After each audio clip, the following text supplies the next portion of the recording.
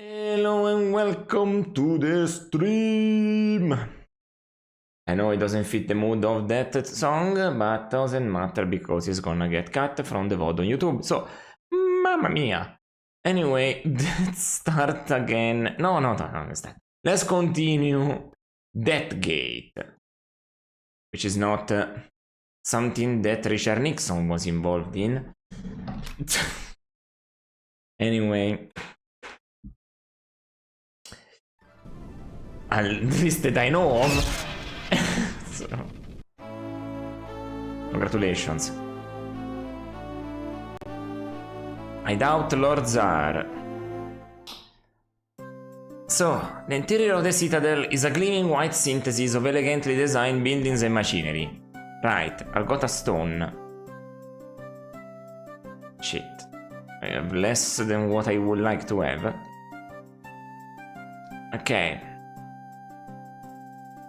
Let's use magic on the crystal fragment and identify this stuff too.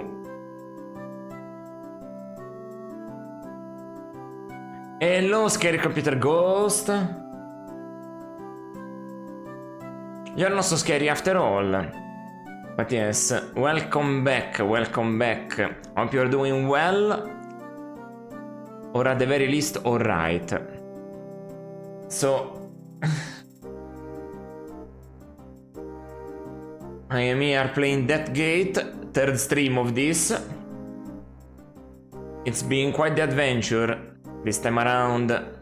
Finally another adventure game that surpasses the second stream threshold. We had luck this past month between Veiled Darkness and this. Doing good. You're doing good? The king is being nicer to me now? Yes. The king depends. I'm in a different realm now. But I'm about to leave it also, this one. I have to finish this place up. Go back to Lord Tsar. Tell him what I did. When you click on the stream, the team other dimensions. No. Different realms. Planet Earth was sundered, aka split 2000 years ago. Humans were split also, and they created naturally over time by living in different locations: elves, dwarves, patrons, and sartans.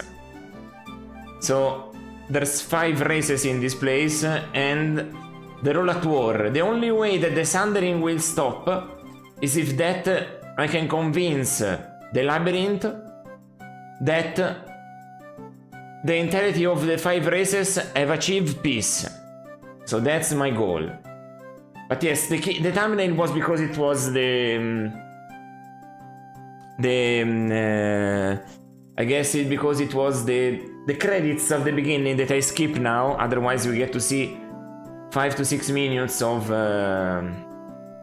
cutscenes. But yeah, that's the basic plot. I managed to explain it in a short time. So, identify a trouble making sense of the rock's magic, which is unlike the magic you command. In fact, the rock is either so ordinary or so completely dissimilar to anything you ever encountered that the spell can make heads or tails of it. But yeah, there's my usual magic system here. I've got some new spells. I've got some new things. From the last time you saw the stream, I got swap, motion, and transportation. So, let me look around here. Any fun use for swap? Yes, I was trapped and I swapped places with another guy and trapped him instead. It works only if I touch the character though. So, to swap I need to be touching the person that I wanna swap with. And it needs to be humanoid. Same for motion, but it's different. I need to animate something that is an inanimate object, but has to have humanoid joints. So yeah, and how do you know this? By the way, it's a fun way. You can literally, for example, like this, you go on swap, then you click on identify, and the game tells you. So everything that you need to know is inside the game. So everything that you need to know is inside the game. Those are my runes. I can also try and experiment and try to unlock some runes early. But unless the game tells me that there's no magic and I have to figure it out on my own, I will not try that. For now I managed by finding them in books or seeing somebody else perform them. Because you can learn it that way too. So yeah, it's pretty cool. If it keeps up the variety, it might be actually a really fantastic, obscure game. So I can look at things now. Look at the citadel. The interior of the citadel is even more impressive than the exterior. Spires and towers jut from lower structures, all of which appear to be connected at some point. It's one huge building as big as a city. Functional as well as beautiful. Yeah, Death Gate, what a game. This is the exterior. What can I look at? The fire seal piece. The metal seal piece is transcribed with the naming rune of Prian, Word of Fire. Which is this place. I have this. Look at this. When you look closely, you notice that the crystal object is a fragment, a piece of something larger. It is roughly octagonal and has the naming rune for the word of stone carved into it. You guess that it is a fragment of the copy of the entire word seal carved from crystal. You think that it was born out of point and clicks in 1994? I think it was still a bit early for that. Or maybe it just passed by? Yeah, I don't know, maybe 1994 wasn't it? Do you think it was already... What was 1994? Point and click... I don't know. Maybe. Could be. Could be. I'm not sure though. Anything else to explore about? The Titans. The Titans are gathered in a chamber so brightly lit that you have to squint to make them out. Perhaps it is why they were created without the ability to see.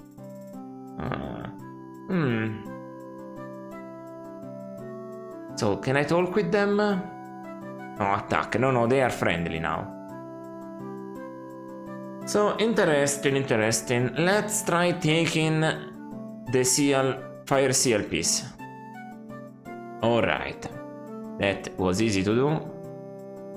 Let's look at it from close up.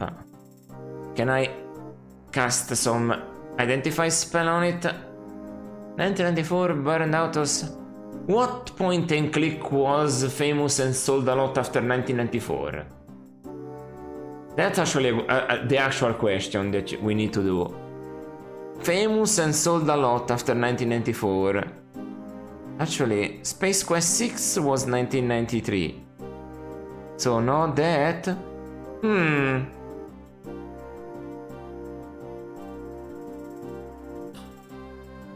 King's Quest 6 was also before. King's Quest 7 sold less than 6, and it was 1994 or 5. Phantasmagoria sold 1.5 million, it was 1995. Okay, so maybe not yet burned out. Okay, not yet burned out, okay. We finally got... 1995 was Phantasmagoria, so no, not yet burned out. They just slipped past, it just slipped past. Okay. Seal piece has no magic on its own, it is merely a catalyst for other spells. Yes, that was probably the correct answer. It was a heavily saturated market, therefore it slipped past. It slipped past, that's the most... yes.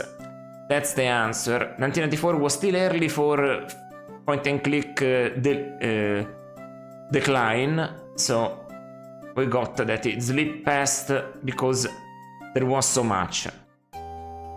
Okay, well, I'm going back. Oh, my companions have left, which is fair, I guess. Yes. I could leave already, but I'm curious about a couple things. So, I wanna go... Can I literally not enter this?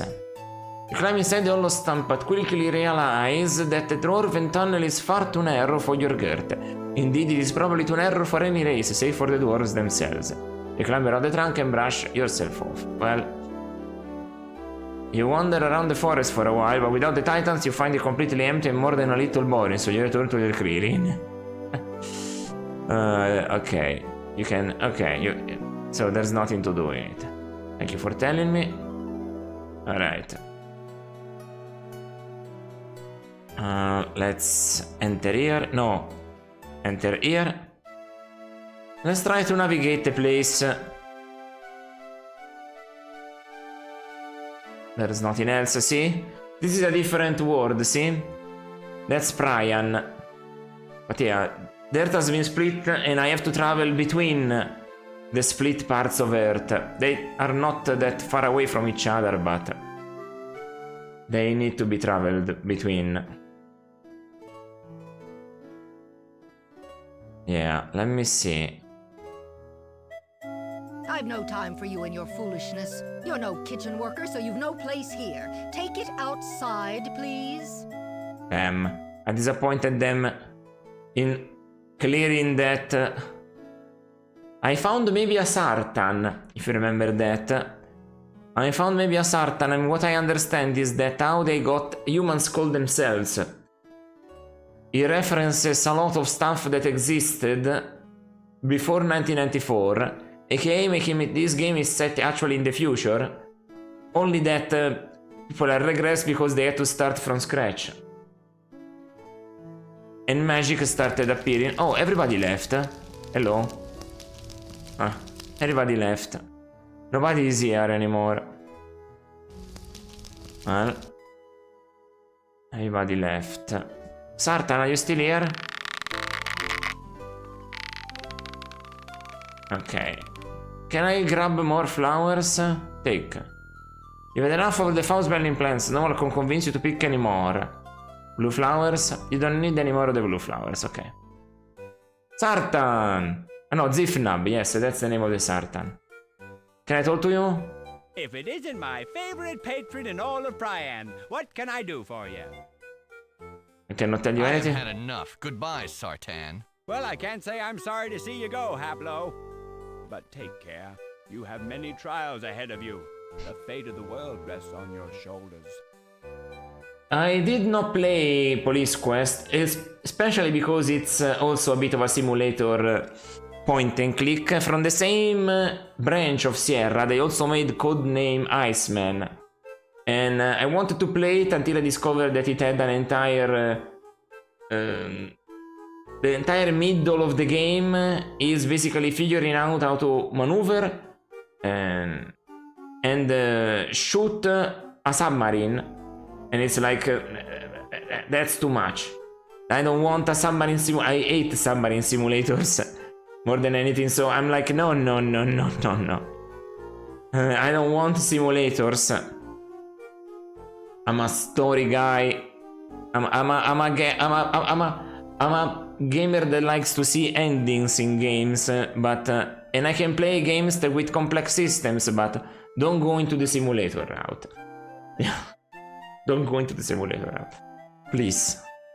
Can I show him this? Well, that's sweet of you. A present. Don't think I forgot you. I've got yours in here somewhere. He rummages around inside his robe, produces the same fire seal piece and presents it to you back with a smile. This guy is the last remaining of the original humans on this plane. He told me the others are here somewhere, but... oh, fuck if I know. Also, can I read this book to find out? Oh, that's the Kixie Wincy handbook. I don't need this. No. Where are the others? Journal. Well. I think it's time to leave this realm.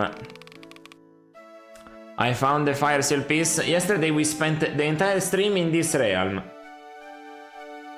So, it wasn't really small. You take the dragon ship back through the death gate and return to the Nexus. Silent service bait and switch, yeah. there's a lot of those adventure games that are a bit too simulatory for me. They want to have literally like systems and upon system of some systems. I'm like, I'm fine with one thing, but don't put everything in there. Now that I know, I wish I did it in the first realm, but I literally discovered it yesterday, that I can identify none of the spells that you know will have any significant effect on the labyrinth gate. Okay, good to know. Here we go back to the Nexus. Okay, this is Lord Zar. He told me to go and defeat and destroy the Sartans that are the cause of our demeanor, but during reading books, finding people, and discovering things has led me to believe that the Sartans made the Sundering because we were dangerous, because we have magic. We have the patrons, including me, Aplo, have the most propensity for magic at all. So when the planet Earth was unified together, we were a danger and we were starting wars left and right. So this Lord Zar here, I don't know if he's telling me the whole truth. I don't. That's why the title of the stream is Lord Zar, can I trust you? Also, I will try and identify a spell on him and see what he thinks about the... Zar is one of the most magically talented patrons in history. The magic coursing through his veins almost glows with potential. See, that's important. So... that's important, but yeah. Also, this book, there's a history book here. The thick book is titled The History of the Sundering. It's incredibly old and is somewhat water damaged. I tried to get it last stream, but he refused to give it, making it even more suspicious. You do not need this book for your quest, Aplo. I am researching the Reformation, and as this book is very damaged, it's quite difficult. I certainly don't want it damaged any further. It sounds a bit like an excuse. And now I'm gonna try to see the magic on the history book.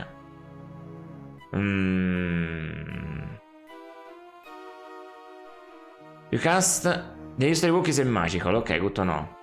Well, I'll talk to him, we'll see. I got another seal piece, so I have to come back here. You hand over the fire seal piece and quickly recount your experiences on Prian. Zar listened closely to your description of Zifnab and the Titans, obviously troubled by both encounters. Excellent, my son. You exceed even my best expectations. Not only did you recover Prian's seal piece, but you have discovered a living Sartan. I doubt that he is alone, as he claims. Why? And the addition of these Titans to his forces means that he is someone to be reckoned with. I will have to adjust my plans to compensate. We might have to destroy the citadel to be sure of the giant's destruction. It is a shame you couldn't bring Zifnab back with you for further questioning. But the citadel sustains the 3 races. So this is quite suspicious.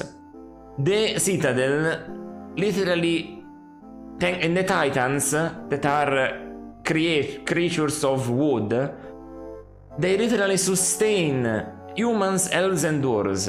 Why would you want them dead? Destroying? You have the crystal fragment of the world seal. Use that to place the naming rune of Abarak upon your steering stone, and then leave as soon as you can. Events are occurring at a fast pace. If even one Sartan knows you exist, we must assume they all do. But we need information. I must know what the other realms are like, where the Sartan's forces are, and what they number. And I need those seal pieces. Good luck, my son.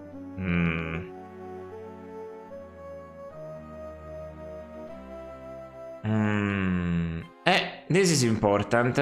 We'll work towards this question, I think. Zifnab seemed mad, but he genuinely cared about the mensch there. He had a plan to make their lives better. Who knows how far gone that Sartan was? Living in solitude with those mensch would have driven anyone insane. No wonder he was obsessed with them. Hopefully, when the world is reformed and we destroy the Citadel, he'll disappear along with it. Why? Strange response. This guy... Can I trust you, Lord Zar? Lord Zar, can I trust you? You are making me do stuff that I don't know anymore. What about Zifnab's dragon? Do you consider him a threat? If I believed in him, I would. Don't take this personally, my son, but dragons are fairy tales, legends, nothing more. What? I saw it. Zifnab played on your gullibility. I've read that the Sartan used to command the art of illusion. He must have created the dragon for your benefit, to keep you from killing him. It worked, didn't it? I believe more... The dragon said that he was an agent of good, that he was there to check on Zifnab, though. Why would an element of good spawn near Zifnab if the Sartans are bad? This game... I hope there's no multiple endings in this case. Or if there is, I get to do the right choice. Because otherwise... whew, I hope I'm doing it correctly, because... if I am setting the path towards a bad ending, I will be extremely disappointed. If you destroy the Citadel, won't that kill the mensch that have moved inside? Are you questioning my tactics? Don't you understand that the threat represented by the Titans far outweighs the importance of the lives of a few mensch?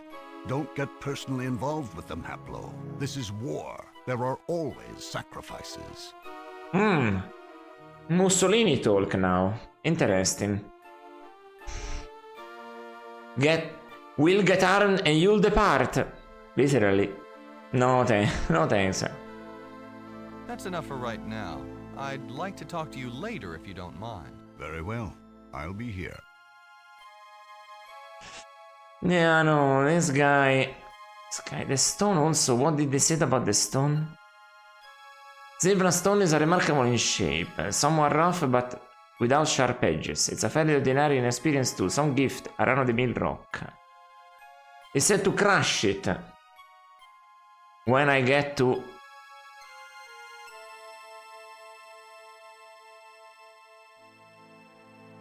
Don't give the stone to Zar. Let me try to give the stone to Zar. That's nice, Haplo, but I don't have the time to look at everything you bring back. I must continue my research.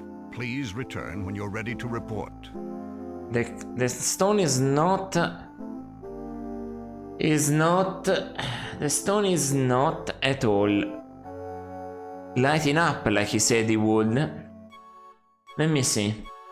Zifnab has given me a rock that will glow in the presence of evil. I will need to crush it when it glows the brightest.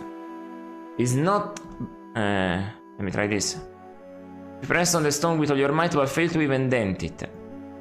So it can only be crushed when it glows the brightest. I understand, because that's the moment it wants to be crushed. If only I could get this book. This book explains very little about the actual workings of this Kixie Whimsy. Obviously, they intended it for mensch hands, and the less information given to them, the better. Oh wow, this guy's becoming more and more of an asshole every day. Can I give you this book? As important as this might have been in your adventures in Arianis, it holds no interest for me. The antics of the mensch have always been beneath notice. I don't like you anymore. That's nice, Haplo, but I don't... Okay, this one is not important. Just the whinings of some insignificant mensch. I hope you didn't waste too much time reading it. It helped me survive. So yeah, I did read it. Can I give you this? What a find. This Sartan relic actually absorbs the energy of storms and then releases it when its lever is pulled. An ingenious way of powering that monstrous machine. Have you been rummaging through a gardener's garbage? Yes. For mensch magic, this salve is impressive. The instantaneous healing of wounds can be very useful. Keep hold of it. You never know when it will come in handy. I didn't know that he could tell me stuff about the stuff that I have. But this stone... That's nice, Hap. That doesn't think it's an important stone. One of the primitive weapons of the mensch. No doubt intended to be used on their own kind. The mensch are incorrigible.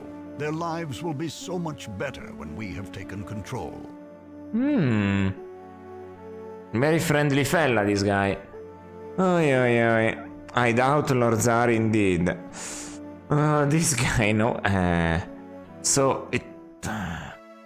what else to do after all? I don't know what else to do. I need to gather entrance to the labyrinth. It told me save me from there. Was I saved really though? That's the problem. So, let me do the transfer. And we'll go to the next realm.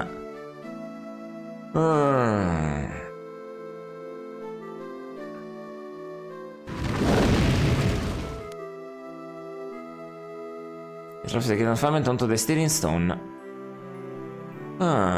So steering stone. Can I use this here? You don't know any of the places to travel to in this realm. There is only this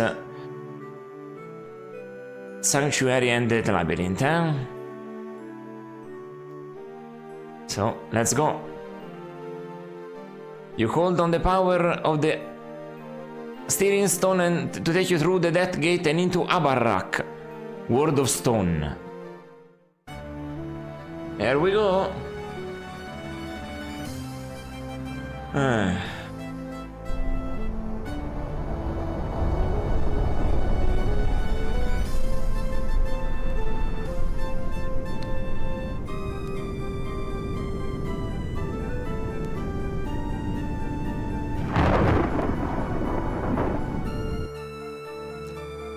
Your ship flies from the Death Gate into a river of lava. Walls of dark rock enclose you in a giant cavern so large that it actually houses a city, carved from the stone.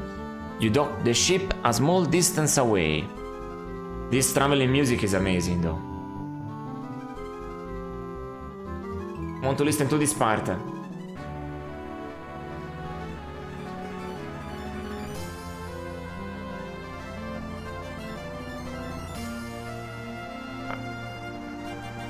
It's so good.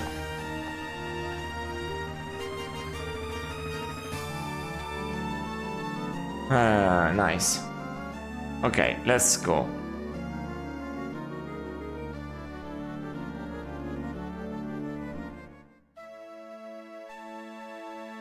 Okay. World of Stone is more a world of fire, but yeah. Your ship floats in a river of lava alongside a stone embankment. In the distance, you see a dark city. Is this the dark city? Yeah, okay. There's a cave before that and some fields. Alright. Let's save on a different save.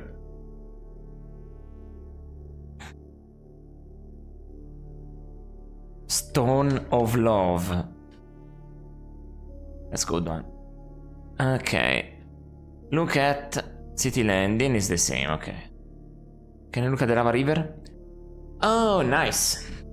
Lava flows freely through the channels around you like a river. Your ship floats easily on the surface. The magically treated wood keeps the angry lava from doing any damage. Ah, okay, okay. The heat and fumes are suffocating. Only your innate survival magic, acquired during your years in the labyrinth, keeps you from dropping to your knees. So innate? So innate means passive.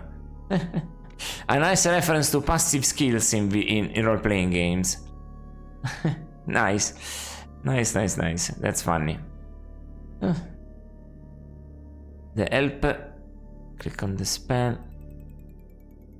Yeah, yeah. Well. Look at. And in a river is another city. A city carved from the stone of the cavern walls sits dark and lifeless. You see no people, no lights in the windows, nothing to indicate that it is inhabited. Oh, something is wrong here. Well, if there are no people, I cannot make the mensch come around. I better find people. Otherwise, no seal. It's hard to make out more than a blur of further rows in the soil. You'll have to get closer to see it better. Okay, I will get closer soon. A cave opens into the cavern wall across a dusty field. Okay, there's nothing else here. My ship is always the same description. Okay. Oh, the way forward is this. Okay. Oh, here a hulking figure shuffles from a dried pond to a field. Long dead. Behind him, a cave opens into the cavern wall. Beyond the lava river, you see a city in the distance. So I can decide to go into the cave or into the city. Yes, what I thought. Let me just try. Why is a dead worker? It must be powered by magic, no? All you can sense is the magic that is keeping the corpse animate. Oh, that's scary. Our river is the same. Cave. Okay. The hulking figure shuffles back and forth between a dried up pond and a barren field. Holding a bucket, repeatedly he dips the bucket into the non-existent pond and pours the gather nothing over the dead field. Something about him gives you a chill. Closer look reveals not only an unnatural pale waxy cast to his skin, but also through major parts of his body. His eyes are milky and glazed, and his movements tilted, halting. He looks like a corpse, dragged from his grave and set into motion. That's a great description of a zombie, much more original than most. Look at the pails, if I can... Dried pond. It looks as if it once was a spring-fed pond, continually replenished. That was long ago, however, and now the ground isn't even damp. A few straggling plants poke out of the ground. Furrowed rows of the thin dirt indicate that the field was once blanketed with the strange grass. However, many seasons have passed since the field has seen any life-giving water. Oh, this is not good. Cannot take the field. Few plants that remain crumble in your hands. Take the dried pond. If there was some water left, there might be something to take. As it is, there's nothing. Can look at the pail. The field. Can look at the pail. Stop for a second. Age has rusted and ruined the once strong metal bucket, so that carrying water in it will be impossible. Can I talk with you? The hulking corpse just stares at you. Greetings. Who are you? Who? Name Jeffro. He can talk! It's a zombie that can talk, with much difficulty, but remembers its name. Okay. What is this place? What? Place? Home. Gonna be difficult getting anything out of this zombie. Oh, wow. I can see what they mean. Whoa, I think I saw a worm pass through here. I saw it again. I definitely saw a worm pass through here. Above here. Yeah, there's something. There is something. Wow, nice detail. Incredible. What are you doing? Doing? Dumb fuck. Water. Plants. Would you accompany me? Alright, I discovered that I can get companions. Would you accompany me? The camp rushes over you and looks at you expectantly. Okay. That's important, I guess. I can get 3 companions. This menu moves, so it's not... wait, that's a nice bucket. That's a nice bucket. Would you give it to me? The corpse looks at the bucket for a moment and silently hands it to you. Okay. There's a hole in the bucket. What? Why is he there? Oh, he stops accompanying me. This guy doesn't know. What is he doing? Well, what is he doing now? He's gathering the soil on it with his hands?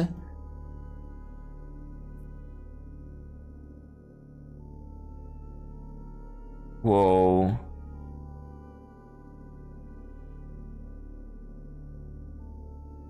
Okay. Can I examine the pail? Mr. Entertainment, yes. Pail is magical. Hey dude, sorry. Would you accompany me? A server beside you looks at you expectantly. Okay. Let's hope he doesn't leave my premises. Let's go inside here. The shallow cave ends in an unnatural wall covered by carved dwarven symbols. A coiled snake statues.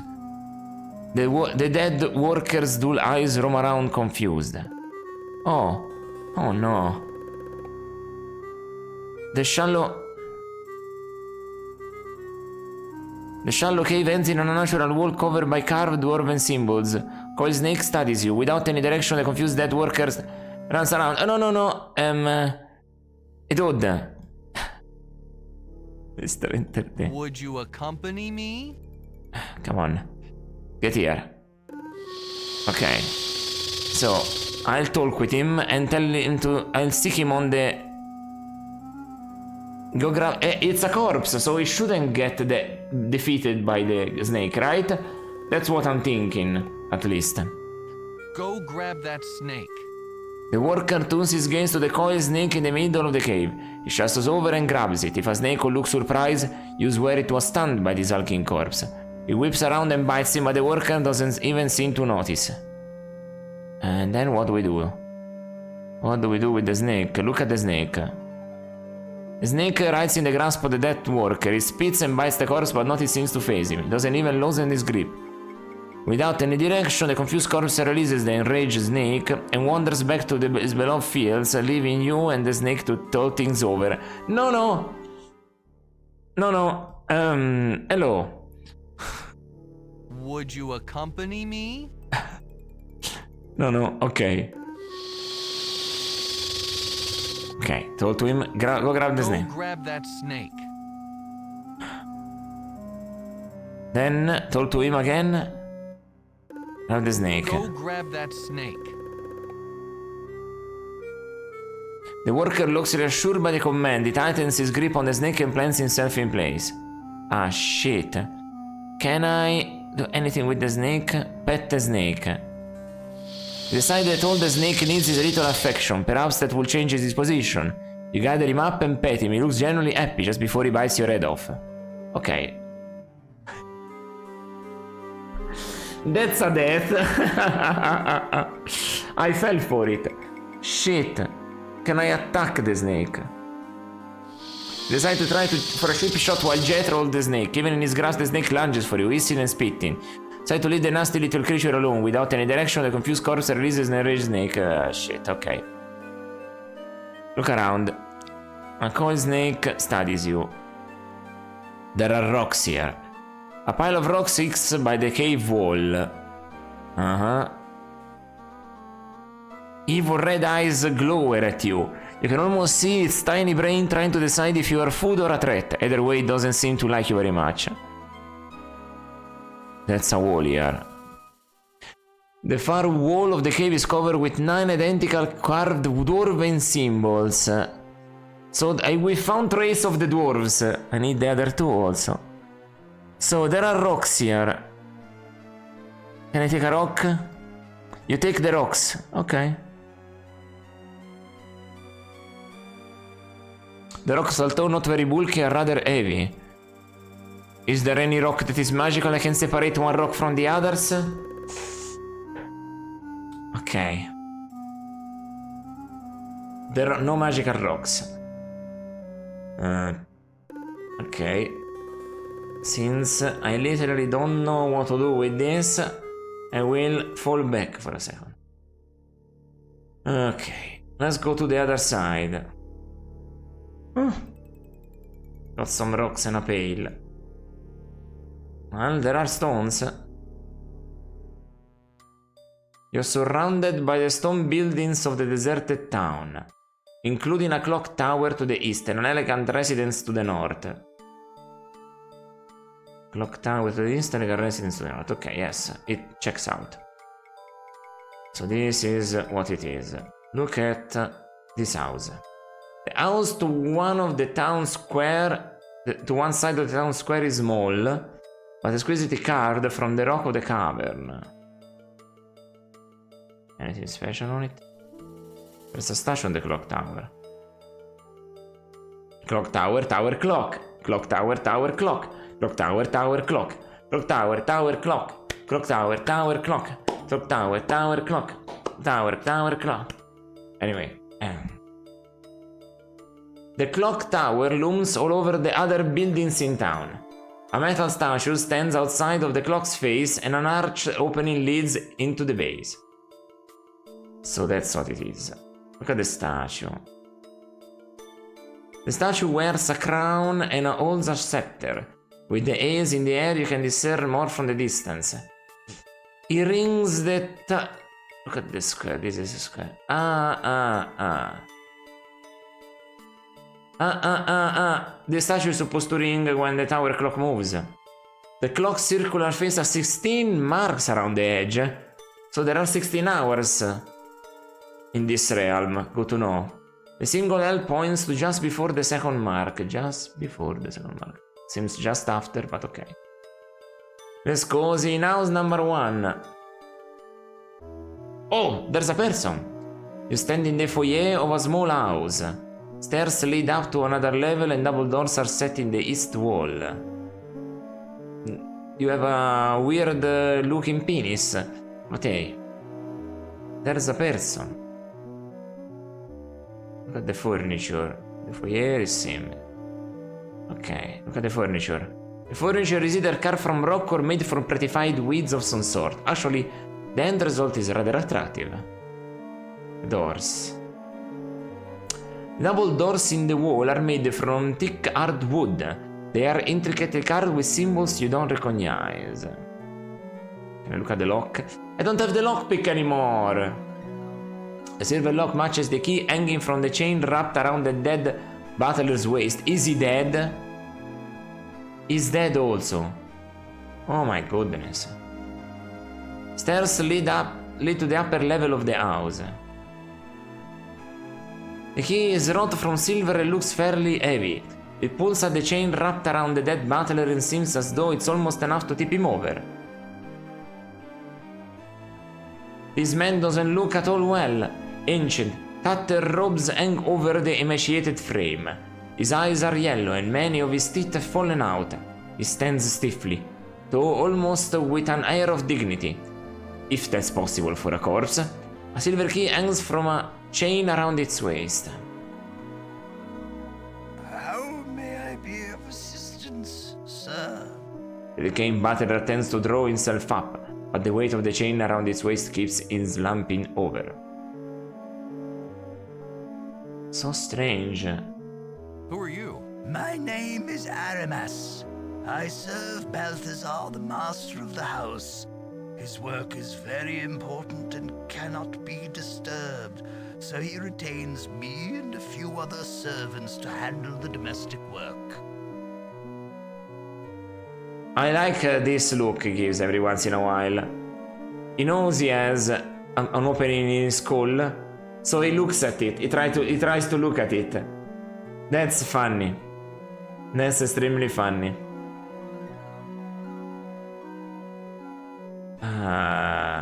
So this guy can talk better though. Compared to the other zombie, he's less decayed. Or better conserved. Maybe by staying inside instead of outside.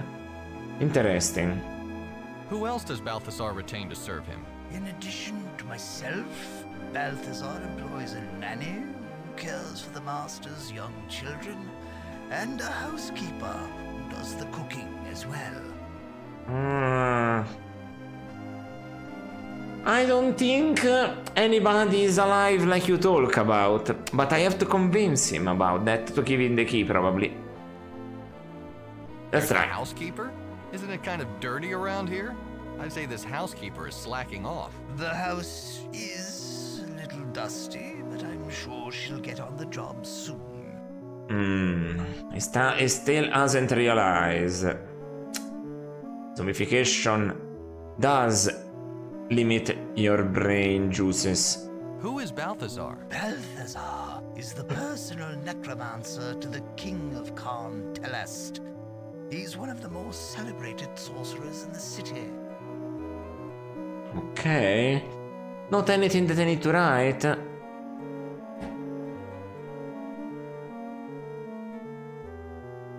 Is the personal... the king of... unless there is a quiz. Unless there is a quiz. Indeed. What important work is he doing? He does what all necromancers do. He resurrects and sustains the dead so that they can serve the living.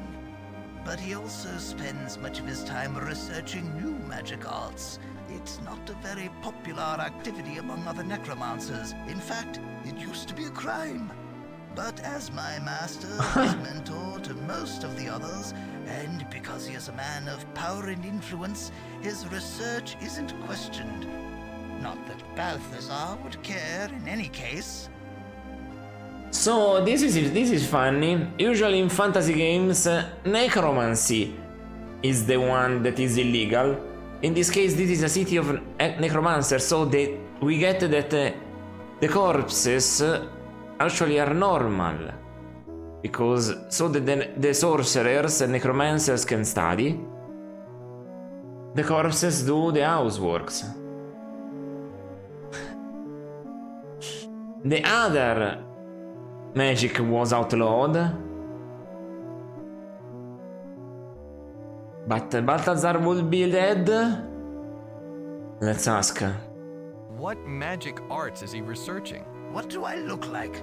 A necromancer? I'm just his personal servant. I don't pry into his work. It could be hazardous to my health. Hazardous to my health! Oh, that's hilarious. Actually, you look like a corpse. I doubt your health could deteriorate much more. There's no need to be rude.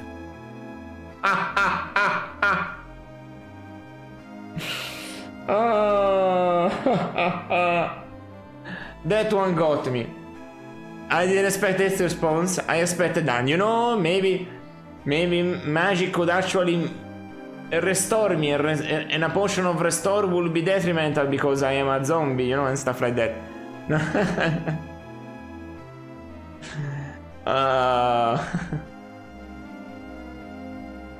Oh, yeah. Instead, no, there's no need to be rude. Funny. Alright.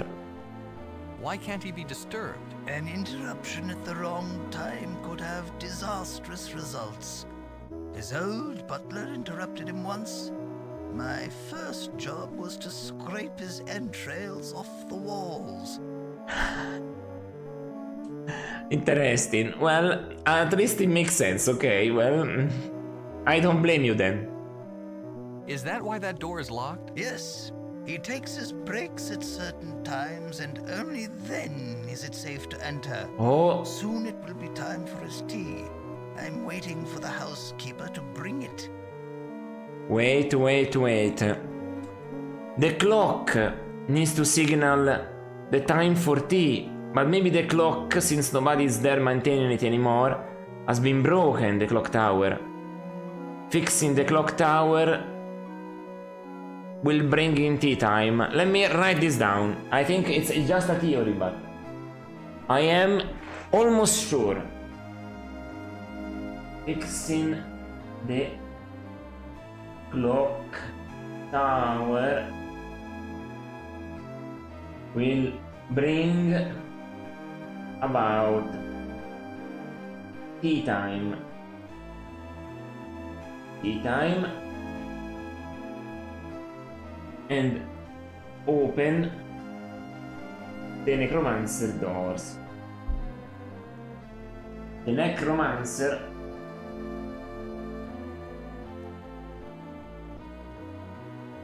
doors. This is my theory, at least. We'll see. But it's pretty safe to assume. Enough about your employer. As you wish. What's behind that door? That's my master's study, wherein he works his magic and researches the mystic arts. It is off limits to everyone, including his children, especially his children. The volatile nature of his work makes even the briefest visit potentially fatal. Well, could you accompany me also is interesting. Why do you have a key chained around your waist? This is the key to the study door. My master requires his privacy. I only open the door to give him his meals and when he breaks for tea. Right now, I am waiting for the housekeeper to give me the tea tray. The master will be expecting it soon.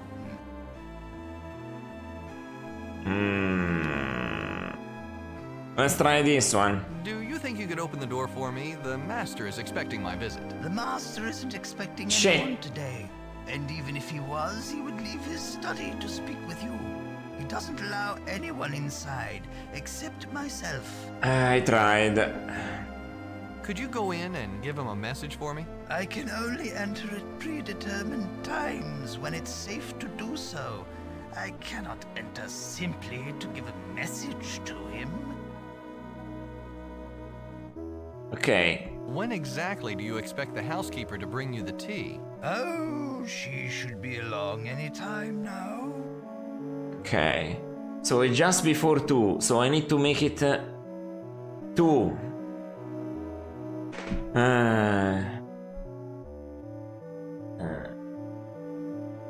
The hour is 2 p.m. Alright. Anytime now. But Why don't you let me carry that key? It looks a little heavy for you. It's strange. Lately, this key has seemed heavier than ever. But it is my duty to hold it for my master. I shall never let it out of my possession while I live. Is there any other way into the study? There is a window, but it's very high off the ground. Too dangerous to enter or exit. The master made the study as inaccessible as possible. He doesn't want to be disturbed. But you're dead, so give me the key. I'm not dead, just a little confused. I did have a bad fight with the plague some time ago, but I pulled through. I'm here, aren't I? Though since then everything has seemed somewhat fuzzy. Perhaps we should talk about something else. As you wish.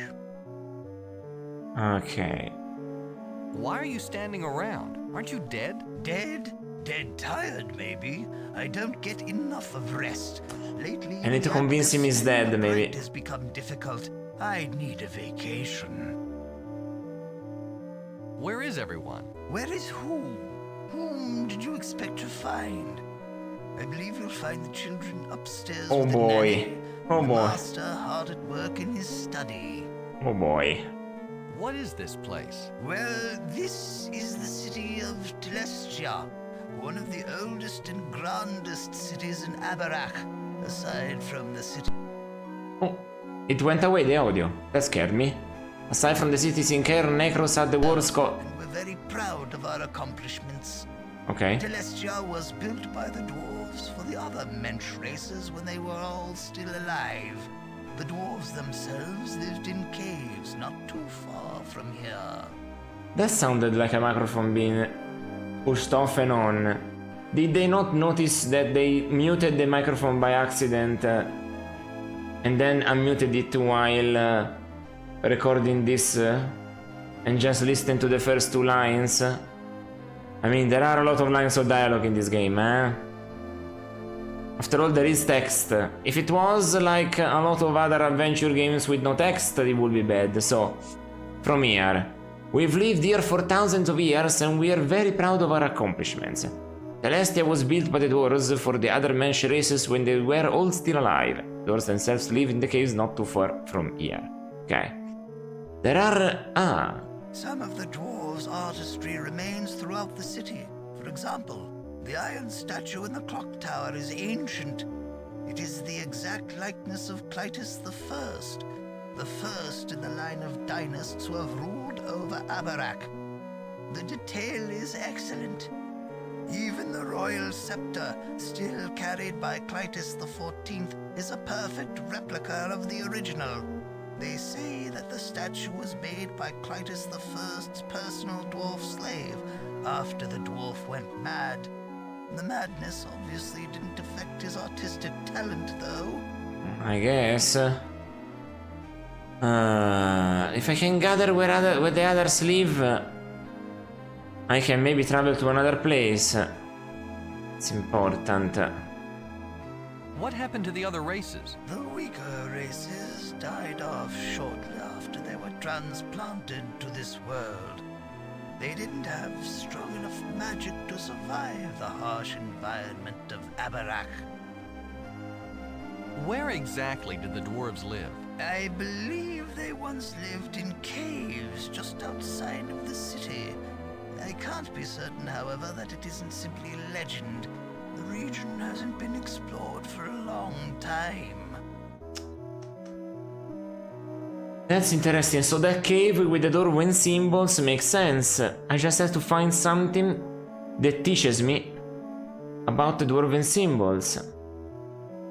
Otherwise, I will never be able to solve the puzzle. It's like 81 possibilities of combinations. It's a bit much to just try. Where is Karn Necros? It's at the core of the world. I've never been there.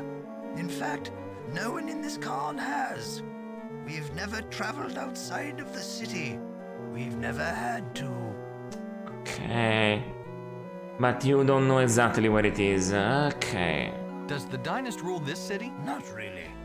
We've never even seen him. Our king has ruled Celestia for ages. The dynast only rules here on paper.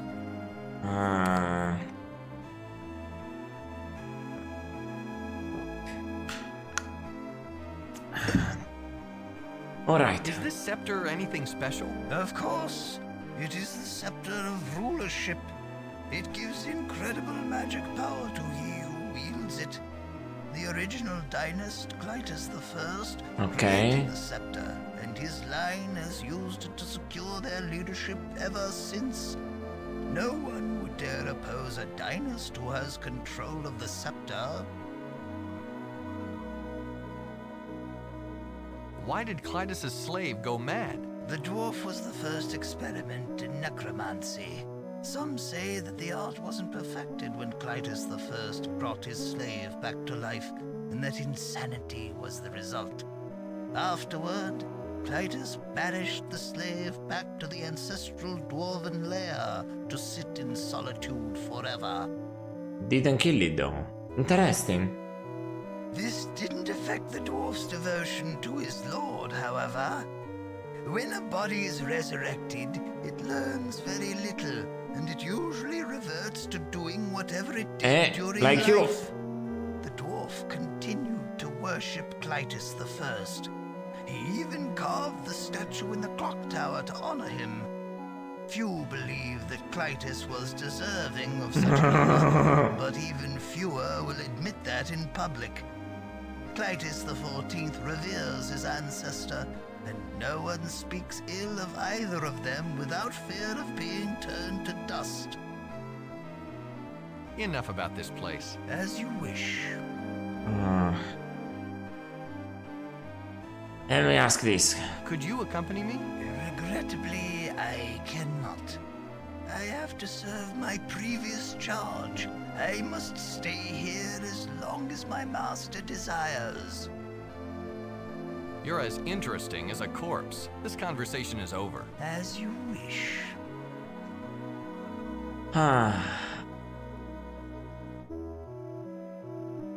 Okay. Still all stone. I wonder if he will try to kill me if I try to take it. But I got the kid. That battery doesn't stop you, but the heavy chain around his waist does. Huh. There's a chain. Look at the chain. A thick silver chain is wrapped around the waist of the dead battery. Although its soul remains as strong as the day it was forged, a key is attached to it. Is the chain magical? Because how can it else can remain? The chain isn't magical. Must be some way else then. The double door is securely locked. The smallest people made their home in caves and caverns all their own. What? But there's nobody in the crib. Outside to play, when The all cramped nursery owns a few items. An empty crib, a tiny table, and a rocking chair occupied by an old woman. just Dead nanny. Ah, shit. She's also dead. don't look too close. They'll Oh, run man. away unless the arrows point the way. The empty stone crib is covered by a thick blanket of dust. Oh, no. Wow. In caves and caverns all Alright. they'll only come outside. It's a small stone table, almost miniature. Very likely it was intended for the children who once played there. Where are they found? Oh, that's the seat set. Under the The tiny tea set is a toy that belonged to the previous occupant of the nursery. Unless the arrows It's a tiny tea set though. Ah, shit. Look at the children's book. The book is cloth bound and titled A Collection of Nursery Rhymes. It is open to one particular rhyme, The Little Ones. they come outside to play. Is in here. And all the arrows point An old woman rocks back and forth reading aloud from a book she holds. She recites a nursery rhyme in a scratchy, hollow voice, then, when she reads the end, goes back to the beginning and starts over. Her skin has the waxy sheen of the dead, but aside from that, she looks remarkably preserved. Listen to. You listen to her recite the poem The Little Ones in its entirety. When she finishes, she starts reading it again from the top. caves and caverns all their own. The dead nanny in Rolius. Outside to play. When all the arrows point the way. Decaying brain Which way, you ask? engrossing the task of reading aloud from the children's book. Don't look too close, they'll run away.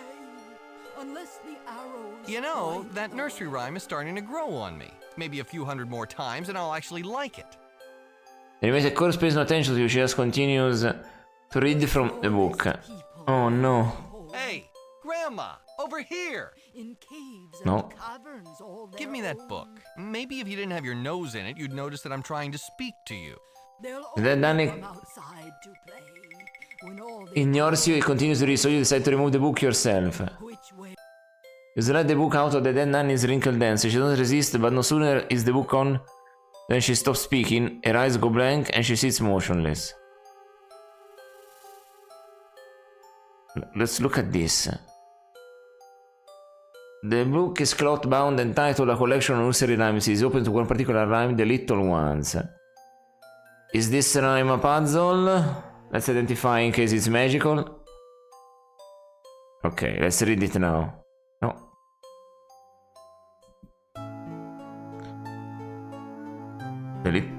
There's more? Wait a second. Okay. Work, work, work, no time for fun. When you're dead, they leave you alone. But you'll be back, cause work's not done. Work until you're enough backbone. Ah, those are nursery rhymes? This is a nursery rhyme, apparently, ladies and gentlemen. A nursery rhyme, everybody. Work, work, work, no time for fun. When you're dead, they'll leave you alone. Bet you'll be back, cause work's not done. Work until you're not backbone.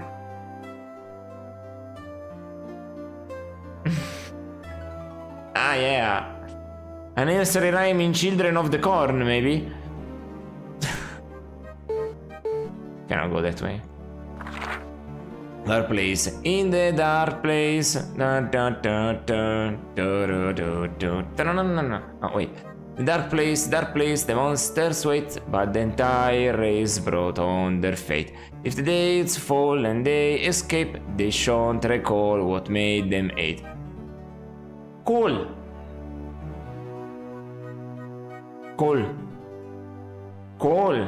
Great nursery rhymes, honestly. Nursery rhymes wrote by the School of Necromancy for Children.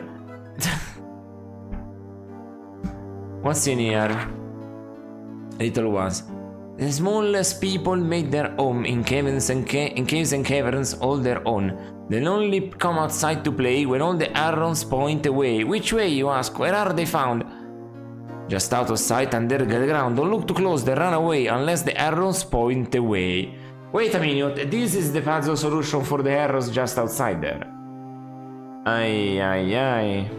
That's not easy though. There's also the snake there. I have rocks, so I could throw a rock at the snake. But yeah. So they need to point when all the arrows point away. Which way, you ask? Where are they found? Just out of sight under the ground. Don't look too close, they run away unless the arrows point away. Do they all have to point down? Is that the hint?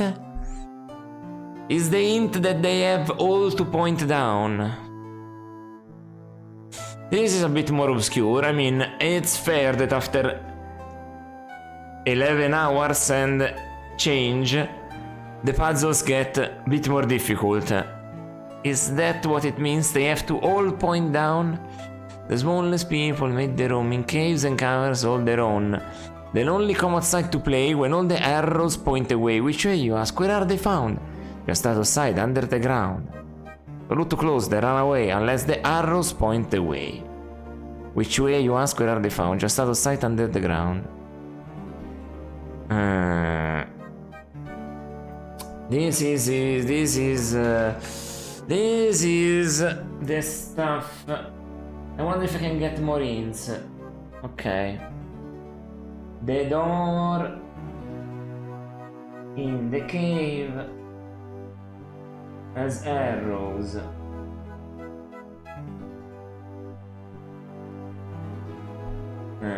Theory 1. They might need to all point down. Need to all point down. We'll see, I guess. Then the day. Yellow night, the sky is bright. All the world is filled with light. Just because sun's above, where every heart is filled with love.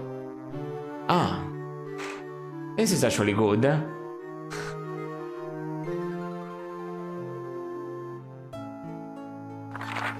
Get the snake. Oh, grab the snake and hold him fast, don't let him go. Grab him quick or you won't last if you're too slow. Okay. So, to open the door... To open the door...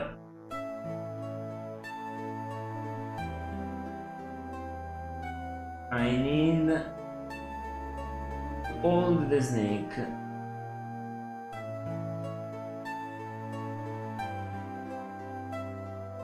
That's what I gathered from this one.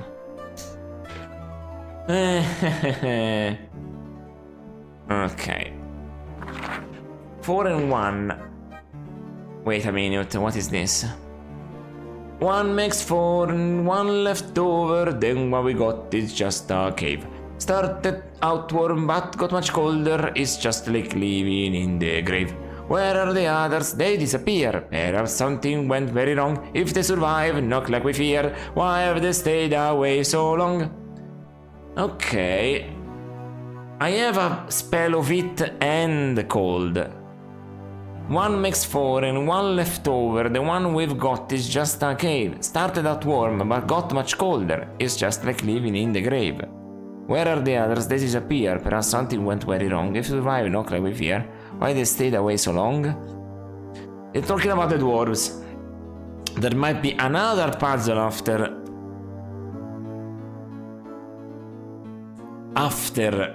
the door. But that is referring to this. But until I see it, I don't know exactly what this means. Until I see it, I don't know what it means. Not at all. No more. Okay. Well, not writing down anything when I don't know what it means. You leave the book open to the line 4 and 1. It tells you exactly where you left it open. That's funny. That's interesting. Can you... So... If I give her the book, she reads this? One makes 4 and 1 left over. The one we've got is just a cave. Started out warm, but got much colder. It's just like living in the grave. Where are the others? They disappeared. Perhaps something went very wrong. If they survived, not like we feared, why have they stayed away so long? She reads whatever you put upon her. 1 makes 4 and 1 left over. Can I talk with you now? The only stares at the ground motionless, purposeless. Who are you? I'm the nanny of Oh. this family. I take care of the children while the master does his research. In fact, I should be reading to the children right now as they go to sleep. Have you seen my book?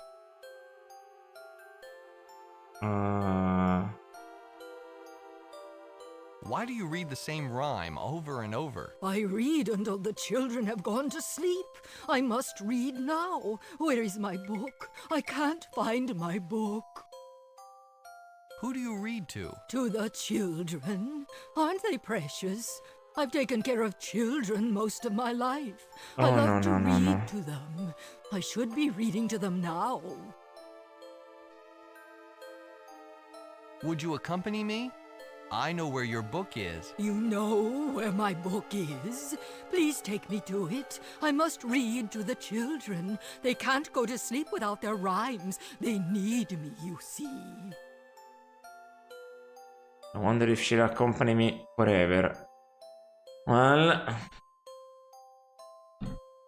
Change my mind. Stone on love is not good enough here. Let me save as...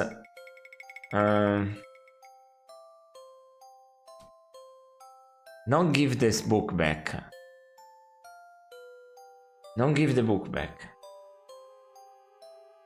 Let me try around there.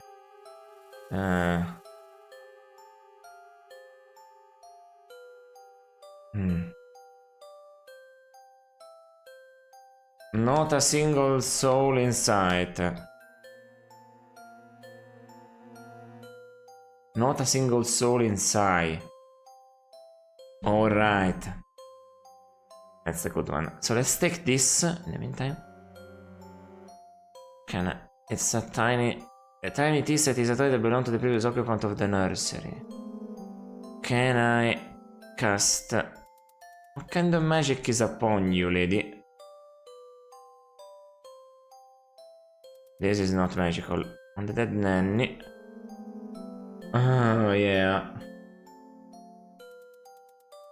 You can sense the magic is the keeping the chorus animated. Can I give you this? Give the tea set to the dead battler. You hand the tea set to the dead battler. He accepts it gravely and looks over to the double doors. Then he just waits. Huh? Why are you waiting now? Can I take the tea set from you again? As frail as battler may appear, you can pry the tea set from his grasp. You must have a death grip on it. Heyo! Alright, How may I be of assistance, sir? Now that you have the tea, what are you waiting for? Open the door and give it to your master. Yes, I do have the tea, but I must wait until the appointed time until I open the door. Otherwise, I might interrupt a vital experiment. That would be disastrous I knew for it. Balthazar's research, and perhaps for myself as well. What time is tea served? The 4th hour. Ah! I'll recognize it when the tower clock strikes 4 bells. He expects his tea at the same time every day. No, it's not 2 p.m.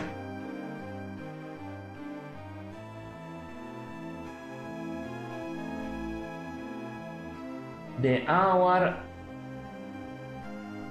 Scratch that. The hour is 4 p.m.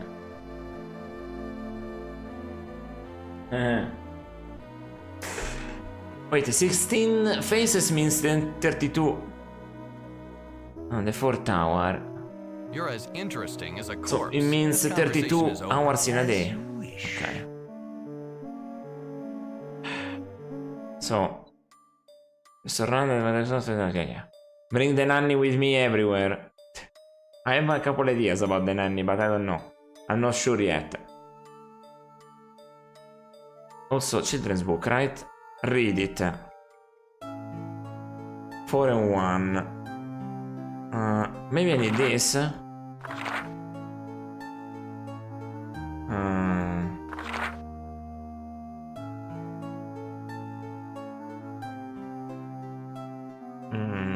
Maybe this one. You leave the book open to the rhyme get the snake. Yeah, I have an idea. Maybe if... okay, if the guy has the nanny sing to him constantly get the snake, he keeps there keeping the snake, since he perceives it as an order? I'm not sure yet. I am not completely sure yet. But yes, it is the only thing that I'm gathering from this. The base of the tower is unadorned, a ladder leads up, but it is broken. A rope hangs down within reach. So that's what it is. I can put a bucket on the thing. I don't know. Let me look around first. Let's support them. The exit leads back out to the city square.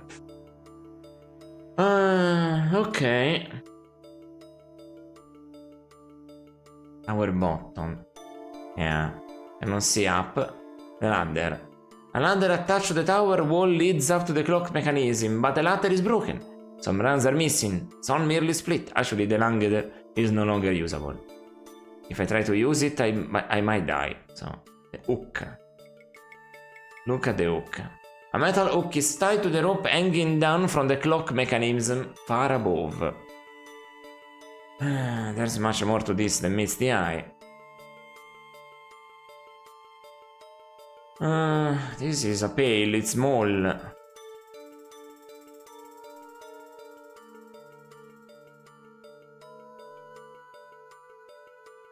Inside. Can I climb this? The ladder's condition is contagious. Anyone climbing it is liable to break something. Chances are it will be in your neck. Nice, nice description. Can I take this? The hook is firmly attached to the rope. Can I cut the hook with this? The shear with the hook. In order to make the shear stay on the hook, you have to poke it through. This would auto damage to it. Better to just keep it. Okay, so can I put the pail over the hook? You hang the bucket on the hook. Look at the pail. It just so it is broken. Take the pail. Close the pail. You can close the pail. Open the pail. You can't open the pail. I cannot pull the hook. Put the hook on the pail. And that, okay. I don't know what to do with this though. But at least it's there. I don't know how to stop it. Can I put some rocks in the pail? Pail with rocks. You fill the bucket with heavy rocks. Can I take the rocks? Now that you've gone through the trouble of substitute the bucket for the clock mixing weight, it seems a shame to remove it. Yeah. But does it work now? Can I go upside? You grab the hanging rope and hold yourself up. Then Annie grabs onto the rope and tries to climb and falls down. She regains her feet but just stands silently. You stand on a small platform behind the clock mechanism. The back of the clock face takes up the west wall. Okay. I figured something out. Okay. Cannot open those doors.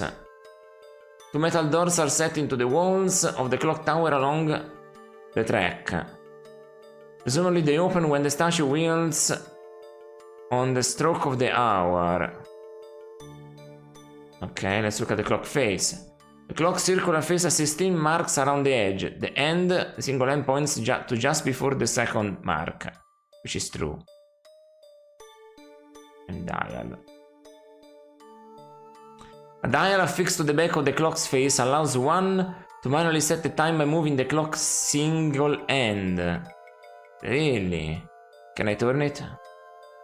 You strain at the rusty dial for a few moments. Eventually you're able to advance the end point to just before the third mark. So turn this. You strain at the rusty dial for a few moments. Eventually you're able to advance the clock end to point to just before the fourth mark. So this must be it. This is the track. There's a track here. A circular metal track runs through two doors on the either side of the clock's face, both inside and outside of the tower. A rope, a crank. The rope is the one that I came from, right? The rope is attached to a wooden drum. It hangs all the way down to the bottom of the tower. This is the broken ladder.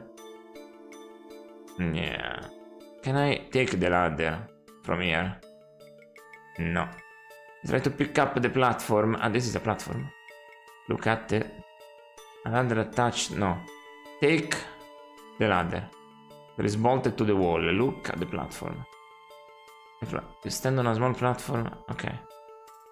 No. A sturdy metal platform is set into the tower wall. You guess that it's there for the person who winds the services of the clock. Services the clock, yeah. There's a clock drum. Gears.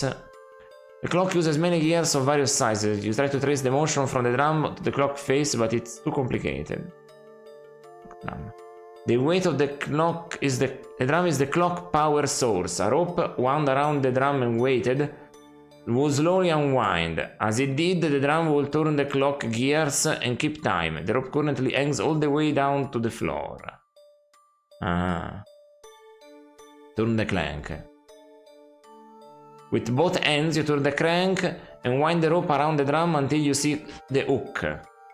The drum locks when the rope has been drawn entirely up. The weight of the rocks in the bucket pulls at the rope wrapped around the clock's drum. Slowly begins to unwind. Turn the drum and move the clock's gears. Oh shit. This is a release lever. Release lever. The escapement only allows a weighted rope wound around the drum to slowly... Whoa! Release the lever pulls an escapement away, so that when the clock is running, the rope will unblind immediately. You hear 4 distinct bongs of the clock's tower bell. The doors on the other side of the clock face open, and an iron statue grinds inside along the rusty track. You can climb down the rope while it's wound around the drum. So? Uncrank. Rope is already wound around the drum. Since the escapement doesn't allow to turn the drum in the other direction, the crank is locked. Look at the statue. The statue clearly represents a Sartan, perhaps royalty, given the crown and scepter it holds. Their figure is made of wrought iron, save for the headpiece of the scepter, which is carved from a glossy black stone. Do you have a scepter? Headpiece. Alright. A scepter. The scepter is made of the same cast iron of the statue itself. Indeed, it is part of the statue. Bears out into 2 tongues at the end. These tongues hold the black stone headpiece in place. Look at the headpiece. Unlike the rest of the cast iron statue, the wedge-shaped headpiece is made from a different material. It looks as if it was carved from a black rock and set inside the metal tongues of the scepter. The flat end is a single graven line. Take it. The headpiece of the scepter is firmly held by iron tongues. You can't budge it, my hand. The chain on the headpiece. No. Shit. The chain in the scepter. Use the zinger in the scepter. No. Rope. Climb the rope. Release the lever. Release the lever. What is this, by the way? The escapement only allows a weighted rope wound around the drum to drop at a slow fixed rate. This release lever pulls the escapement away, so that when the clock is running, the rope will unwind immediately. As soon as you pull the lever, the drum starts to spin uncontrollably. The rope gradually unwinds until it almost reaches the ground. The base of the tower is unadorned. Dead Danny shuffles over to you. Thank you, Dead Danny. That is 4 now. Stand in the fire of a small house. Stands until the battle has already been in the room and return already. No! How may I be of assistance, sir?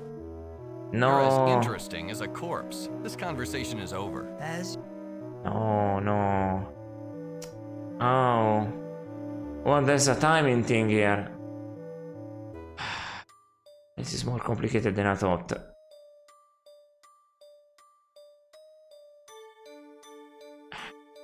So, crank it. How the shit?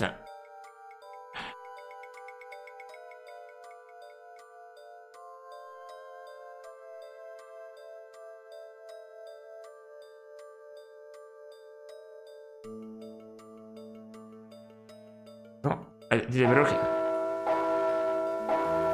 You have to be on the clock face before you can put in the time dial. You enter distinct bounds of the clock's bell.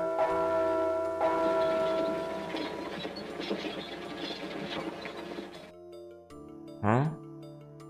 Time dial, turn. Before the 11th mark. This one. This one. This one. How do I turn back down though? That's a problem. That's a little problem here. Open.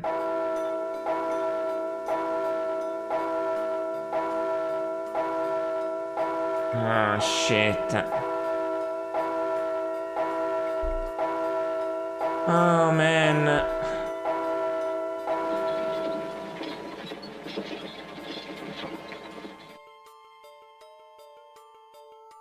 Take the statue. Wait! I know what to do. I know what to do. I can do motion the statue. This is far from the ground. The spell has no immediate effect, but if someday a work crew takes the statue down for cleaning, they'll be in for a surprise. No. That doesn't work.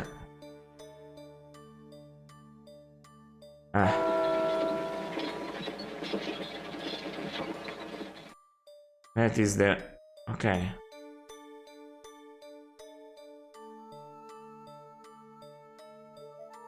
For the third mark. Release lever. How do I do this now? It's at the almost 4th mark. Climb the rope. So? Are we there yet? It is time yet? how may I be of assistance, sir? No. You're as interesting as a corpse. This conversation is over. As you wish. Do I wait a little bit? No? No? No? No? 6, 7, 8, 9, 10. How do I do this? Let me look at this. Look at clock tower. Draw a circular face at 16 marks around the edge. Single end points to just before the 4th mark. This is something I need to resolve. But maybe I'm missing stuff. For the moment, let me look at the book. It is open and get that snake. Which is exactly what I need. I'm serious.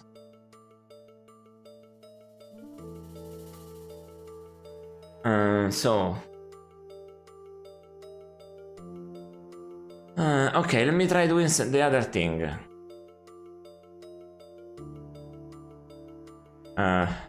Nothing else around here. So... Hey, can you follow me? I have an idea about the snake. Would you accompany me? Here they are. The shallow cave ends in a natural wall covered by carved dwarven symbols. Okay, give you the order first. Told to.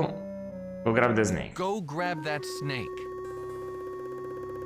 Now, children's book. Give the children's book to the dead nanny.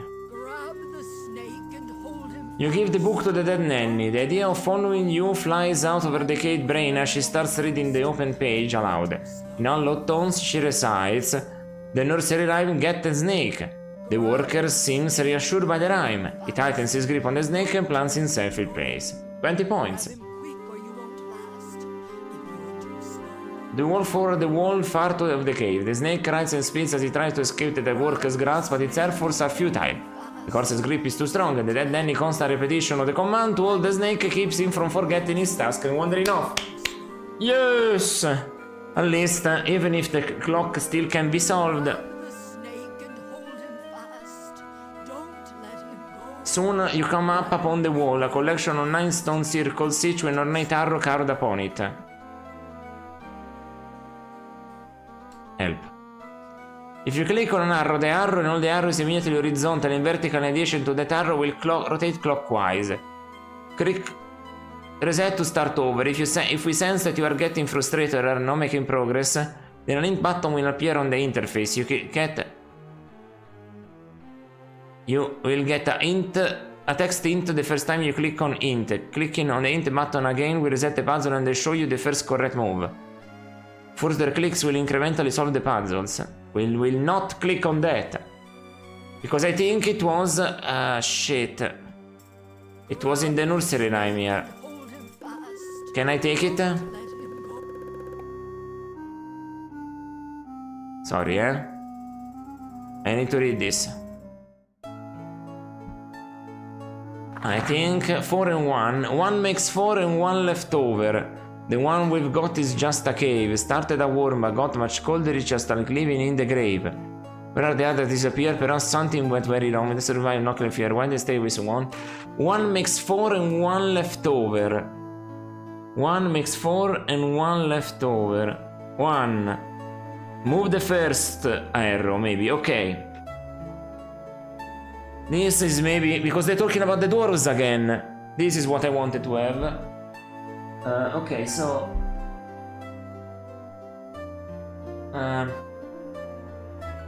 the fact that I can grab it back means that maybe it's part of the same puzzle. I might need to all point down. Or... 1 makes 4 and 1 left over. Move the first one.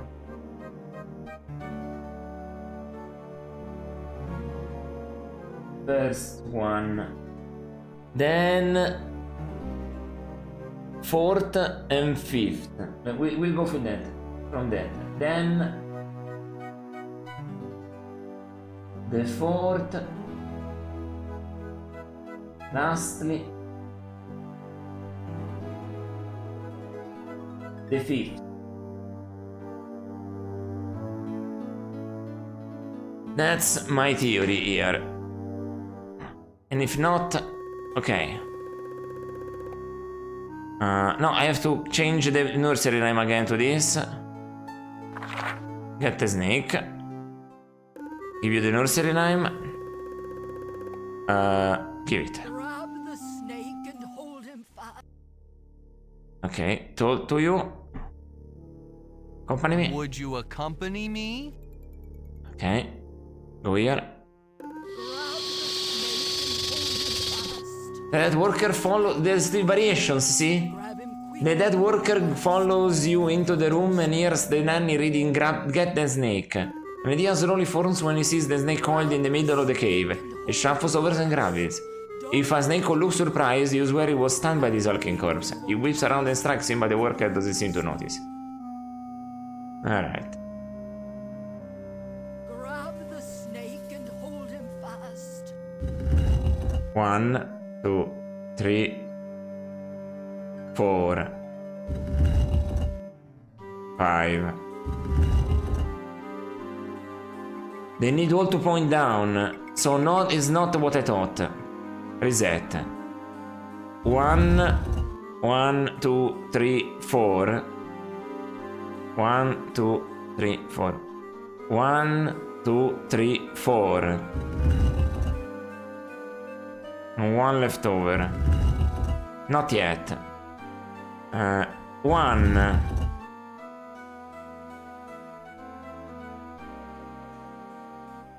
I get it.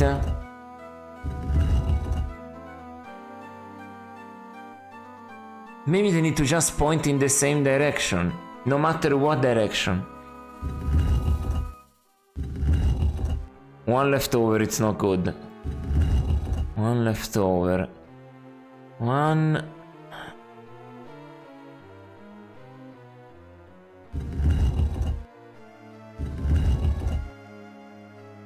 This is bad. What do we have here?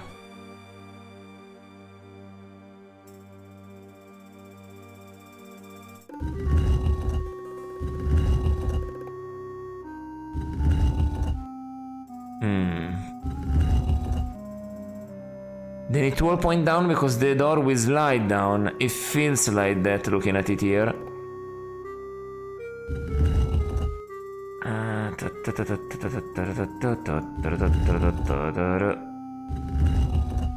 I'm not sure.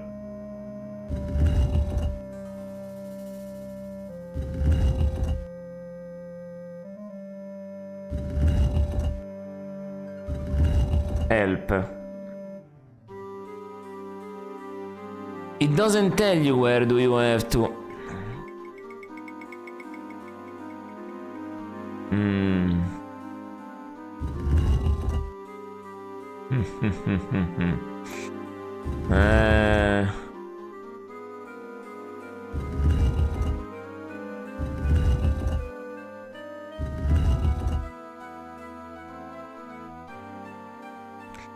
Okay.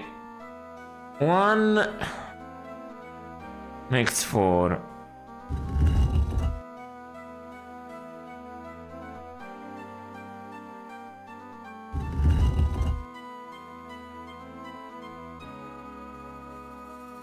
Doesn't work, it's 9. It cannot possibly work. 1 makes 4 move. And 1 left over. 1 makes 4 move. There's a hint, but we will not click it. What one will make 4 move? This one.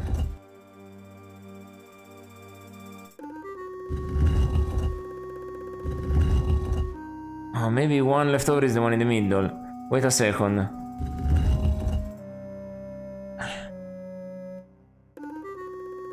No. Wait.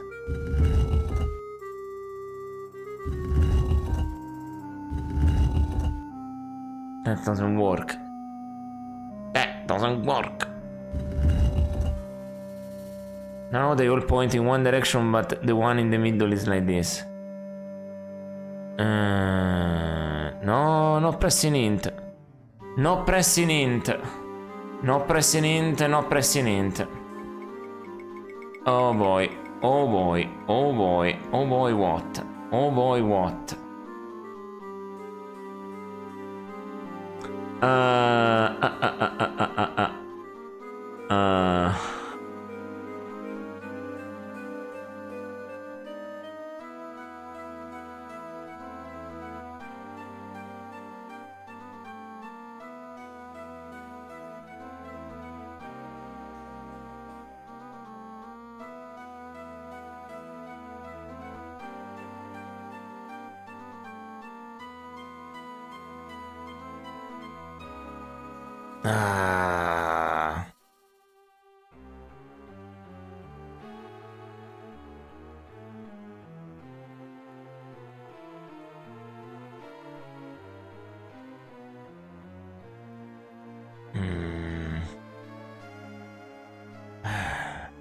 Don't let him go.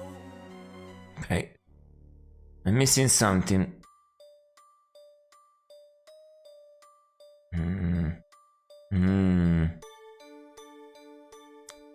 Crank. Turn the crank.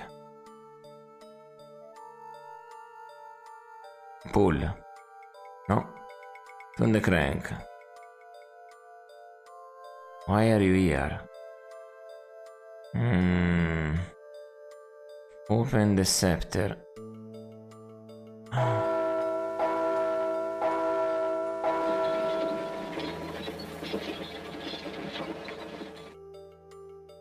Release. Go down. Go here. Go here. Oh, it's inside. Okay. This is a room of learning. A few books and papers are scattered on across every surface, but there's room for much more. Alright, finally. Look at the furniture. The furniture is either carved from rock or made from petrified weeds of some sort. Actually, the result is rather attractive. Figure that one out. I think... the furniture. Look at the window. A half circle cut in the wall overlooks the city, but bathed in hellish red light of the lava winter. The dead battle jerks with emotion south out the double door, closing them behind him. No. No. Ah, it's open now. Okay. That was scary. Furniture. Desk. Look at the desk. Desk is the focus of the room, perhaps the place where most of the work was accomplished. In here. Let me look at the window. There is no outside window. Okay. Let's search the desk. The desk doesn't have any drawers to look through, so you sift through some of the papers on top, but there's nothing interest in them. Not here. Not here. There's a bookstand. An ornate bookstand sits to one side of the desk. On it lies a dusty book. Hey, look at the dusty book. Leatherbound collection notes, it looks fairly new. Fairly new? Ow. Take it. Okay, let me just... I'm not supposed to know with any significant effect on the book. That's new.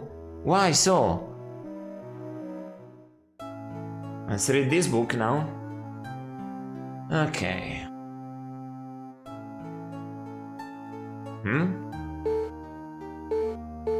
Nothing?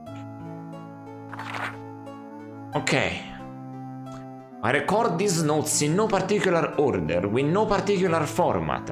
Should this text be read by others than myself, I can but apologize in advance. My name is Baltazar, and I am the king's personal necromancer. My duties include raising and maintaining the royal servants, though my deeper interests lie in the pursuit of other lost magical arts. The following notes comprise the results of a lifetime of research into these arts, as well as my personal musings on these and other matters. Okay. Necromancy. Okay.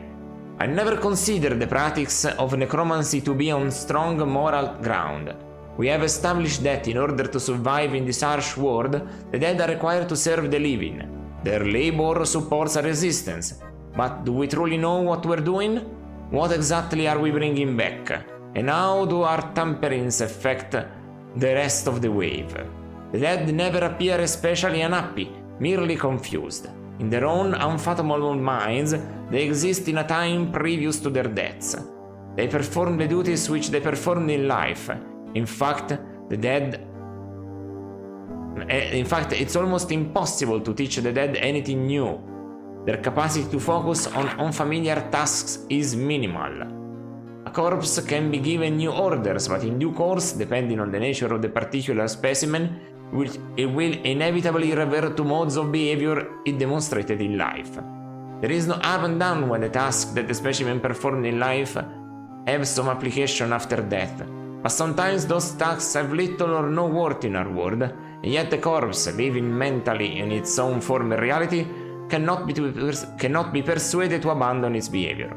Occasionally, the behavior can be modified to one of useful purpose, but more often, all we can do is ignore the corpse, which strikes me as a regrettable waste of manpower. Nevertheless, even the densest corpse can be used for manual tasks, and this becomes their primary value. Corpses can be made to perform functions which the living cannot or will not perform. I can recall a time when battles were waged by living soldiers. Oh wow. Oh wow, we're going alright here. Why trouble ourselves when we have available so many who have already fallen? Their insensitivity to pain allows them to sustain blows that will cripple a living soldier.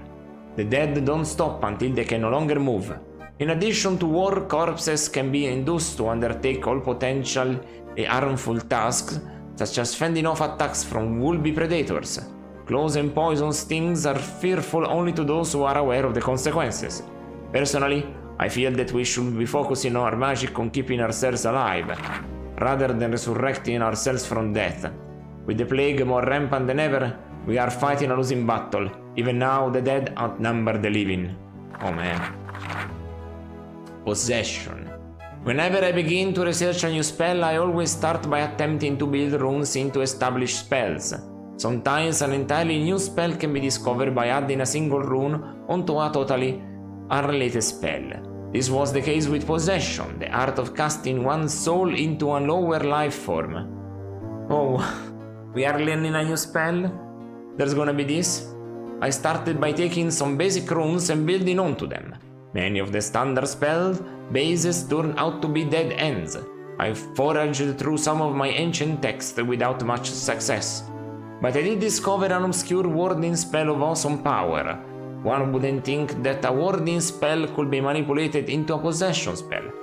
But forceful spells are sometimes born from the most unlikely sources. The warding spell has a long history. I don't know if it has ever been used in Araknie. It can only be cast by a group of very powerful Sartan. The spell creates a huge shield that repels any foreign magic. I remain uncertain as to its original purpose. The diagram of its rune structure follows. This is what I learn.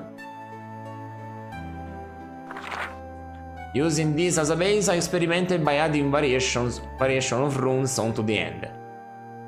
The process was long and tedious, but as it happened, only one rune was needed to fashion an alter spell. The diagram of the new spell follows.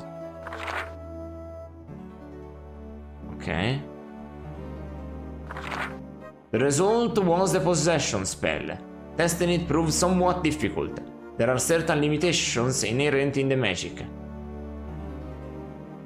Okay, first point. One can only cast one soul into a lower life form, such as the Pakas we use as beasts of burden. Point 2. One must have physical contact with the target. The soul transfers through touch, so the spell cannot be cast over distance. Point 3. While one is inhabiting the possessed body, the original body is rendered immobile and helpless. I have some theories regarding the dynamics of the spell. If the original body is for some reason destroyed, the soul should be capable of continued existence in the new body. Eventually, however, that soul will forget its previous existence and come to think and behave in accordance with the inclinations of the possessed body.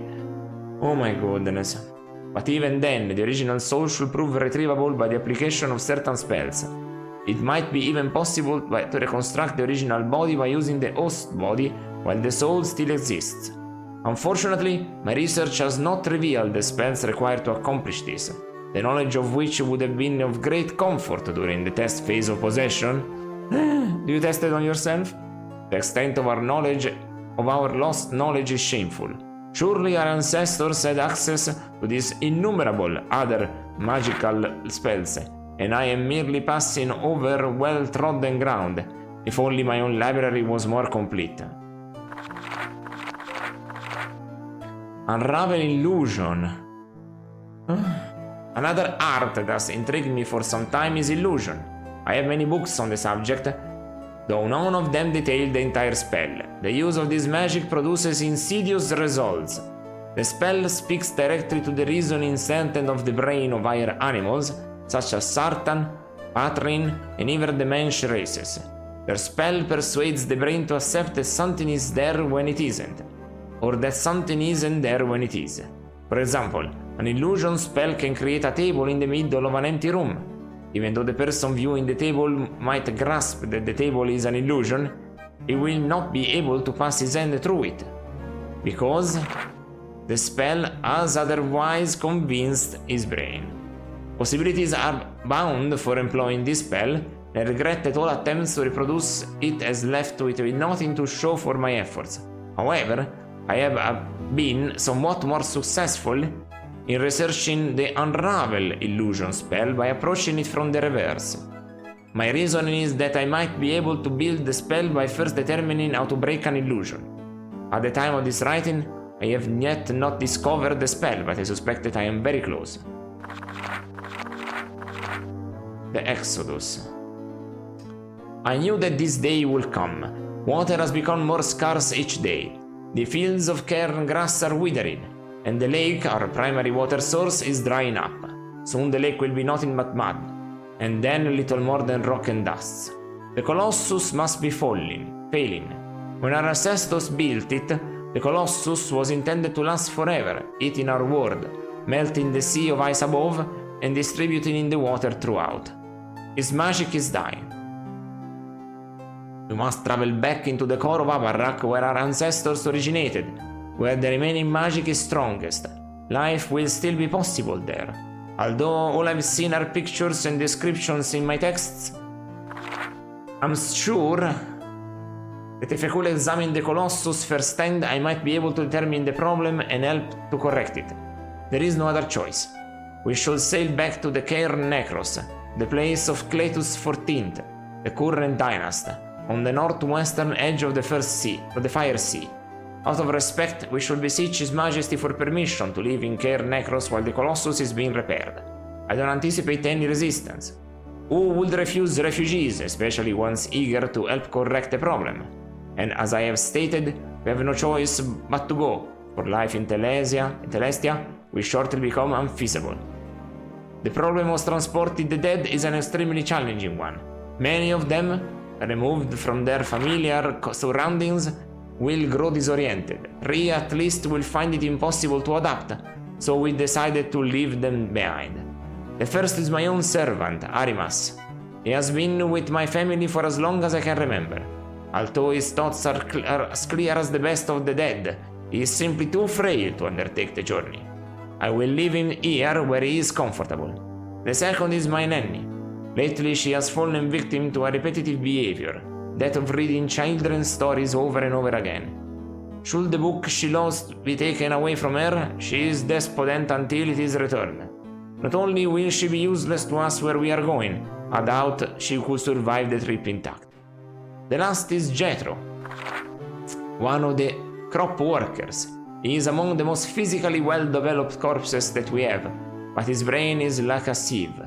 He waters his crops as if they were still growing, as if there were still water to pour on them.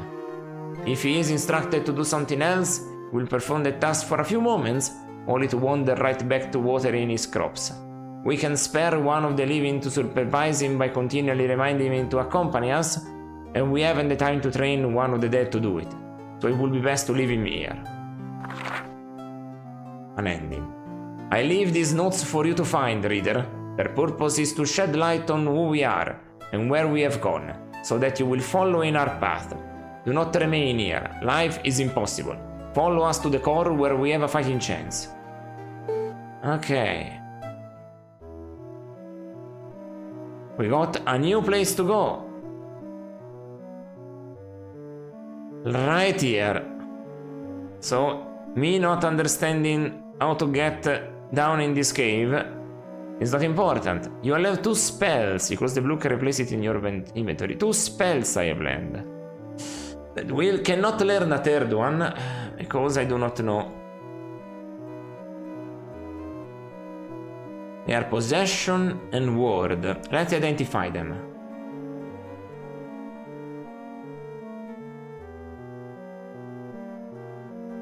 Using this spell, the caster can inhabit the body of a lower life form, usually that of a domesticated animal.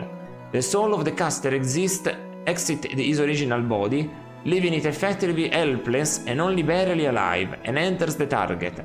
While inside, you can direct a new body with virtually total control. Like other spells of this nature, it requires physical contact to initiate. And when the caster wishes to return, touching his original body will transfer his soul back again. If the caster does not return his soul to his original body, he will eventually forget his identity and begin to think and act as if he truly was the target creature. Whew. Crispy. Word. I haven't found any creature, lesser creature, aka not humanoid, an animal, in this place though. Identify. Word. This powerful spell can only be cast by a group of talented sorcerers working together. It erects a shield which effectively repels all foreign magic, including magic objects and creatures. So I need others that know it. I need others that know it. Okay. Well, there's nothing else here. Furniture, look at it. Yeah, it's the same type of furniture. I cannot open that one. Right. Yeah. The window cannot be escaped.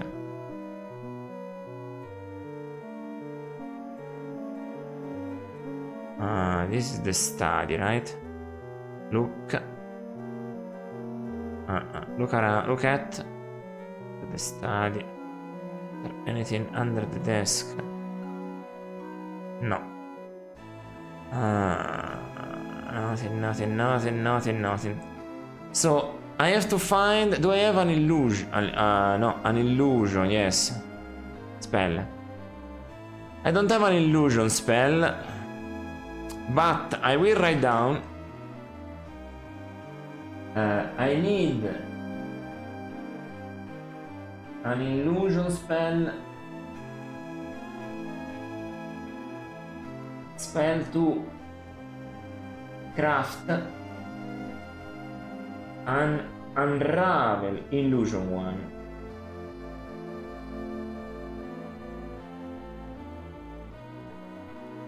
Okay. If only I could gather anything about that. We'll see. But we have a new place. Okay. Did you notice that your master wasn't there? How may I be of assistance, sir? No. You're as interesting as a corpse. This conversation is over. As you wish.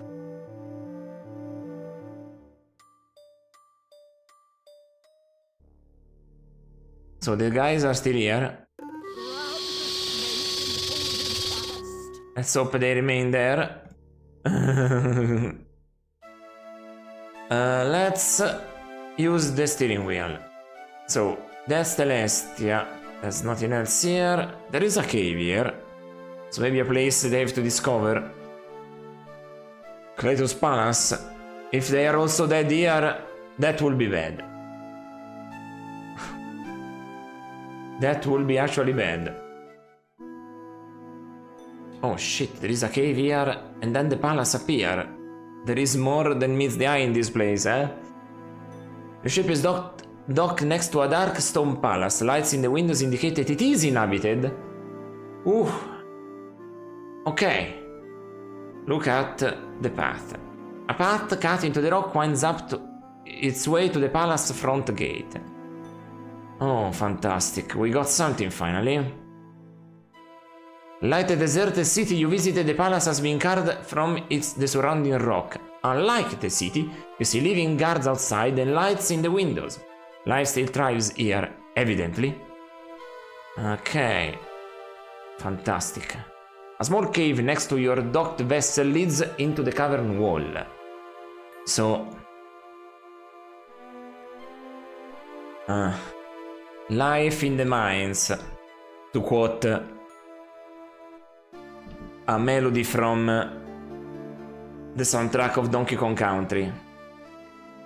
So, let's see now. You take a few steps in, but the cave quickly branches into many tunnels. You become very confused, so you turn back. Can I cast a spell into the cave? None of the spells that you know will have any significant effect on the cave. On myself?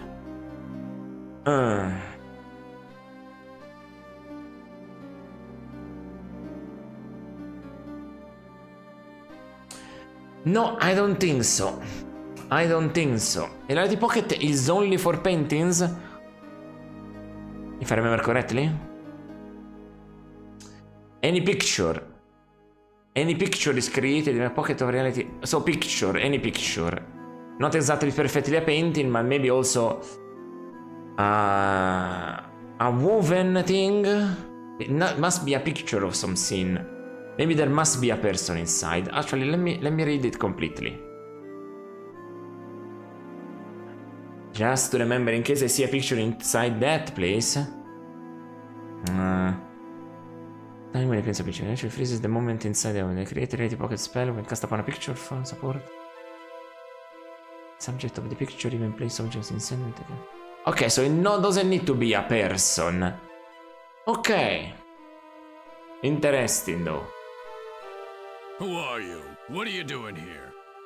Okay, you walk purposefully towards the front entrance. The guards there stare at you in wonder, never having expected anyone to willingly walk into the palace. As you approach, one of the guards barks out. Who are what you are doing here? You explain that you're trailing the refugees from Telestia. The guard claims he doesn't know what you're talking about, but a knowing look to his companion leads you to believe otherwise. They inform you that all visitors must see the dynasty. He makes his habit to greet them personally and hold a banquet in their honor. Again, the knowing look that passes between the guards is disquieting. With a grip that is more insistent than friendly, the first guard escorts you into the palace. Oh well, I saved outside it, so. You wait for about an hour in a bare room with a single door and no windows. Then the same guard takes you to a large room with a long table piled with food and drink. At the head of the table, a man wearing rich robes and a crown of gold sits in a throne-like chair. A broad, welcoming smile on his face, he invites you to sit and partake of his meal set out in your honor. For a lack of better plan, you sit down. Greetings, my friend. My name is Clytus the 14th. I am the Dynast of Abarak, and I rule here, but you probably know that. I'm always pleased to receive visitors. I get so very little. Please, tell me how things are in the outer reaches. Okay.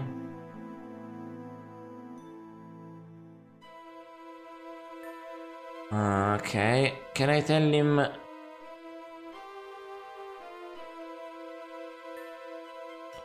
Okay, he has white hair. I cannot see the points. If they are black points of the white hair, maybe they are black points.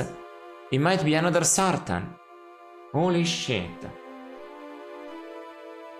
Why do you get so few visitors? I'm not sure. My only guess is that people enjoy themselves so much where they live that they have neither the time nor the inclination to visit me. That is why I hunger so for information. I spread? What does it mean? The outer reaches aren't good. Water's drying up. Life is difficult, if not impossible. I have heard some distressing reports about the quality of life in some of the outer reaches, but nothing verifiable. I've been waiting for first-hand information.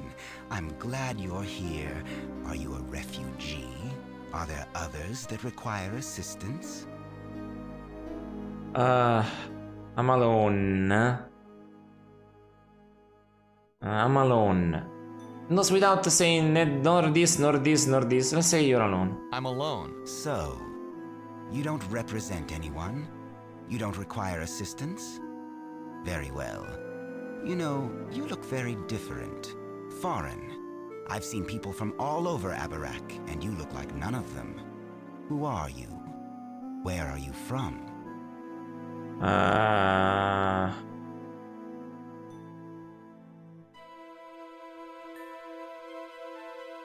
I am from a remote cairn in the outer reaches. You probably didn't have heard of it.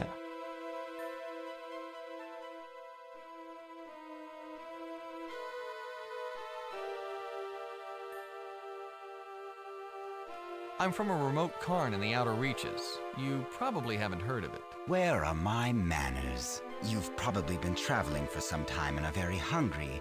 I've been forcing you to converse while all of this food is laying here getting cold. You have my leave to partake. We will talk more later, I'm sure.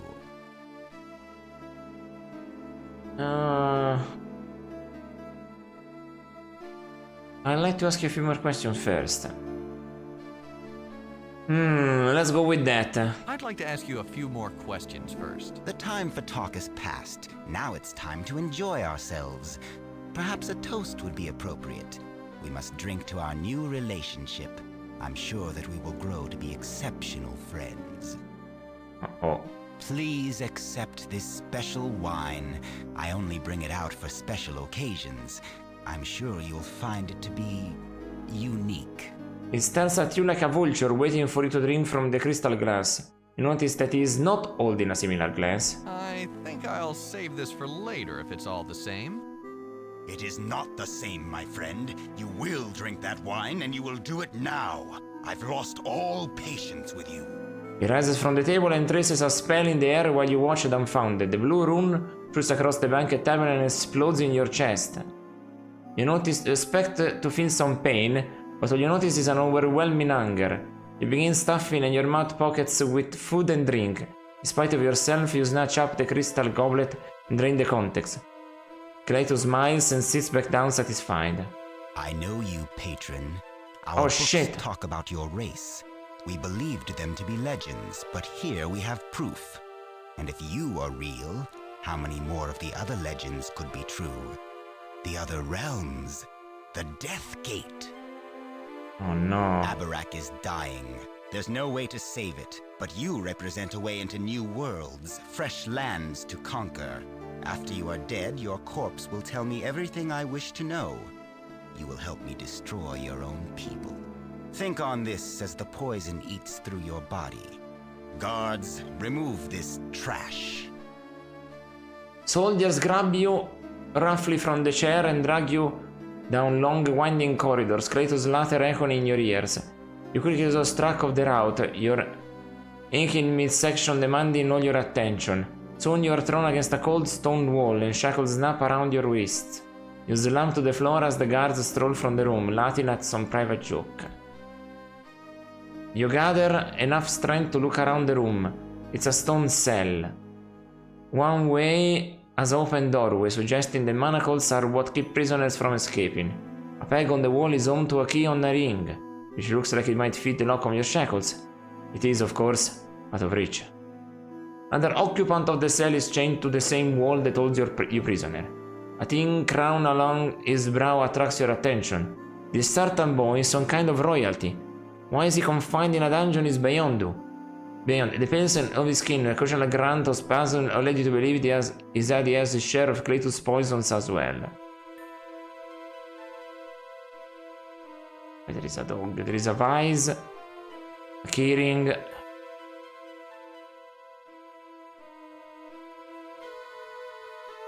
Chains.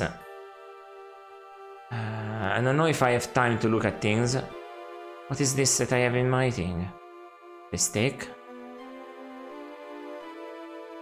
The steak is so rare, it's practically dripping blood. You can't identify what kind of animal it came from. You must have grabbed it from Kratos' banquet when you were in the thrall of the hunger spell.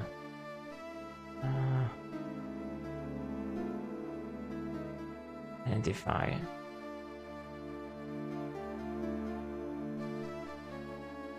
The steak is magical. I'm afraid that I might die. You know? Look at that. The certain boy's face is gaunt, but his eyes are clear and determined. He wears a thin crown on his brow and a silver medallion around his neck. Right, there's a medallion. Pendant. The prince's pendant is a miniature replica of the entire war seal. It has the naming runes for all 4 realms and the Nexus. Holy shit. A simple metal ring holds a single key. You feel a bit weaker. Your stomach turns in reaction to something you ate. No, that's timed. Ay, ay, ay.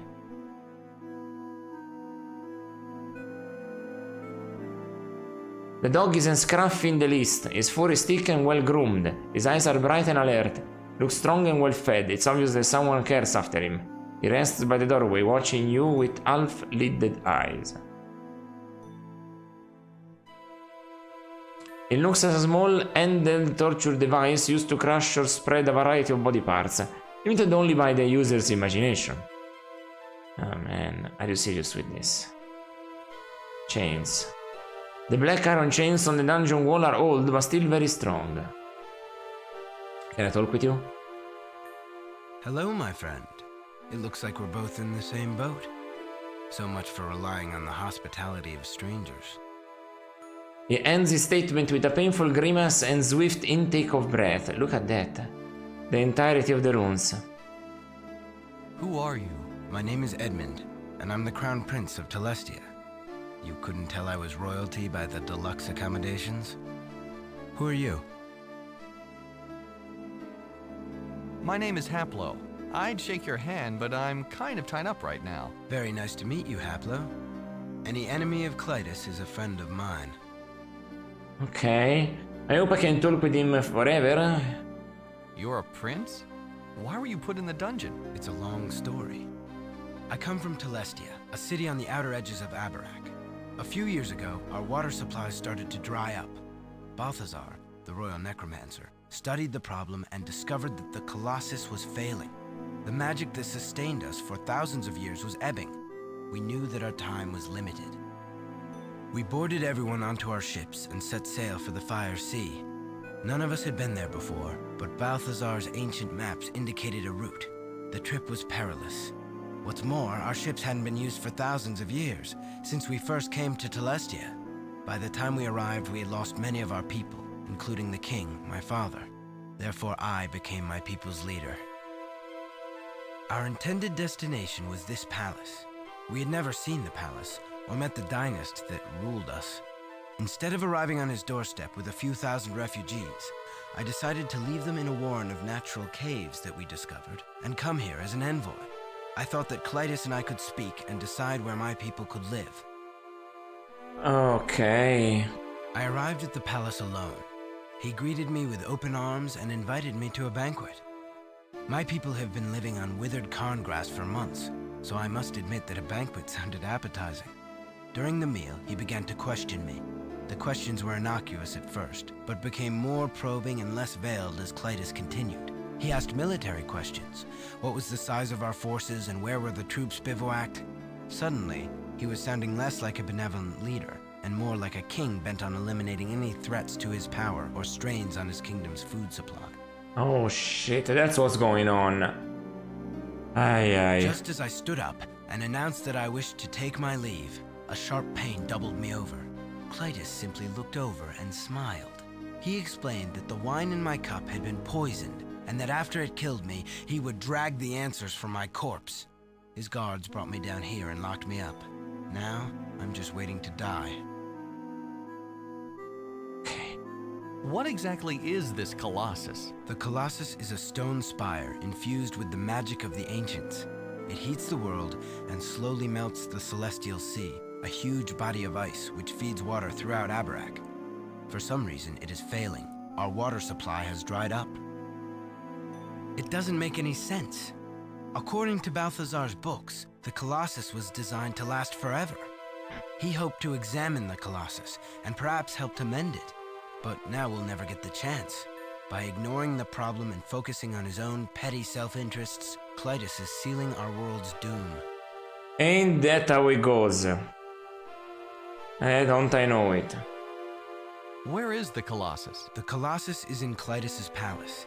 It lies at the center of the ancient catacombs which run through the palace's foundation. The entrance is right across from this dungeon. Although Balthazar's books state this, they don't show the path through the catacombs. It's said that only the dynast knows the way. Okay. To solve the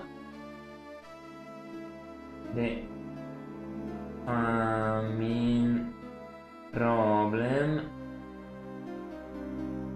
we need to fix the Colossus. We need to fix the Colossus.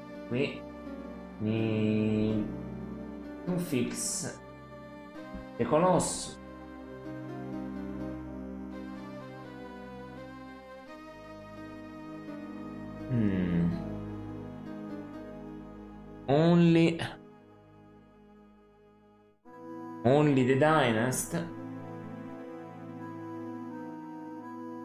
The dynast knows the correct path through the caves to it. That's what I'm writing it down. Caves to it. Alright. Let's see. Where are your people now? They are safely tucked away in the secret caves along the edge of the Fire Sea. Clytus would give his eye teeth to know where.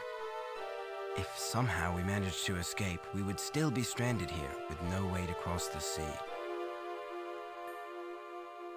I've got a ship. If you show me where they are, I could transport us there. The chances of escape are slim, but it's nice to know that we will have a way across the sea if we do. Okay. How long have you been here? Not long. Less than a day, surely. I fear that I can't hold out much longer, though. The poison has ravaged my system. It appears, for some reason, to be working faster on you. Perhaps you received a larger dose. I doubt that you have more than a couple hours left. Okay. Why didn't you send some nobody as your envoy?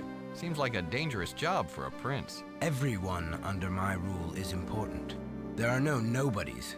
I would risk myself before I would send someone else into danger.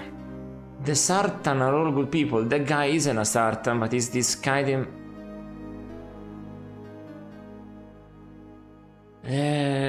So the Sartan are all good people, actually. Can your people pose a threat to the dynast? They sound like a bunch of farmers. We are mostly peaceful folk, but we have some reserves of dead fighting troops. That doesn't matter much, though. While Clytus holds the scepter of rulership, he could turn my army into dust before it even got into position. So remove the scepter. This is a lot of things to do. Scepter from... Wait! Maybe I can heal myself with the salve? And give it to him too? Maybe. Scepter from... Do I want to save on the same save? Well, I don't know. But yeah, scepter from Clytus. To make him vulnerable. So part of the same thing. Ball.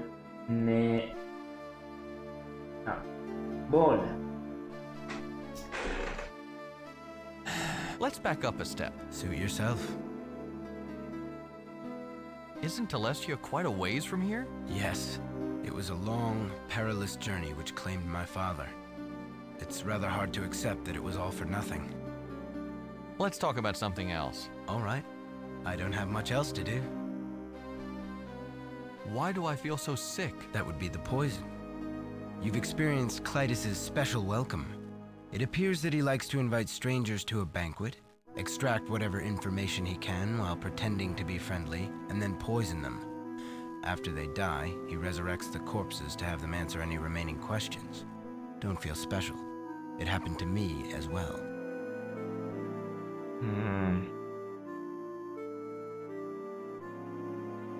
What happens if he decides he wants to keep his victim alive, or someone accidentally drinks the poison? Is it too late, or is there an antidote? There is an antidote, though it's unlikely we'll ever get our hands on it. I overheard some of the guards talking about it when they were planning to sneak wine from the banquet room's bar. The bar contains a variety of liqueurs in a wide array of colors. As you're aware, the poisoned wine is in a red bottle. The antidote is in a clear bottle. It's useless to even think about it, though. Even if we could get out of these chains, we'd never make it past all the guards. Okay. The antidote is in a clear bottle. Interesting info. Good info. Why did this Clytus lock us up? To give the poison time to kill us. When we're dead, he'll resurrect us and get all the information he needs. No way am I telling him anything, even after my death. I'm afraid you'll have no choice. Part of the process of resurrection ensures that you'll serve the living to the full extent of your ability. You'll be glad to answer any questions you might have. Do you know any way out of here? In fact, I do. One of Balthazar's old books showed a secret passage out of the palace's foundation. If we were unfettered, I might be able to find that passage. I just got an idea. I might possess the body of the dog. What's Clytus's story? How'd he get to be dynast? That is a story. I only know the parts of the legend that Balthazar found in his reading. I guess we don't have anywhere to go, so I might as well tell you. According to the legend, our ancestors created this world and populated it with the weak races. Those races continually warred with each other, so our ancestors decided to sleep until everyone began to get along. Presumably, when that happened, our ancestors would wake and rejoin the new society. I guess they made Abarak a little too hostile for the weaker races. The heat and impure air were killing more of them than their petty wars were.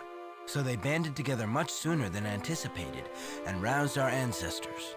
Aha!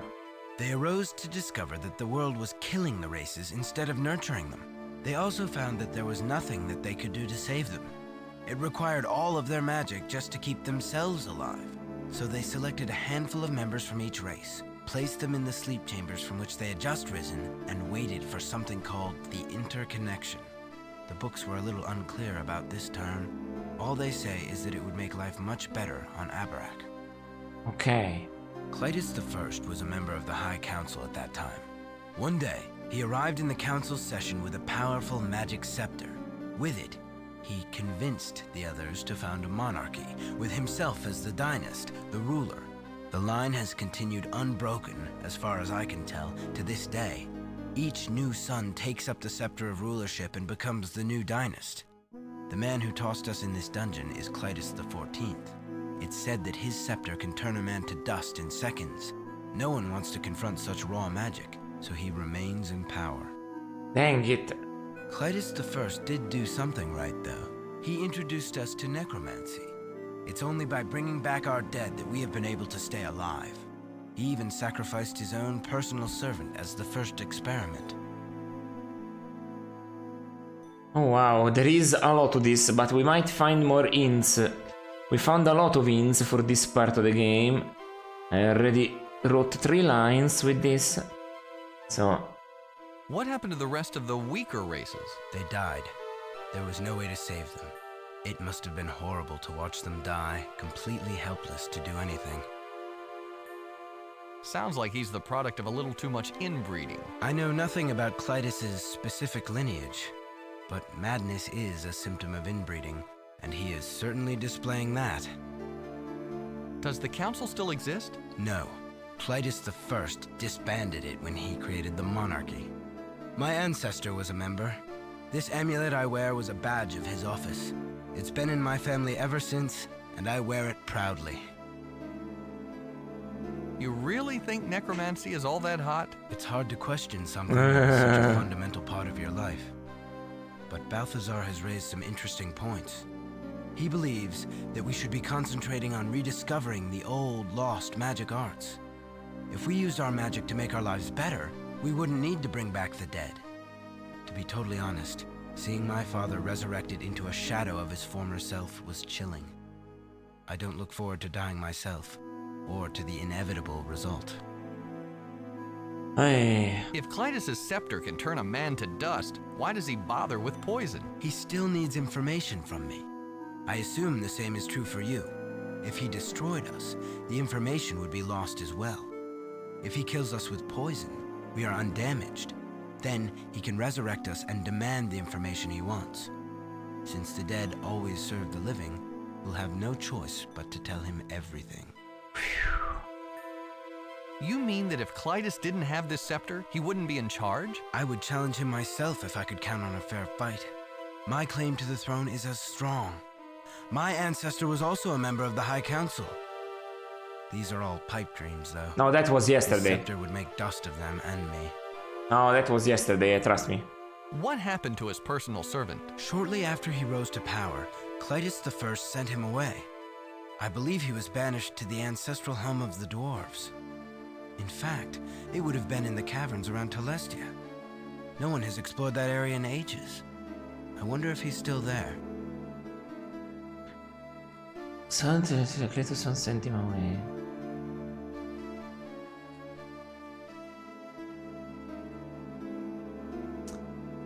There is a cave there. Let's talk about something else. I cannot open it. I don't have much else to do. Why is that dog watching us? Is he just waiting for us to die so he can chew on our bones? That's Clytus's personal hunting hound. The guards have orders to let him go anywhere he wants, so he has run of the palace.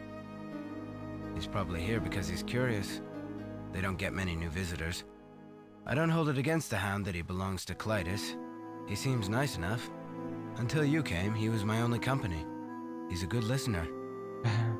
That's interesting. That's an interesting medallion you're wearing. Could I have it? I'm afraid not. It belonged to my ancestor and has been passed from father to son for centuries. I treasure it with my life. I'd like to rest now. I understand. I'm feeling sick and tired myself. I'm sure it's the poison, not the conversation. Let me save. On a different save. Poisoned.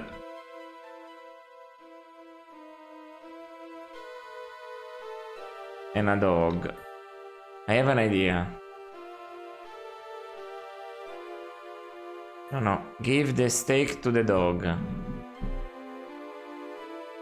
You toss the steak toward the dog. It lands about a foot away from you. The dog eats it with disinterest. Evidently it has eaten recently.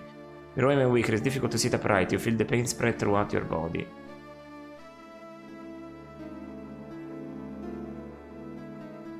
Shit.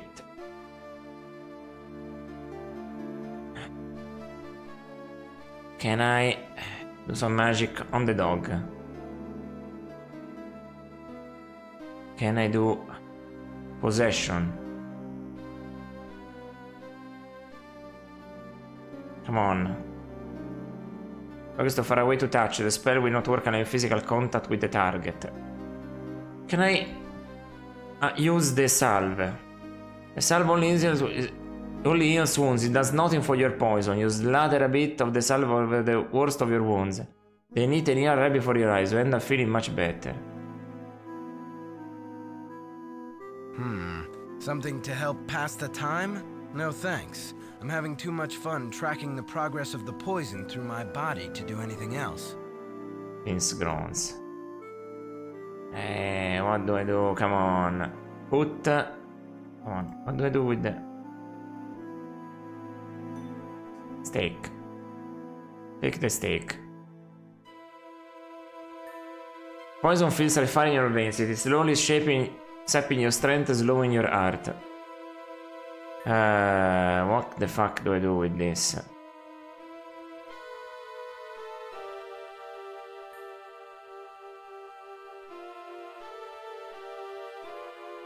Come on. Spell on the steak. Come on, wait a minute. Cast a spell of anger on the dog.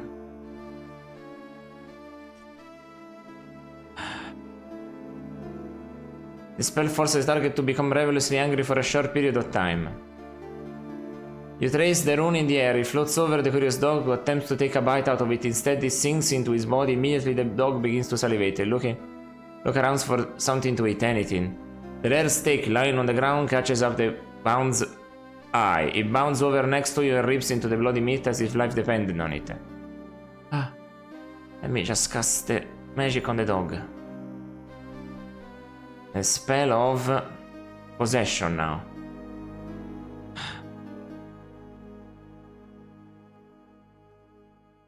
You trace the runes in the air and place your hand on the dog's scruffy fur. The magic swiftly takes hold. You stiffen as you feel your soul passing away. Everything spins and you begin to panic. It all goes dark. The darkness doesn't last long. You quickly come to your senses, but instantly discover that they aren't the same senses you've come to expect. Your vision now only perceives the world in shades of grey, although your hearing and sense of smell have been enhanced. You realize that you inhabit the body of the dog, and that this dog has been trained to track game by smell. This must be the body of Cletus' royal hunting dog. Shit. I save on poison than a dog. And in case I did it too late... Look. The dungeon is more of ordinary than the chamber, though it might have served the purpose in the past. Look at the keyring. Simple metal ring. Take the vise. Hang while get your jaws around the vise. The certain priest holds his stomach and grimaces. Take the keyring. You bite down on the key and slide the ring from the peg into the wall. Okay, the keyring. A simple metal... Can I walk around here? Look, put the keyring on the chains. No. There doesn't seem to be supposed to put the keyring. Give the key ring to Edmund. Thanks, Rover. You drop the key near to the certain priest. He takes it, unlocks the manacles, and tosses it back to you. Thanks, Rover, he says.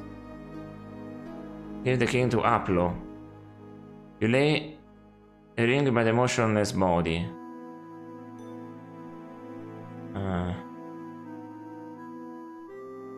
Can I go away from here? You are in one of the many passages that run through the palace's foundation. A stairway leads up to a more populated area. What is this room instead? The stout door keeps you from entering. It's not locked, but you don't have the ability to open it. Open the door. Look around. Okay. Smell. Smell the door. You feel your heart skip a beat and realize that your human body has died. Your soul is destined to spend eternity in the body of a dog, or at least until the dog dies. Locked in the palace of the dynasty, you are not going to be able to finish your quest. Huh? Undo. And then what? Hello, the stars bleed light. Thank you for being passing by. Sorry, I was confused by this. So that's not how you do it. Apparently we have little to no time to explore around in this game. Yeah, let's not restart, let's restore. Yeah, how you doing? How you doing? Sorry for not paying attention. I was very busy looking out for this stuff here. How you doing, the stars bleed light? I have... okay, so this is me. Killed by sniffing a door? Nah, it's not that simple, really. I wish it was that simple. As that this game also has a magic system, you know? So, basically, what happened there is that I got poisoned and I cannot escape the poison, apparently. I have to go up here and a guy will poison me. You're okay? I'm glad to hear it. And a guy will poison me. I have to turn on the lights. It's so dark and rainy outside.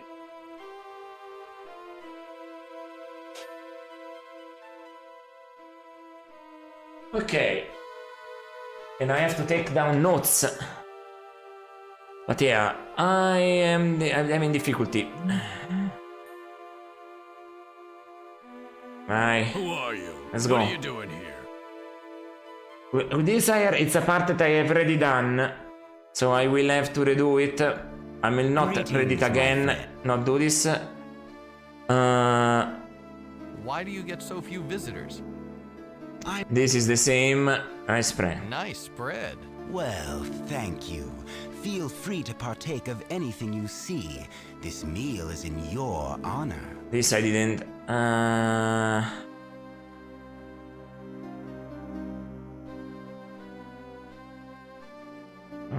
Life's great. How about yourself? Very nice, thank you. You know, I've seen people from all over Abarak, and you resemble none of them. You're different, foreign. Just who are you, and where are you from? So... let me try this. I'm a patron from the labyrinth. Your ancestors banished my people there. A patron? That's very good. They're just legends, you know. They never actually existed. Although they did theoretically have the same hair and markings. Where are my manners? You've probably been traveling for some time and are very hungry. I've been forcing you to converse while all of So this is laying here getting point and click game with lots of Not my need to puzzles. partake. We will Made talk by more the later, I'm sure. okay, made by the same people. Made by the same people that did. Do you have any wine to go with this food? Of course. Naturally, I have some of the Maybe I best can drink. vintages If in I Araknie. drink willingly, I can drink a little less. You know, the soap. Please accept this special wine. I only bring it out for I special think maybe occasions. it's unfortunate that it will go this way anyway. Unique. But yeah, made by the same people that made Companions of Zent, but while the game solved itself, this game is actually a proper point-and-click game. I think I'll save this for... So this is the same discussion now. I know you. Abarak is dying. Okay, I am back here. I have learned a new spell. Now, I have to talk with him either way. Poison than a dog. Let's save over this, but not over life in the mines. So let's talk with him again and exhaust all the discussions. We have done that already, so this allows me to discover a new place and gather some... What? We board. Sorry for skipping, but we have already done it. What? So, Where? I don't... If you want to see there... Let's suit yourself. Is it? Yeah. My name is. Let's talk. All right. What? That would. What? There isn't. What to give? Sorry, but... Do you know what's that? I get. They're Clayton. It's all things that I have written down, so... You'll... All right. Why? That's. I'm afraid. I understand. Okay. So, all this does is giving me some options now. Poison than a dog. Okay. Now we are here. This is a better save. So, first of all, I cannot examine the room, because this makes me lose a lot of time. I cannot take the key, because that makes me lose a lot of time. The only thing I can do, since from that discussion I've written earlier before dying, I have gathered this. So now you'll see. To solve the famine problem, we need to fix the Colossus.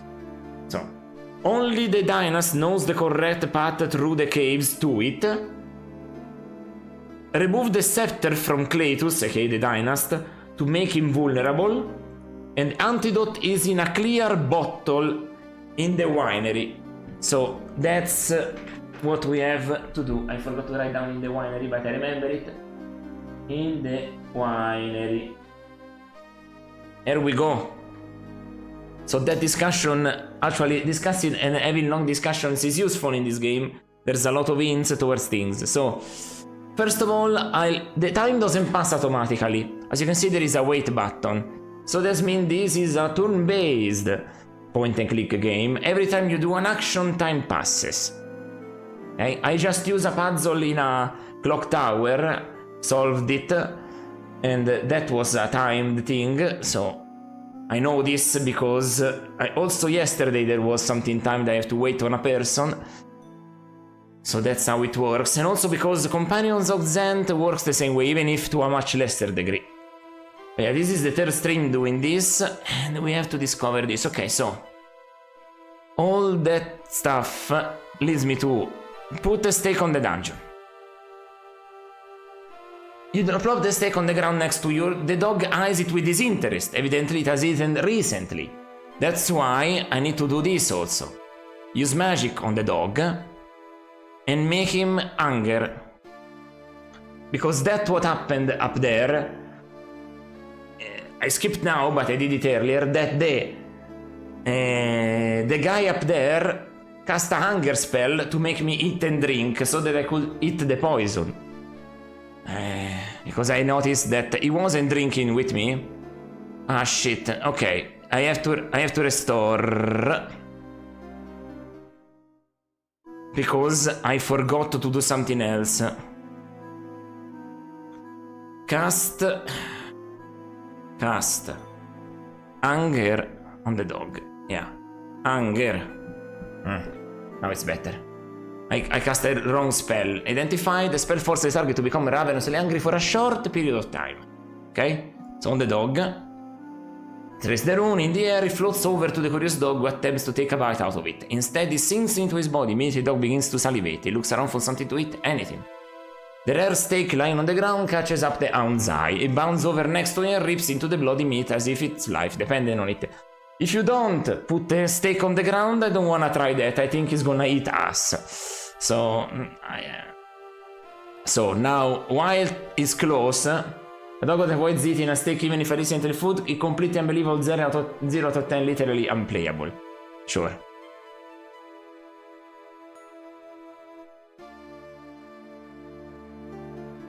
It's you know, if a dog wants to eat all the time, it's because he's stressed. Just like humans.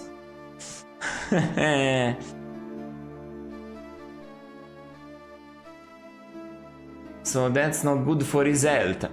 He's gonna live less. He's gonna live less years. Be careful with your dogs, people.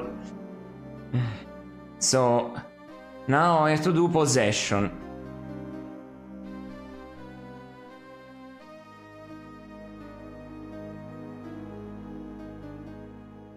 You trace the runes in the air and place your hand on the dog's scruffy fur. The magic crystal takes hold. You stiffen as you feel your soul passing away. Everything spins and you begin to panic. It all goes dark. The darkness doesn't last. Yeah, not good for my health to eat every time I'm stressed. Yes, exactly, no? I know that well too. I know that well too. You quickly come to your senses, but instantly discover that you aren't the same senses you've come to expect. Your vision now only perceives the world in shades of grey. Although your hearing and sense of smell have been enhanced, you realize that you inhabit the body of the dog, and that this dog must have been trained to track game by smell. This must be the body of Kratos' royal hunting dog. So, what I have to do is not get the key, that's for later. For now, I better think about healing Aplo and Edmund. I need to find a clear bottle. First of all, because yeah, I can get the key, but that's for later. So don't touch anything here. You pad up the stairs, passing a number of alert guards. They pat you on the head and smile, but allow you to pass. It seems that this dog has run of the palace.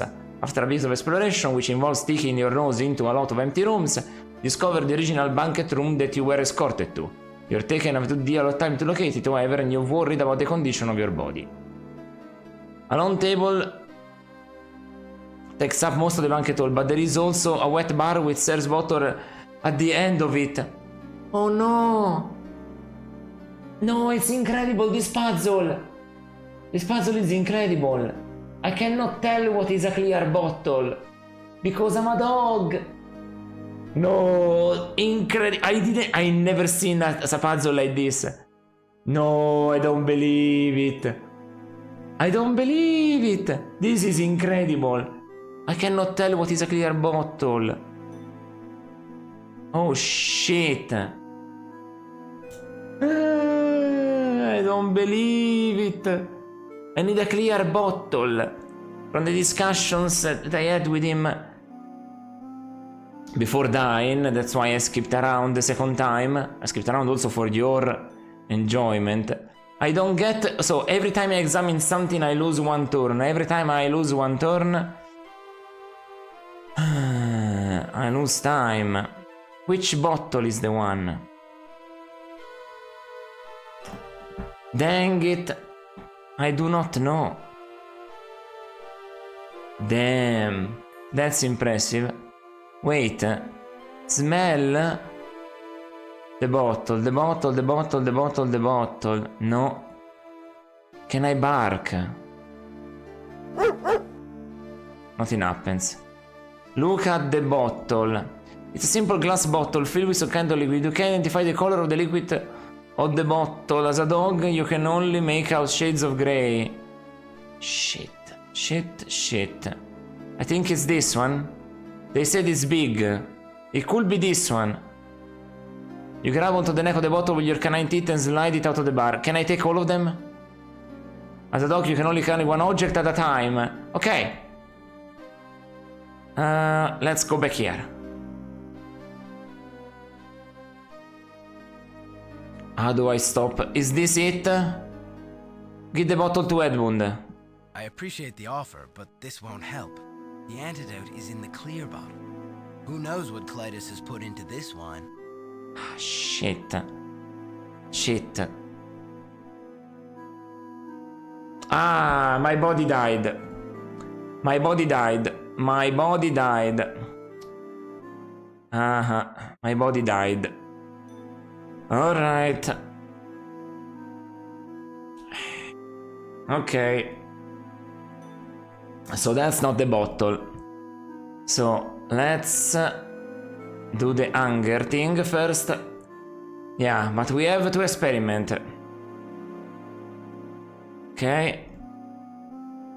Okay, so don't click on anything. I don't have the time for anything. Whew. Incredible. But yeah, you can undo, you can restore. The game is friendly. It's friendly, it's just scary. But yeah. What is the bottle? What is the clear bottle? I can try them all. Okay, just go. Go up. Take this one. Go back down.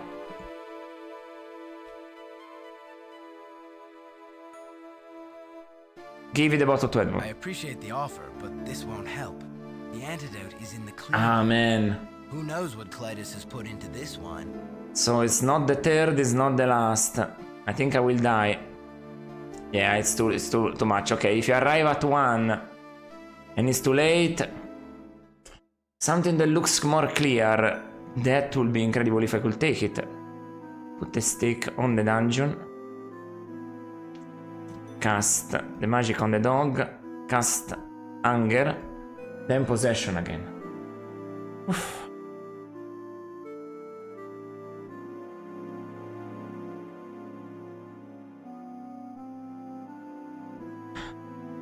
Possession.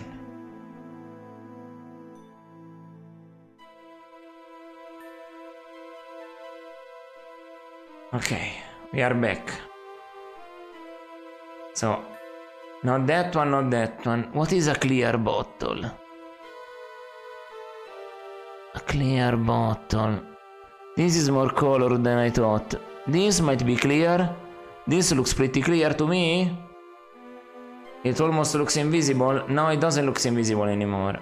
Here. Is it? Shit. No. Put the... What? Okay, drop it. Can I look at this? Take. Drop it. They look like something, I guess. Drop it. Look at this. Take. Is this clear? Smell. I can smell them. Drop it. Okay, take. Smell the bottle. No. Okay, drop it. This one. Take. Smell. Smell some other ones. Okay, drop it. Take. Smell. Smells like other wines. Drop it. Take. Is it randomized every time? It smells. Okay. I wonder if it's randomized. Smell. No, drop it. Well, let's try to take them then. Oops, I'm dead. Oops. I stoned too much. So they don't. The smell test is not good. They all smell the same, at least according to my estimations. Interesting. Yes. Very interesting. Very interesting. Let's put some anger on it. Game is just creative. Just a lot of creativity. Just a lot of experimentation and trying to understand. Possession. Let me just... I hope it's not randomized. That's what I hope. Okay, so let's just go and let's try this. And do I have to try and drink them? Take. Okay. Give this bottle to Edmund. I appreciate the offer, but this won't help. The antidote is in the clear bottle. Who knows what Clytus has put into this one? So this one is not either. Man, if it's randomized, I'm gonna have to maybe try a drink test with the dog. I do not even know. Okay, first, let's make him again hunger. Otherwise he doesn't come there. Also, since actually, wait. Take the steak. Can I make him hunger and we get a game over? We get a game over if I make him hunger without no steak there? It raised their own, okay. You feel a bit quicker, your stomach turns attention to something. Oh, it's peckish and it's about to eat us. Okay, no. Okay. Oh, nice doggy. No. I bet if I wasted more turns, he would eat us. No. Okay. That's scary. No, don't do that. He perked up immediately. He's like, and watching us with that face. I don't like that. Oi. There we go. You have a steak. You're happy. Alright. Possession. The problem with my death is that I become a dog. So I don't remember anything anymore. That's a problem. So, I tried this one, and this one. Let's try this one. Take. Let's hope it's this one. I appreciate the offer, but this won't help. The antidote is in the clear bottle. Who knows what Clytus has put into this one? Ah, shit, man. What the fuck? You can possess the dog without feeding him? No, because I need to touch him. I'll show you real quick what it means. Even if it means losing a turn, so I'll have to restore, I'll show you. Look, possession. Look, the game is actually very gently. If you select a spell and then press identify, see, you get a description of the spell. So you can know everything in this game is inside the game. That's why I'm managing to progress through it, slowly but surely, because everything about the game is inside the game. So you gather information little by little. I have an entire page, between alpha page on one and alpha page on another, a bit more than an entire page actually, of information. So using this spell, the caster can inhabit the body of a lower life form, usually that of a domesticated animal. The soul of the caster exits his original body, leaving it effectively helpless and only barely alive, and enters the target. While inside, he can direct the new body with virtually total control.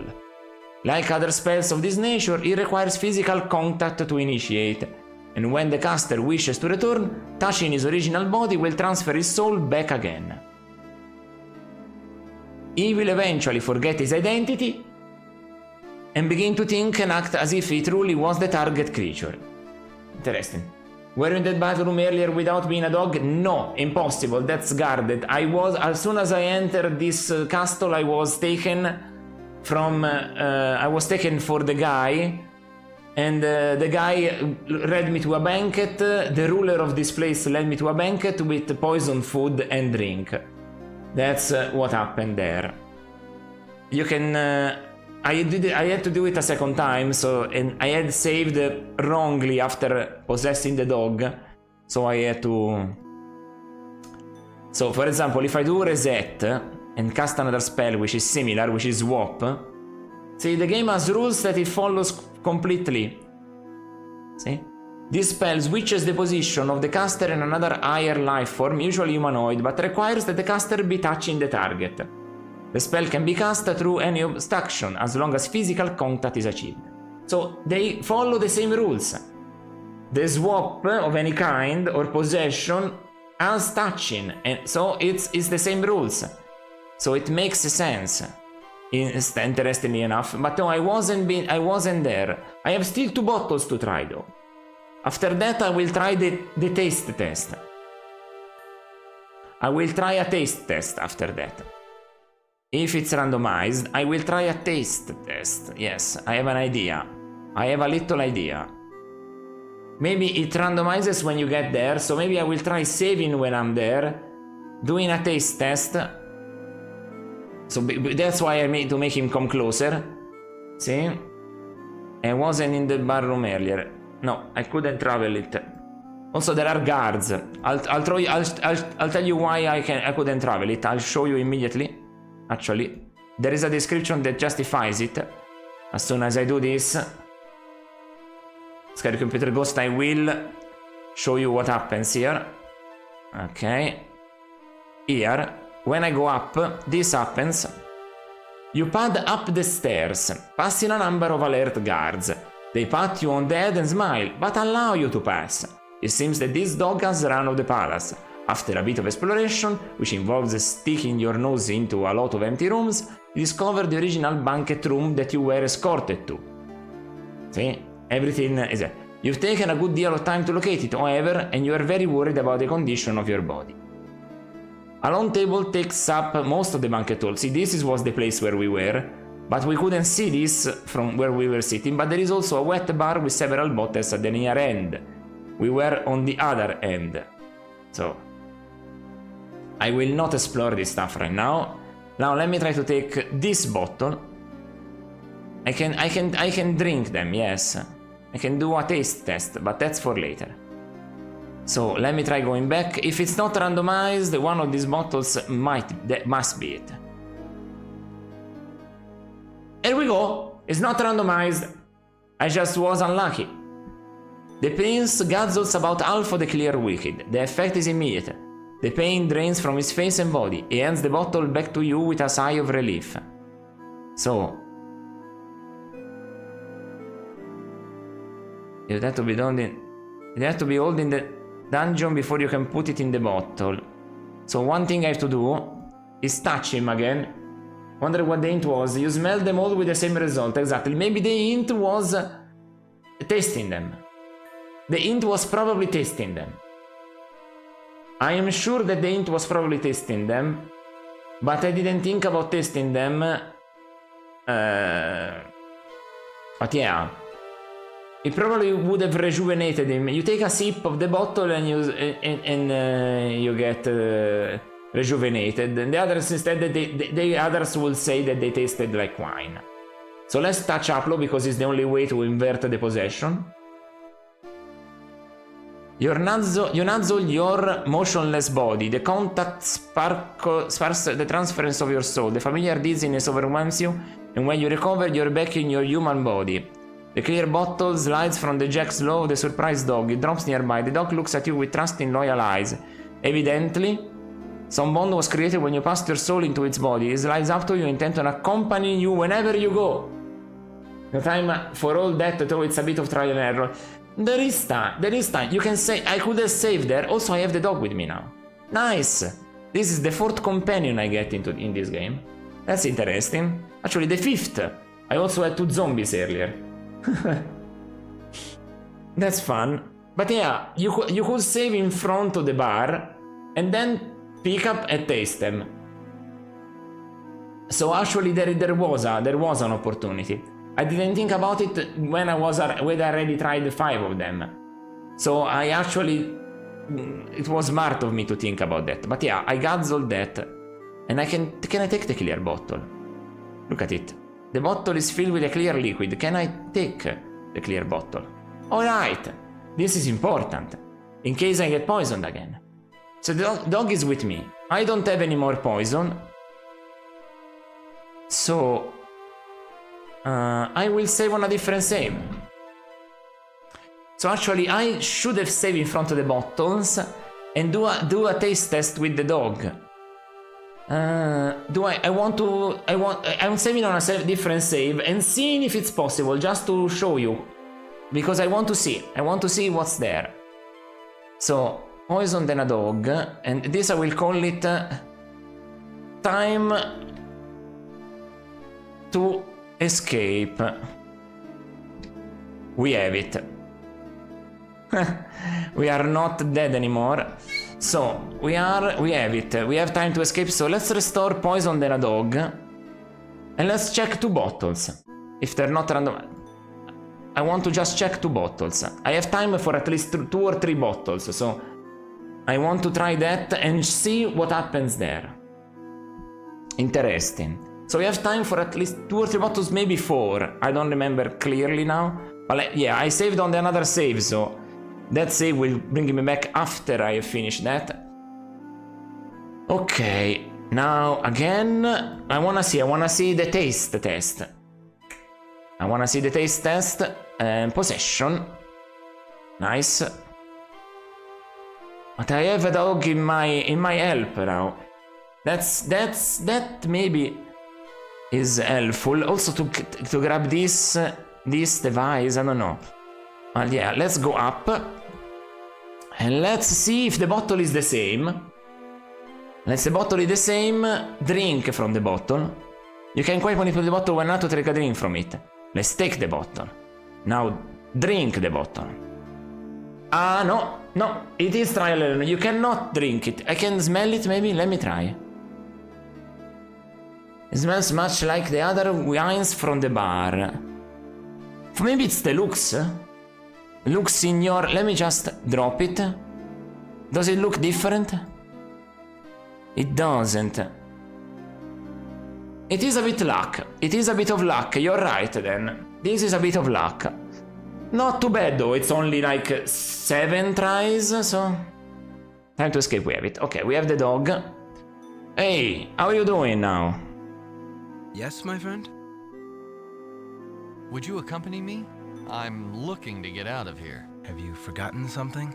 He raises the locked shackles on his wrist and shakes them. I'd like to rest now. I understand. I'm feeling sick and tired myself. Wait, what? The poison? No, drink. You finish off the liquid from the clear bottle, grateful that you were able to tell it from the color bottles when it didn't filter out on the multicolor lines on the tablecloth. That was it? You finish off the liquid from the clear bottle, grateful that you were able to tell it from the color bottles when it didn't filter out any of the multicolor lines of the tablecloth. There was a visual hint? Okay, then redeemed. I wanna check it now. I wanna check it. You feel the effects are at once. The knots in your stomach loosen and the weight lifts in your limbs. You can feel that the liquid has cured you. Ah, wait. Wait, what the fuck? Okay, let me save on this again, then we reload the other one. So the poison is not here anymore. Okay. No. Oh, I need to see. I wanna see the tablecloth. I wanna see. It's amazing if true. If it's true, it means that there is a visual hint because it doesn't reflect the light, but it passes through. It passes through because it's clear. Oh shit.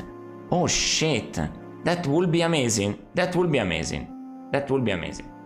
So possession. Let's go and check. If it's true, I can believe it. Okay. Go here. Oh shit! All the other bottles have at least one line missing. No, it's true. Instead, the clear bottle has all the lines 1, 2, 3, 4, 5. 1, 2, 5, 6 actually. 1, 2, 3, 4, 5. 1, 2, 3, 4, 5, 6. 1, 2, 3, 4, 5. 3, 4, 5, 1, 2, 3, 4, 5, 1, 2, 3, 4, 5, 1, 2, 3, 4, 5, 6. Because the wine, bit of a stretch is puzzle, I think. You think it's a stretch? I don't think so.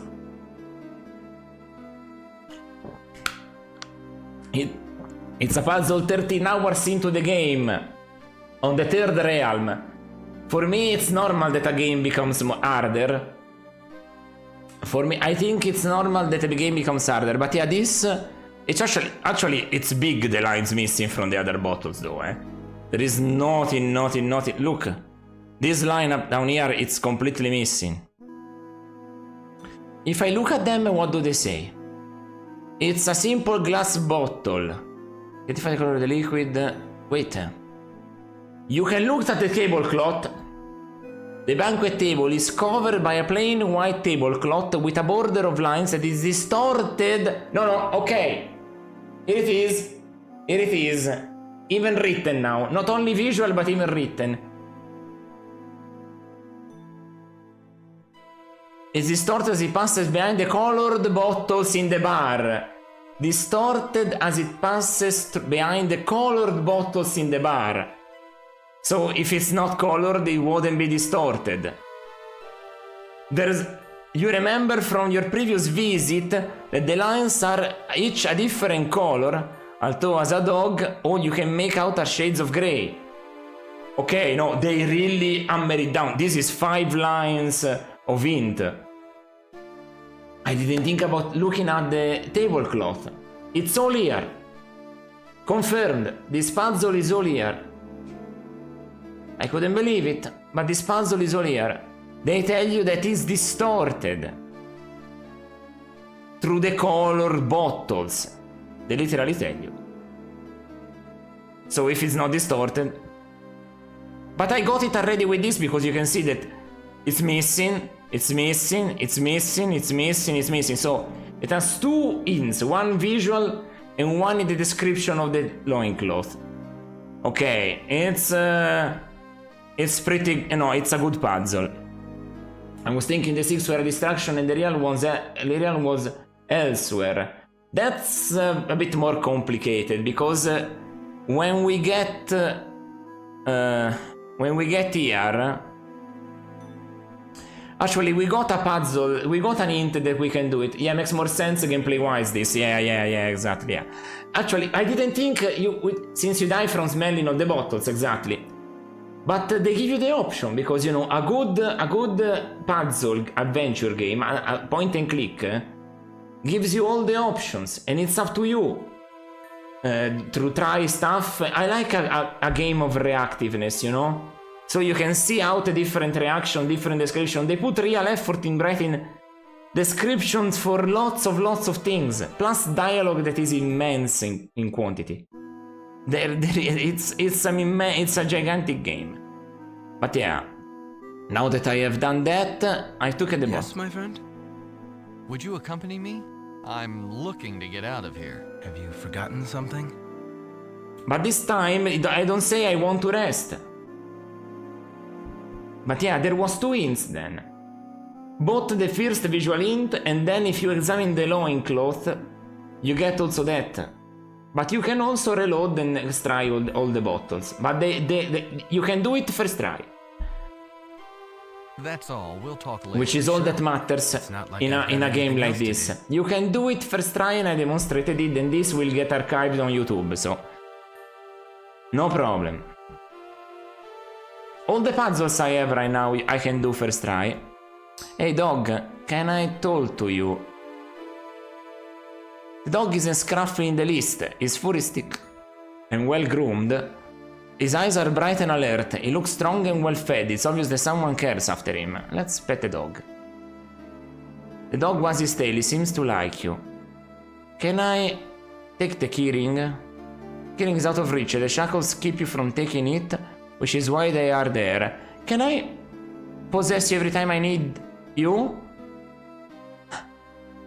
No way. So until this dog goes away from me, I can use him for gameplay purposes. Because if so, I can take the keyring. Take it. You write down the key and slide the ring from the peg in the wall. Then give it to Edmund. Thanks, Rover. You drop the key near the Sartan Prince, he takes it and locks his manacle and tosses it back to you. So, give the key to Aplo. Then touch Aplo. Enhance all your motionless body. The contact sparks the transference of your soul. Familiar dizziness overwhelms you, and when you recover, you're back in your human form. That's impressive. This game has impressive systems. They all work. Keyring. Take the keyring. Examine it. A simple metal ring holds a single ring. Use magic on the clear bottle. Identify.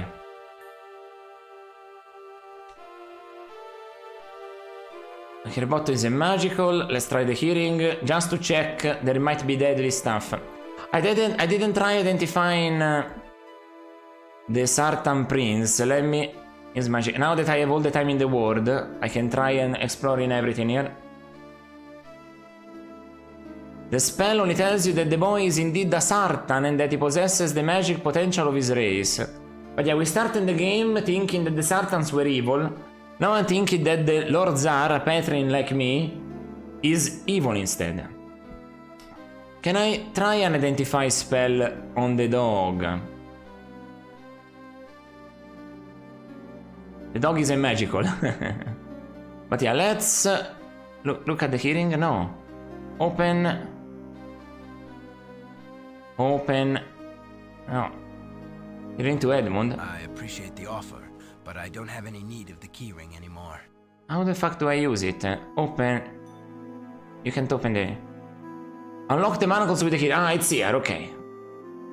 You quickly slide the key into the holding your manacles shut. A quick twist pops the shackles open. Right. Yes, my friend? Would you accompany me? I'm looking to get out of here. I'd be happy to. Let's leave while we can. Alright, I've got another friend. What do you say? Yes, my friend?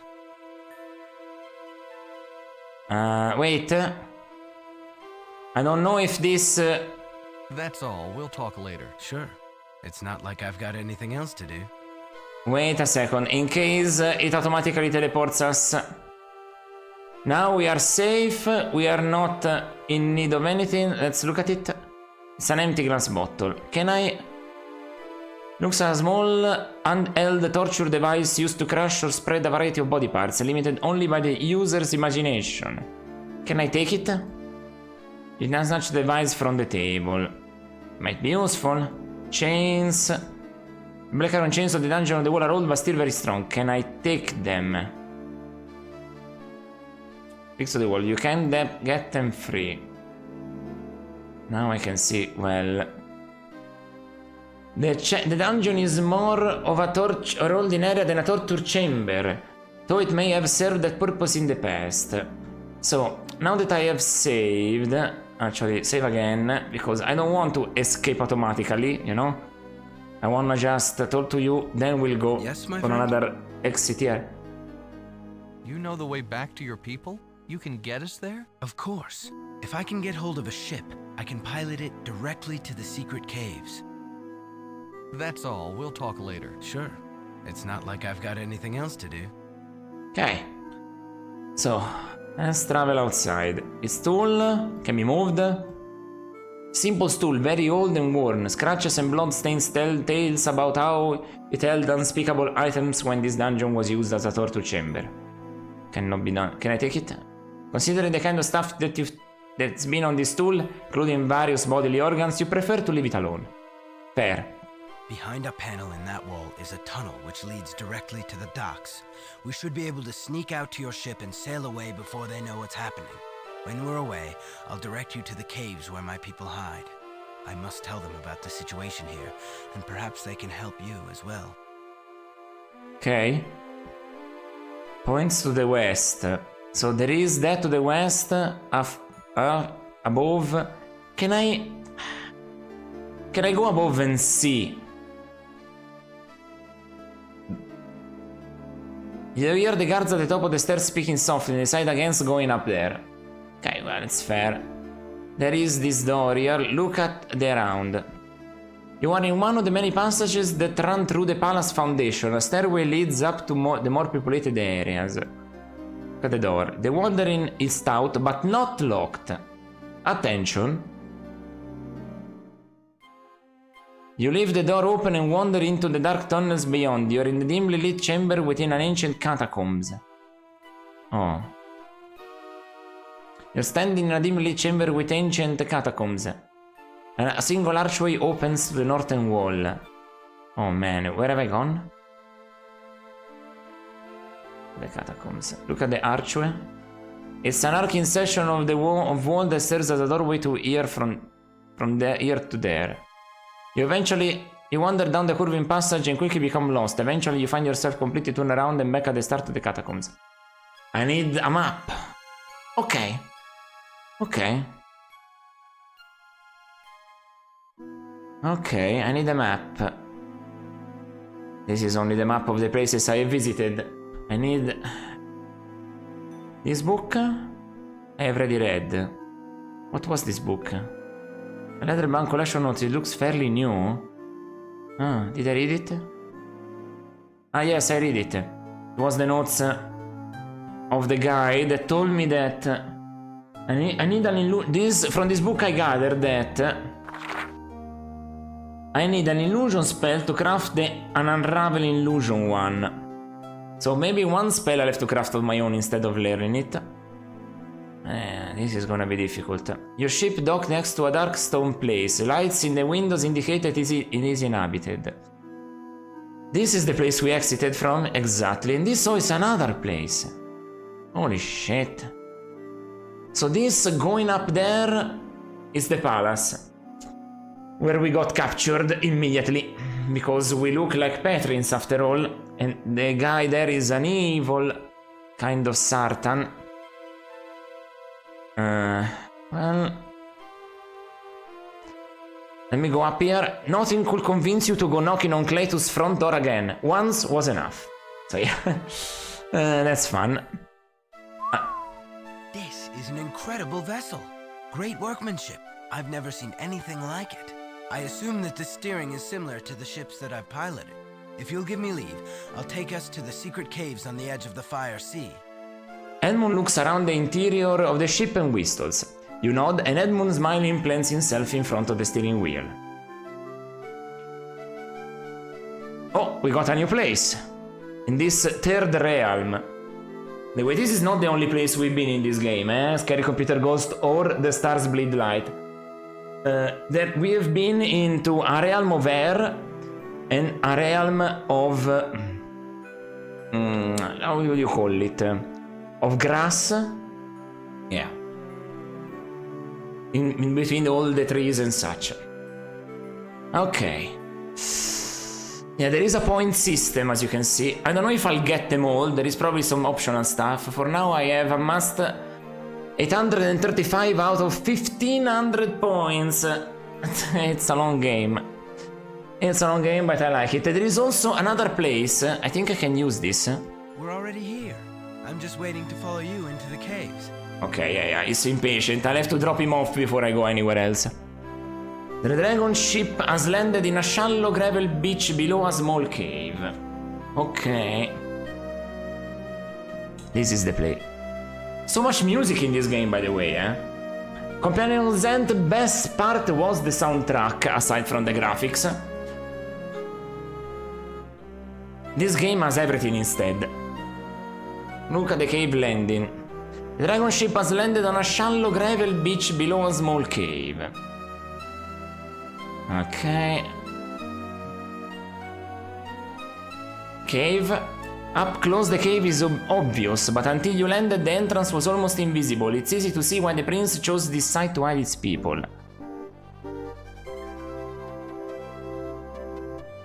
Okay.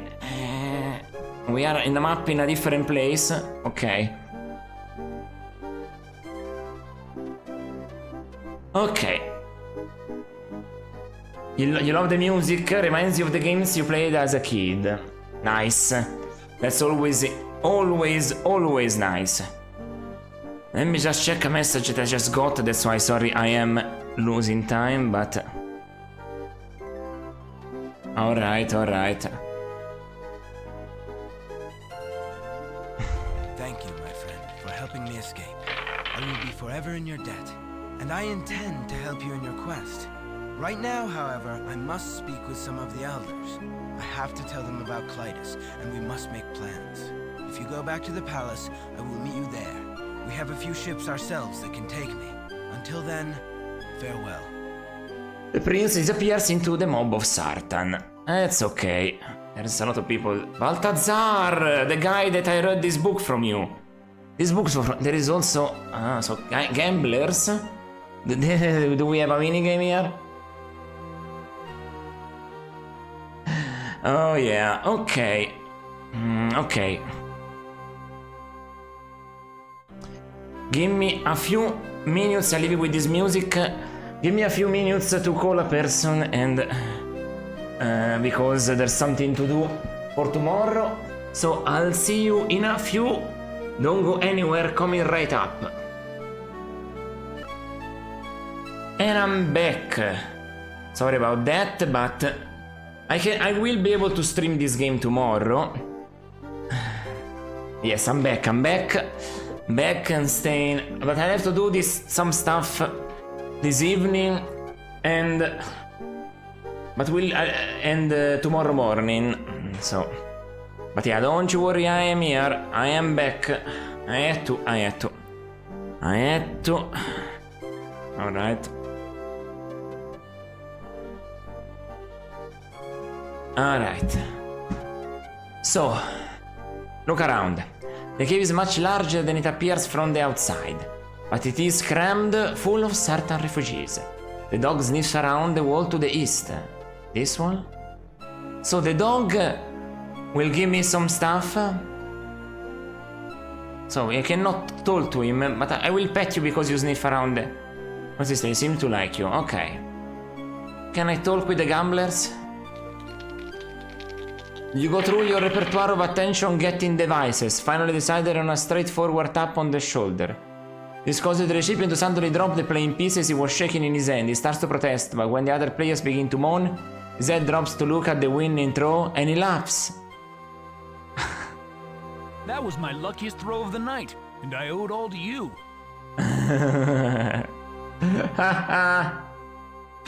I made him throw a winning dice roll. That's pretty funny. What are you doing? Doing? Why, we're playing Runebone. We passed the time while we're waiting for the prince to decide what we're going to do. I was losing all night until you nudged me. That last throw made up for my entire losing streak. What are those stones you won? They're not stones. They're rune bones. We make them from animal bones. Each unique rune bone has an individual rune carved into it, but they all interlock. When you throw them down, they form a design. If the bones fall in such a way that they form a legal spell, you win, and all the other players must contribute one of their rune bones to you. If no recognized spell is formed, you lose the bones you threw. Once you run out of rune bones, you're out of the game. Wait a minute, what is this now? If I see some of these spells now, can I learn them? Are these spells real? Can you cast them? Of course not. The runes are all fictitious. We made up the runes and the spells when we made up the game. Although when I created some of my runes, I snuck a peek at a few of the bookworm's old tomes. I wanted the runes to look authentic. Well, this is a fun guy. Since I was responsible for your throw, don't you owe me some of your winnings? Sure, my friend. I guess you did bring me luck on my heaviest bet. I suppose I could let you have a few, just so you can practice a little at the game. If you get good enough, maybe we'll let you join in. He dumps 4 rumbles into your hand. Are you hot, or is it just me? It's just you. That's all. Thanks, pal. That's all. Thanks, pal. No problem. The tension swings back to the game at hand where he gets into an argument over the legitimacy of a thrown spell. Wait a minute, this looked very authentic. Look at the runes. Look at the rune bone. It's a small white hexagonal piece of bone. A rune has been carved into his face, okay.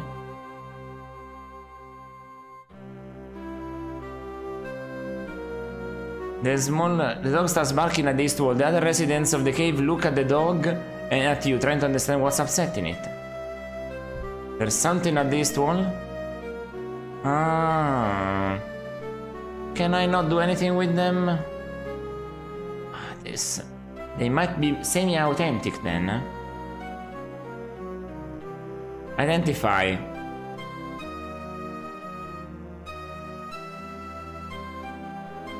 Rumbos is magical. The gamblers are magical? I don't know. Okay. All identify tells you that this is a Sartan, a fact that the Sartan isn't currently hiding. The dog continues to bark at this wall, its ear pressed against its head. What's upsetting you, man? Look at the cave wall. One of the cave walls feels like rock and looks like rock, but it has another worthy quality to it. Something about it isn't right. Look at the lamp. Simple lamp, not powered by magic, but by a burning gas. Attached to a pole so Balthazar can read whenever he travels. The dog continues to bark at this wall, its ear pressed back against its head. Take the lamp. One look from Balthazar convinces you that this must have... You must have been crazy to even think about taking his lamp. Okay. That's funny. Let's do some magic on Balthazar. Identify. I wonder if some of these room bones... Or identify okay. Balthazar is not magical? Unless told to Sartan. How can I help you? You have to clear your throat repeatedly before the thin man lifts his sunken eyes from the book. When he does, you feel the piercing burning intelligence of his gaze. Although his body is old and frail, you sense that his mind is as sharp as any you've encountered. He quickly looks you over and says, "How can I help you?" Are you Balthazar? That I am. I'm afraid you have me at a disadvantage. Who did you say you were?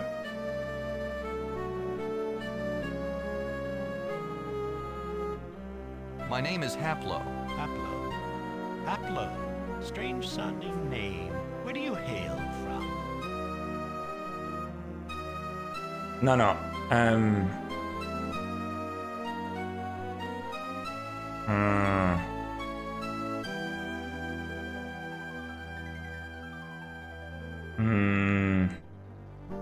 I don't wanna say this. The Sartan seems actually...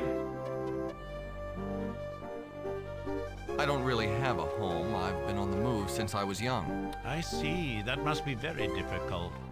Food is so scarce that we were forced to settle in one area to grow even the pitiful supply of crops we harvest. You must have some other source. Perhaps sometime you can let me know what it is. For right now, how can I help you? Okay. I passed through that scanning. You're the same Balthazar who is the king's necromancer? That's correct. Although as the royal necromancer, I suppose that I serve Edmund now. The king is dead? He wasn't a strong man. I think perhaps he had the plague at the end. It was befuddling his senses. The prince refused to assume the leadership from his father, so we followed the king until he died. Those were strange days. The king would lead us in circles as his mind slowly decayed. His death was inevitable. When someone contracts the plague, it is only a matter of time. Damn. Woo. Can I cure this? What is this plague? We're not quite sure. For as long as I can remember, people have been falling prey to a mysterious sickness. We just call it the plague, for lack of a better term. When someone contracts it, he dies days later. There is no cure. There doesn't seem to be any cause. It's not contagious in the usual sense. It strikes randomly. All of our efforts to learn more about it have proved futile. This doesn't give me any hint towards anything. The plague has decimated our population. The dead far outnumber the living. Even if our world wasn't threatened by the imminent collapse of the Colossus, I question how long the plague will let us all live.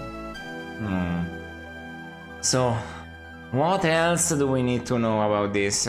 I've been to your home. I followed your directions here. You followed my directions here? I'm glad that my journal served some purpose. If it helped to save one life, it was worth leaving behind. Okay. Prince Edmund has told me quite a bit about you. The prince is a good lad. A trifle young to be sure, but holding up remarkably well under the strain of leadership. The loss of his father has been hard on him. He wasn't meant to assume the crown for years to come. My thanks for your part in bringing him home. Okay. I'd like to talk about something else. Certainly. I want to know what you're reading. What are you reading? This is just one of my own books on magic. I'm trying to master one of the lost arts, illusion. I'm so close to the spell that I can taste it. A breakthrough last night has placed it just within reach. Oh? No, oh yeah. I can gather. Yeah. What was this breakthrough? I have been trying to construct the spell by taking a back route. I reasoned that if I discovered how to break an illusion, I might be able to build one. Last night, I happened upon the correct rune structure to unravel an illusion. Using this as a foundation, I should be able to construct the Create Illusion spell. Oh. Okay. How long will it take to work out the new spell? Only a couple of years. This breakthrough has shaved decades off my research. Only a couple of years. Oh yes. I have that kind of time. It's true. A couple of years? How long do you expect to be around? You're right. Sometimes I get too involved in my own work. With the Colossus corrupted, none of us will live out the year. But there's no use in wallowing in despair. I might as well continue, since it keeps me from dwelling on our fate. What exactly is an illusion? An illusion is a powerful spell speaking directly to the brain of higher life forms. The spell tricks the mind into viewing reality a certain way. An ancient adept at using the spell could create an illusionary cell around you.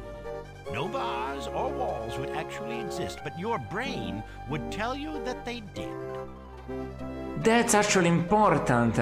I might create an illusion that the king of this realm doesn't have the scepter, so that he drops it.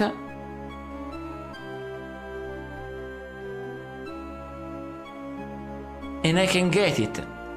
And the scepter holds power, so I can use it against him. And finally maybe getting the treasure in that place, travel around in the castle, and figure out a map of the catacombs.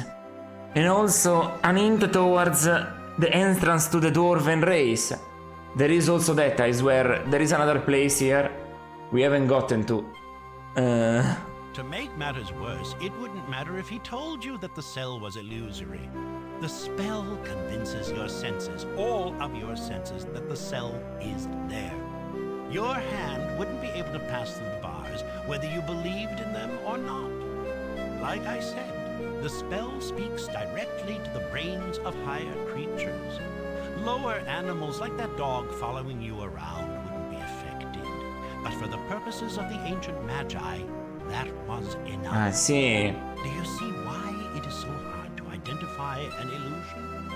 When all of your senses are telling you that something exists, there's no reason for doubt. You can't go around suspecting everything, and even if you did, your suspicions wouldn't have any impact on the illusion. You need... I wanna get cocky. Create an illusion? That's easy. I've been able to do that since I was a kid. Well then, I might as well put a halt to my research right now. I'll leave the teaching of my apprentices to you, and I'll resurrect myself since my life's purpose is over. Thank you for the insight. What? Yes, what is it now? What are you reading? This is just one of It was my sarcastic. books on magic. I was actually I'm trying expecting him to master die there. One of the lost arts, illusion. I'm so close to the spell that I can taste it. A breakthrough last night has placed it just within reach. Wait, do you go again with this? What was this breakthrough? I've been trying to construct the Okay. Have you tested your Unravel Illusion spell? Have you tested your Unravel Illusion spell? Well, no, I haven't found any illusions anywhere. Not that I would be able to recognize one if I saw it. That's the nature of illusions. The only other way to conjure an illusion is to create one. And since I can't do that yet, I have no way of testing my Unravel Illusion spell. Although all the signs indicate that it is complete, I'd love to find an illusion somewhere to try it out on. But who knows where the ancients decided to place their illusions, if anywhere. This is getting too technical for me. Let's talk about something else. Certainly. Oh, I can give out What what are this? you reading? This is just one of...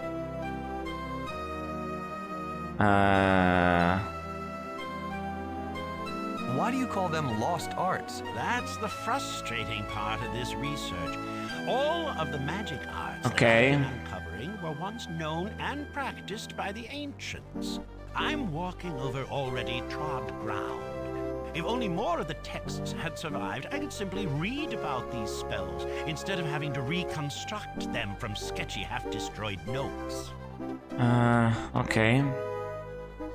Can I see your book? I'm afraid not. I only lend my books to colleagues and apprentices. You know how valuable they are? Each contains a vital piece of information. Damage to even one of them could delay or completely halt my research. I need to convince him that I am good with spells. Somehow. Well, that's not gonna be super easy, but I got some ideas. Where are the rest of your books? I heard you have a whole library. They are safe, buried in a secluded spot. I keep them guarded at all times. They are invaluable, and I won't risk damaging them. Can you teach me any spells? I'm afraid not. It takes a good deal of time to teach these arts to a novice. What's more, as a rule, I only teach my apprentices. You might want to get some exercise. Sitting there reading won't put meat on those bones. I have just enough meat on my bones, thank you. Reading is what I enjoy, and in doing so, I have outlived all of my contemporaries. I wouldn't be surprised if I outlive you. Never mind. Let's talk about something else. Certainly.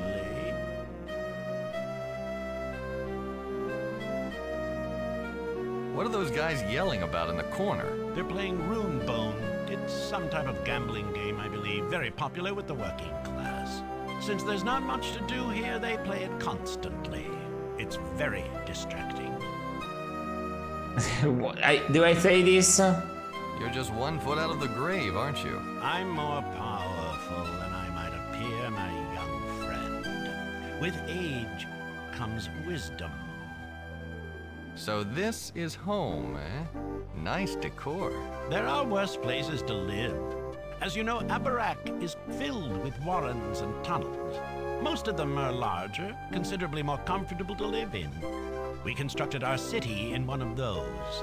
These tunnels, although spacious enough to contain everyone from Telestia, are cramped, located too close to the lava of the Fire Sea, and have only one small, clean spring, providing scarcely enough water to sustain such a population for very long. Okay. Its only advantage is that the cavern is hidden. The entrance is nearly impossible to find along the extensive coast of the Fire Sea. It provides a perfect place to hide, which is exactly what we are doing. Who are you hiding from? From Clytus's forces, of course. If they found out where we were, they'd attack instantly. We'd be boxed in, trapped. We wouldn't last a day. Okay. Thank you for your help. Perhaps we'll speak later. As you wish. Still, ears pressed back against its head. To the east wall. Cave wall. Take the cave wall. Can I open the cave wall? Don't continue to work at the east wall. Can I close the cave wall? Toss the... You can penetrate the stone, but the key ring seems to sink in a bit. The dog continues to work at the east wall.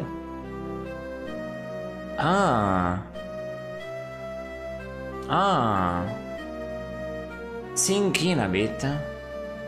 Is it a fake wall? Can I give this room to you? That's nice. That's nice. Ok. That's nice. That's nice. My doggy. What are you doing, eh? Well. Try to escape, we have it. Yeah. What these things do? Drop the room bone. Shake the room bones in your hand and drop them. They form a pattern, but since you don't know the rules, you have no idea if you win or lost. Some of the gamblers look over at you and chuckle. A little embarrassed, you pick them back up again. What if I drop them again?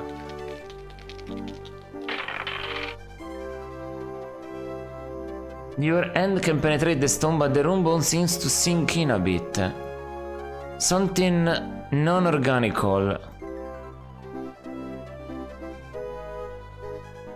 Wait a fucking minute. It's a painting!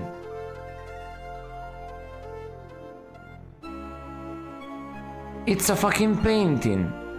Create reality pocket. I think so. No, it's not. Oh man, sinking a bit. Is it made of organic material? If I eat it, it melts? Maybe?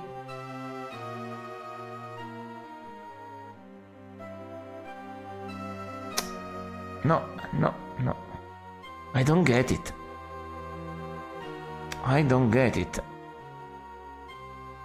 Magic on the cave wall. Can I do... Wait, the dog is seeing something? Possession on the dog. What are you seeing that I'm not? Of course.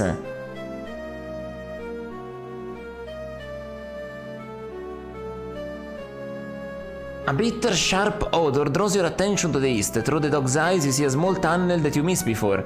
Running into the cave wall, dry, stale air from the opening carries a disturbing smell, an evil smell.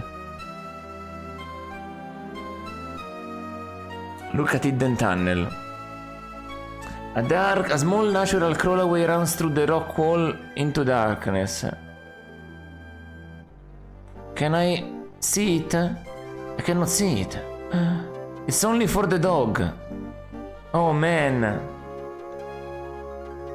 That's incredible.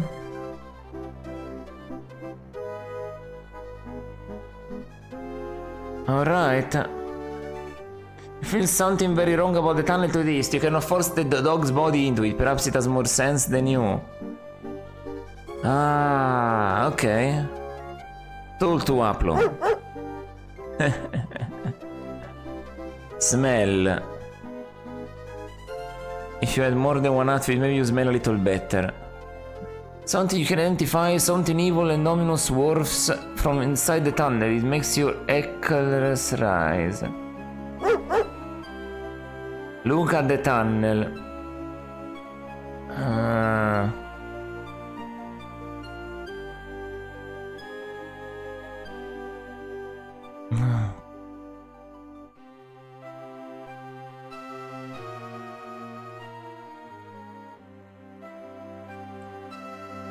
Okay.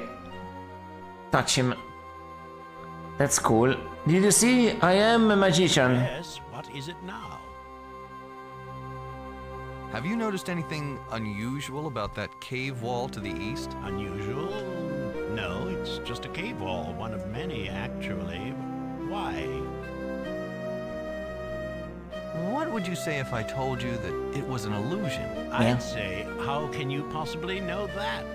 Your brain can't distinguish reality from illusion. You are a higher life form, aren't you? That's just an assumption, mind you. I've looked at it through the dog's eyes and it's not there. What do you think that means? You mean you possessed the dog and he didn't see it? Yes, that would follow. The spell does not communicate with the lower life forms, and by possessing the body of such a form, you would bypass the magic of the illusion. You say it was the east wall. It's an illusion. Imagine. I've been saying this close to an illusion every day, eager for a chance to test my unravel illusion spell. I'll try it now.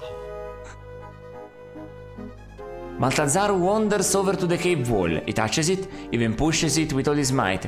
With a questioning look in your direction, he waves his hands about, tracing blue, glowing lines in the air. When he has finished the final rune, the spell floats into the wall. The rock flickers, then dissolves like so much mist. Beyond, you see a small crawlway stretch into darkness. It worked! It worked! This is exactly what my research needed. Now that I know the Unravel Illusion spell is correct, it won't take long to finish the Create Illusion spell. Balthazar dives back into his book and resumes reading with rekindled enthusiasm. I have learned a spell by seeing it. Unravel Illusion. It's like this. This is the Unravel Illusion. I have to figure out... I can create a rune on my own. Identify.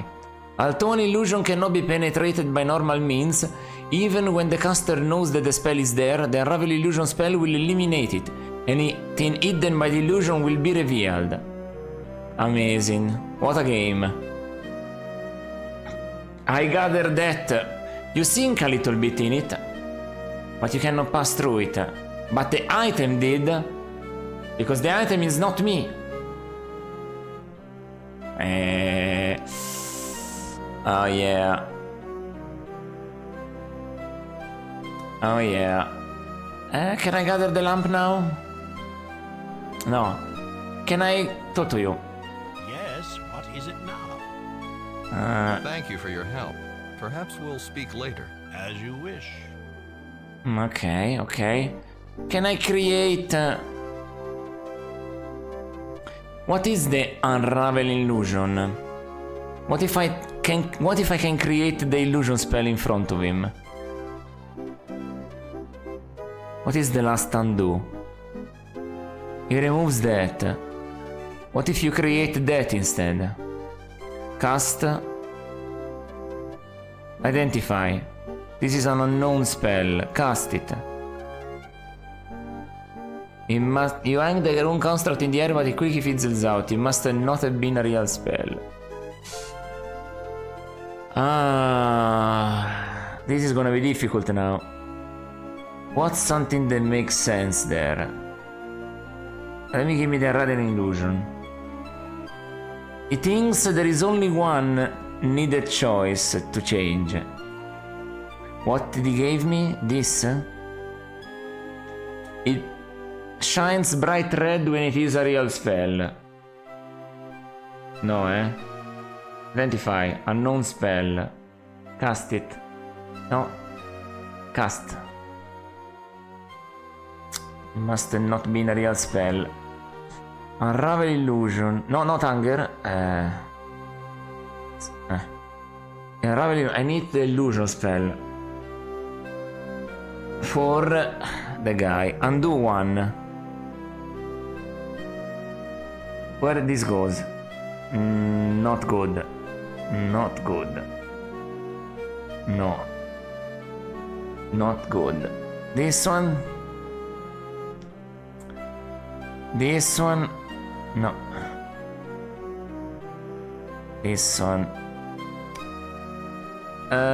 Illusion. That's difficult to parse. That doesn't even connect well. This? No. This one connects. Unravel Illusion. What is this? No. This is gonna be difficult. Okay.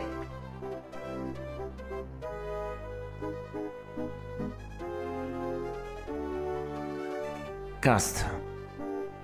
No. Oh man. I'll need to figure out something. I don't think I can so quickly. What is this? Doesn't even connect. No. Barely connects. Too weird. Maybe? No. I wonder if I have to undo completely something. Because he said If you gather the illusion, then the illusion spell might have been just that, but a little bit different. Figuring out though, that part is gonna be difficult. No.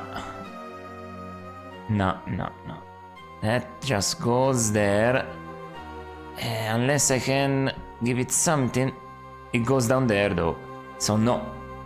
No, it doesn't go where I thought it would be going. How many runes can I put? Maximum of 5 to cast a spell. Okay, well, for now I don't got nothing.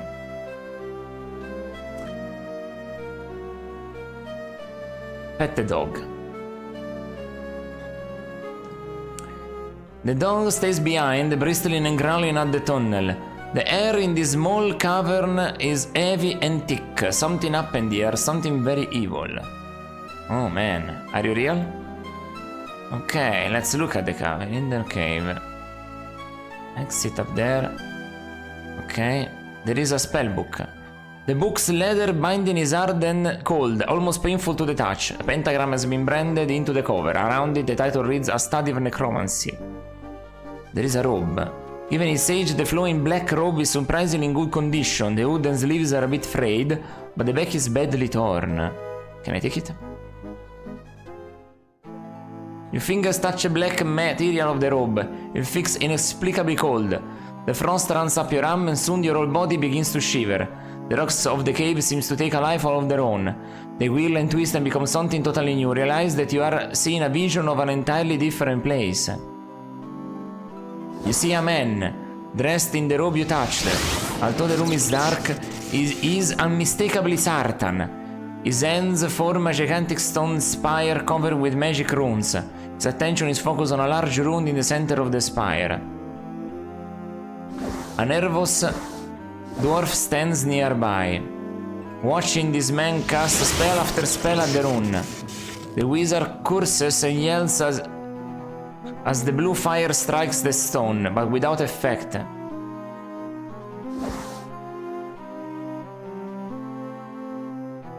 Finally, a particularly fierce spell actually affects the column.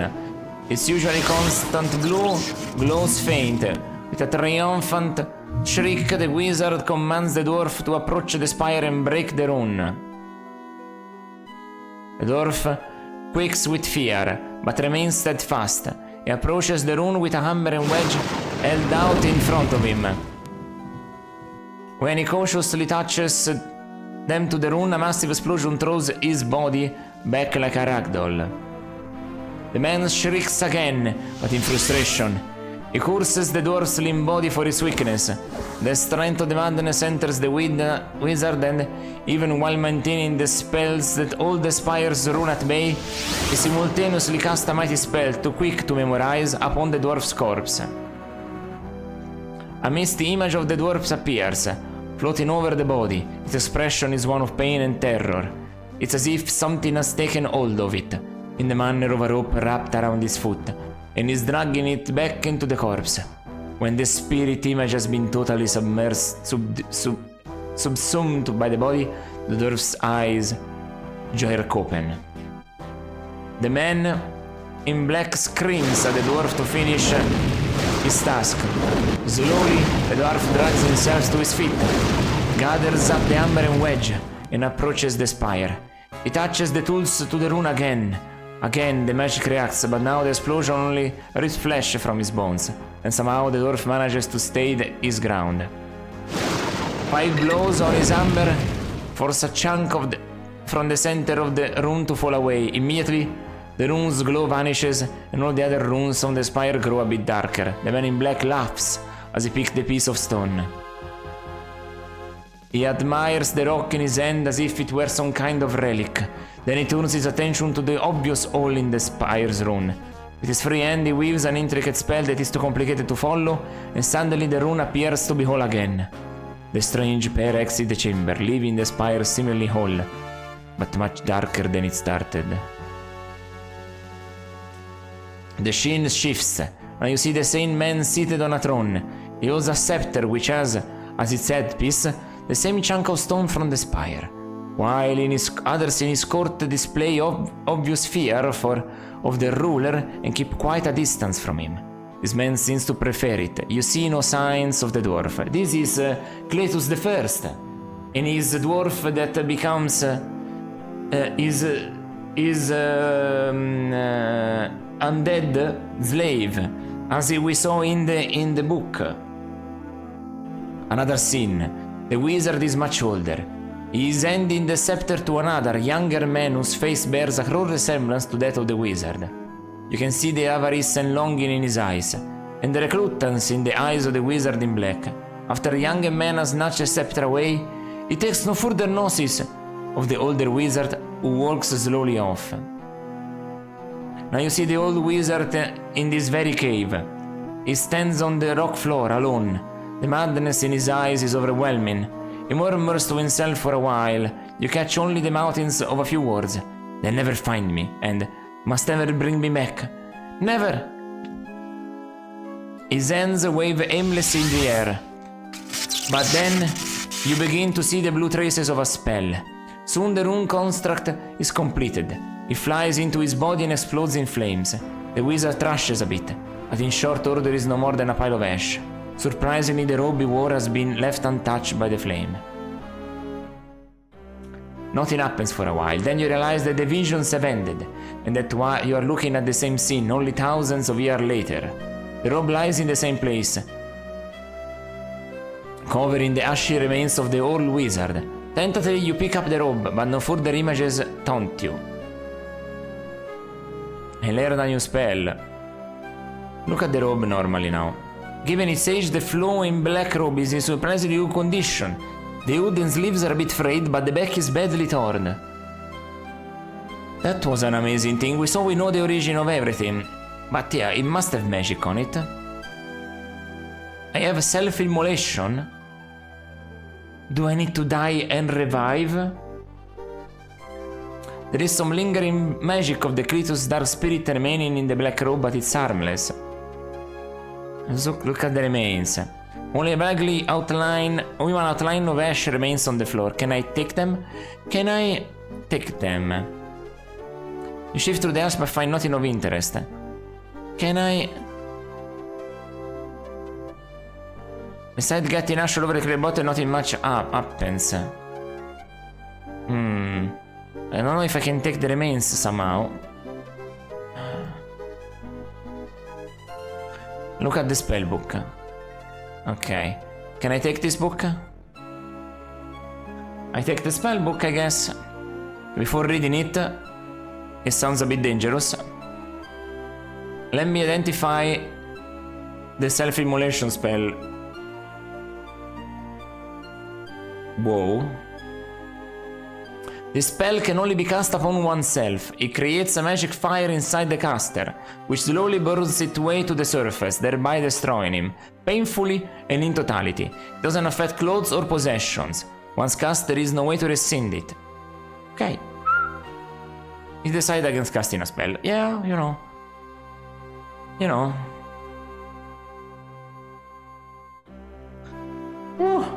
That was dangerous.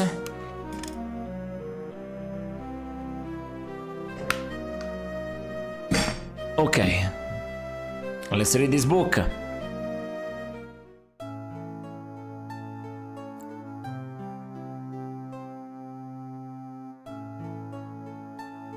A study of necromancy.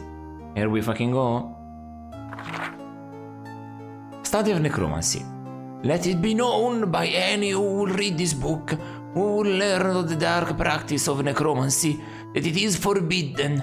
Let the reader do so at the peril to his soul and to those of his brethren. So it was the opposite once. 2000 years ago, in the game, it was the opposite. Necromancy was forbidden and normal magic was the one conceded, because we found another book saying that necromancy is the way and that every other types of magic are semi-forbidden, but Balthazar was trying to revive those types of magic. This tome is intended for information's sake only. He who disregards this warning and undertakes to practice this discipline has committed a crime against his race, and at this time, a crime punishable by death by the order of the Sartan High Council. So this is before Cletus the First, when the Sartan High Council was still in place. So the Sartan banned necromancy. Man, the Sartan were good people. If this warning strikes you as too harsh, you are obviously not familiar with the after effects of this art. Simply put, for every person brought back from death, another of his race shall die untimely. Oh yes, okay. Oh fuck. I have discovered what's the plague, I think. I just got a fulguration. The plague, let me write it down in case it's true. The plague is just a side effect. Incredible how everything makes sense in this game. Holy shit. Holy shit, it's honestly impressive. Of necromancy. Because every undead body claims a living soul. Claims a living soul. Of course, otherwise how do they speak? Of course. This spell is tantamount to murder, therefore it is treated as such. Necromancy is literally death magic. It can be used to draw back the spirit of the dead and force it to inhabit the body it has rightfully vacated. Ah, shit. Can be used to draw back the spirit of the dead and force it to inhabit the body it has rightfully vacated. This is not to bring the dead back to life. Indeed, the body loses its ability to feel and heal its wounds. Eventually, even the best kept corpse will be useless. Countless accidents and daily wear will eventually exhaust its potential. And the spirit never quite grasps what has happened. It exists in a state of constant confusion. In its own mind, it is reliving its past. It replays events that it has experienced, despite different environments and the lack of other players and props. Some lose contact with this world entirely and live only in their created reality of the past, but that is an extreme case. Most spirits can understand and communicate with the living. This is their only benefit. Resurrected corpses obey the living as well as they can, given their mental and physical limitations. In a situation where the living cannot function, appearing to life or health, a corpse can perform admirably. Necromancy was discovered by accident, a failed experiment to uncover the soul's destination after death unexpectedly provided the basis for resurrection. No one understands precisely what the spell does. The spell's results are understood, but where are they drawing? Are we drawing the spirit from? What are we consigning it to? Why does another person have to die? And why only from the same race? These questions will have to remain unanswered, as all experiments involving use the spell have been prohibited. The spell itself is as follows. This text should serve only to remind that the practice of necromancy has been condemned. By forgetting the art and its consequences, we risk that future generations will unwittingly follow our footsteps, rediscover the discipline, and repeat our mistakes. Look upon this text as knowledge, pure and simple. Knowledge never kills or destroys, except in the hands on those who misuse it. Alright. So I have the spell now. Resurrection.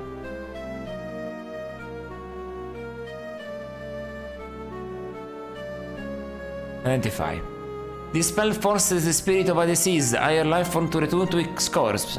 Although the corpse will become animate, it merely mimics life. The body will continue to decay, will not have the ability to heal itself. It has no sense of pain. The target remembers everything from its former life, but cannot process new experiences. Lives in its past and forgets everything that happens subsequent to its resurrection. This spell can only be cast shortly after the target's death. The ability to bind the corpse spirit degrades rapidly following death. And there is self-immolation. Oof. Okay. Let me look around. I cannot gather those remains, right?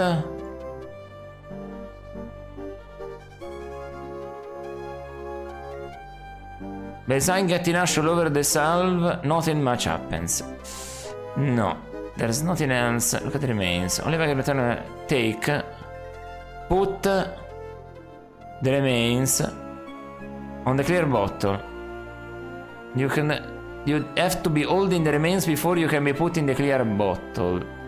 Take the remains. Okay then. Nothing.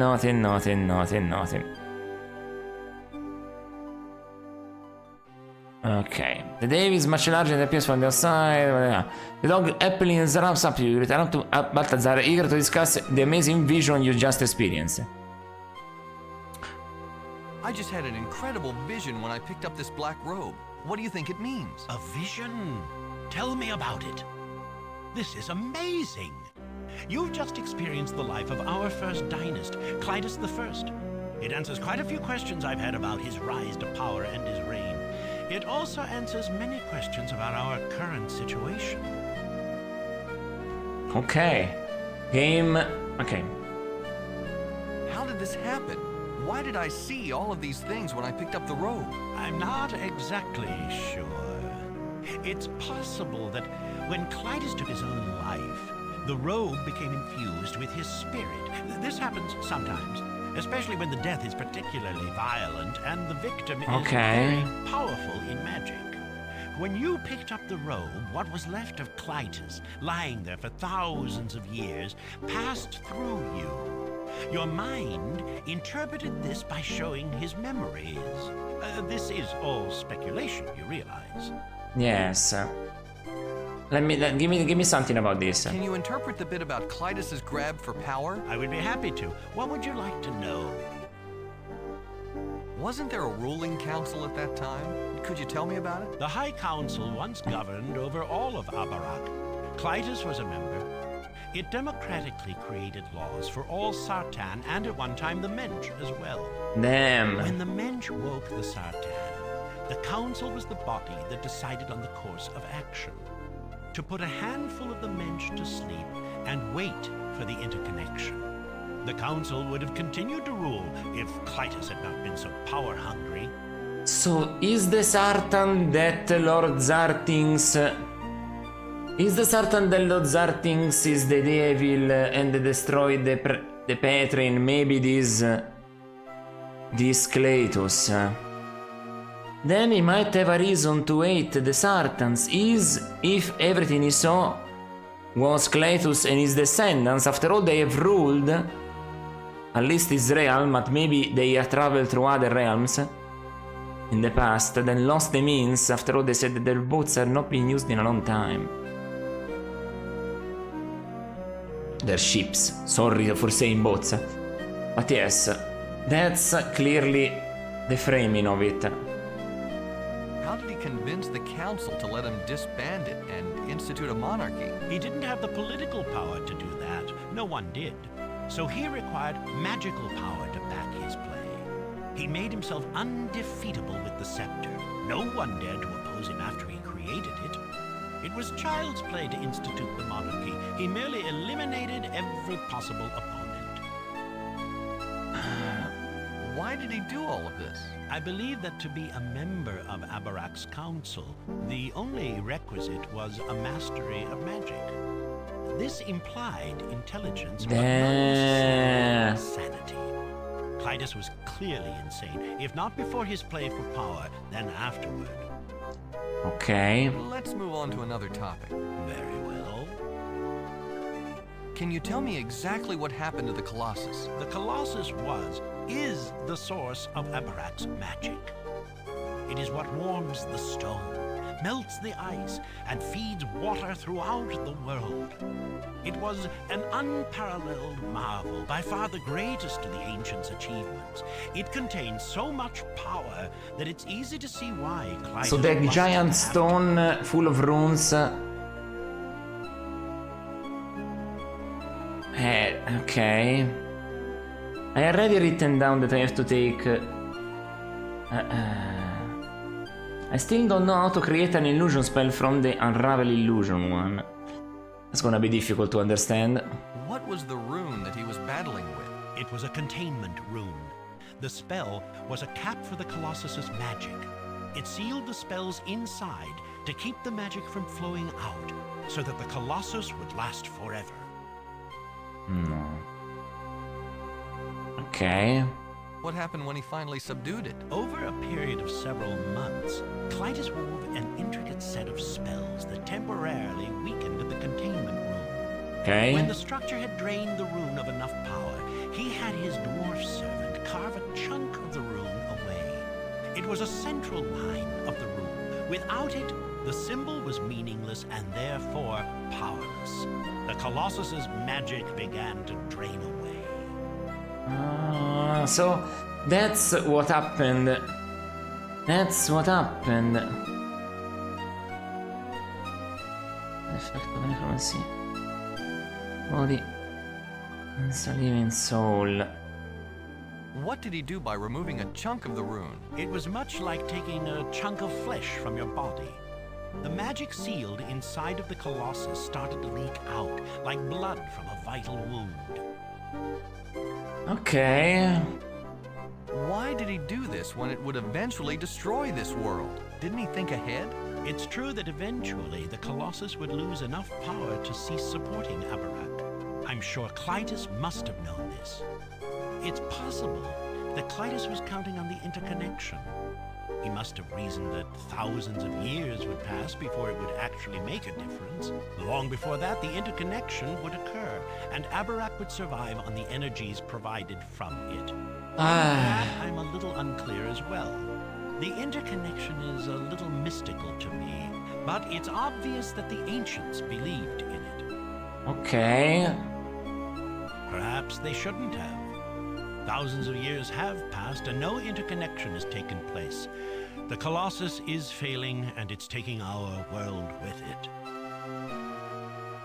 What did he do at the end, before he left it? Clytus was intelligent. He knew that people would see the Colossus with a huge chunk missing from the containment rune and realize something was amiss, so he placed an illusion upon it. Now the Colossus looks normal, even feels normal. But the hole is still there, the rune is still broken, and magic continues to flow. Aha. So I have to unravel the illusion? Okay. Okay. I have to unravel the illusion placed upon the Colossus.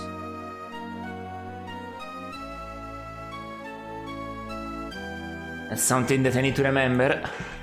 Don't know when I'll get to it, but okay. Can the Colossus be fixed? That's an interesting question. I suppose it could. If the rune were reconnected, it would begin to function again.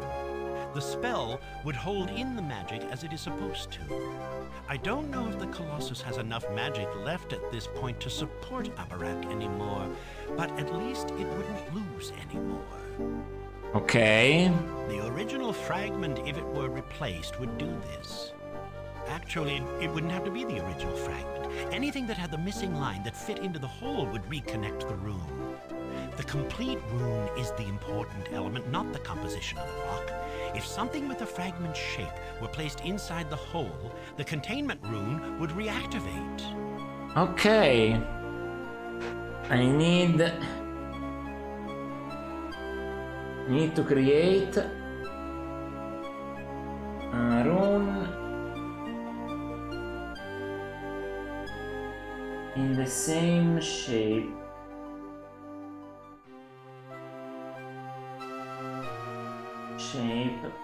of the hole to fix the Colossus. Fix the Colossus. Alright. Okay. That's important. First unravel, then create a rune in the same shape of... I have some fake runes in my hands. What's the deal with the dwarf? What do you mean? What's the deal with the dwarf? The dwarf was Clytus's personal servant. He worshipped Clytus, very like a well-trained dog.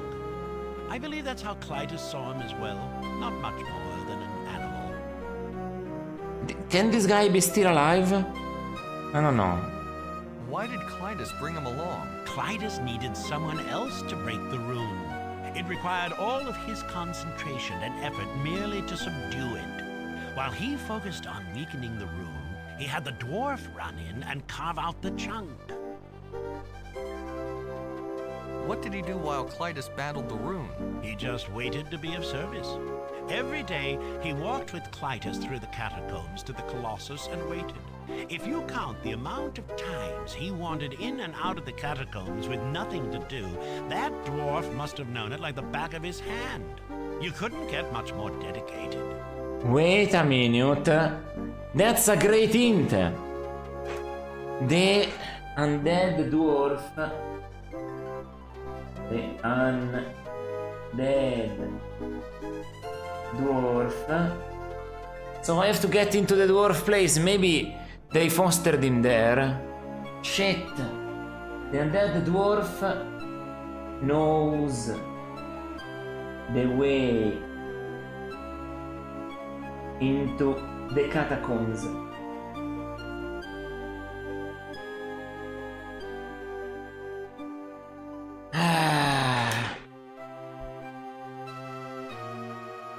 What happened to him when he tried it the first time? Even weakened, the rune's magic was strong. Clytus should have known better than to send a mensch to cut the rune. It killed him instantly. I believe that this is where Clytus finally went mad. He was so close to his goal, and his plans were about to be foiled by a lowly mensch. In desperation, he resurrected the dwarf, knowing that the result would be much more resistant to damage than the dwarf's original body. The corpse dragged himself up, and still loyal to Clytus, removed the chunk of stone from the containment room. Clytus had succeeded in breaking the rune at only the cost of a mensch. A bargain. Shit. Is that when Clytus instituted the practice of necromancy among the Sartan? Come to think of it, you're right. Coincidental timing? Perhaps not. It's possible that he instituted the practice to justify his own actions. That's almost unthinkable. I'm sorry to say that it's probably We've been true. using necromancy for thousands of years to cover for one man's mistake? I certainly hope that's not the case. Where did he end up? After Clytus had broken the containment rune, he had no further use of his servant. He banished him to the ancestral home of the dwarves. Dang it, it's there. Caves fairly near to Telestia. The dwarf obsessed about Clytus for years. Having the metal retention of the dead, he eventually forgot that he had completed the mission and broken the rune, so he sat in his cave, waiting for Clytus to come and take him back to the catacombs. I think he's been waiting there ever since. Shit, it literally is there. Well, I have to go there anyway. I knew that I had to enter there, so I don't need a motivation to go there. Let's move along to another subject. Tell me about the Scepter of Rulership. After Clytus took the chunk from the Colossus, he fashioned a scepter and used the chunk as a headpiece. He brandished the finished product at the council and demanded a crown. They caved in almost immediately. Damn. This is important to know. What kind of power did the scepter have? Mostly destructive. It could turn a man to ash with no more than a flick of the wrist.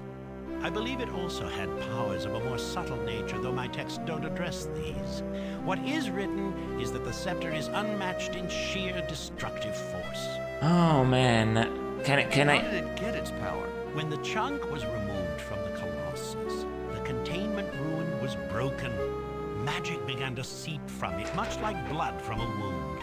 Okay. It was always Clytus's intention to draw magic from the wound for his own purposes. He found that he could focus this power through the piece of the Colossus that he possessed. That is why he fashioned the scepter, using the fragment as the headpiece. I get it. I get it. Oh! Oh, I know! There's the fake fragment in the clock tower. Can I get it somehow? I don't know, remember all the items that I have to check. So... let me write it down. In the clock tower. Okay. Why did the council cave in? Wasn't it filled with master wizards? Clytus was drawing upon the magic of the Colossus. Nothing could withstand that. Where the other wizards had to weave the rune construct slowly into the air and pull the possibilities of their spells into this reality, Clytus could just disintegrate them with the wave of his hand. Before any organized resistance could be brought to bear, Clytus had eliminated any council member powerful or stubborn enough to oppose him. The others fell into line like cattle. Is there any way to counter the scepter? That's like asking if there is any way to defeat the Colossus. In a sense, it is the same thing. The scepter draws upon the Colossus's power. Ah. It cannot be overcome. So? Although it wouldn't be necessary to overcome the scepter if it were rendered useless. This is just a wild thought. But the scepter focuses the power of the Colossus that is leaking from the broken containment room. Okay. If the room were completed and the containment spell resumed working, the scepter couldn't draw upon the magic. It would be useless. Wait. So, to stop the scepter from working,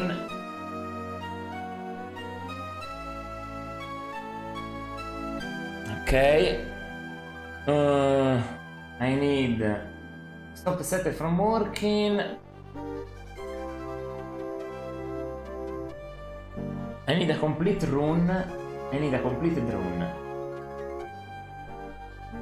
A completed rune. And a containment spell.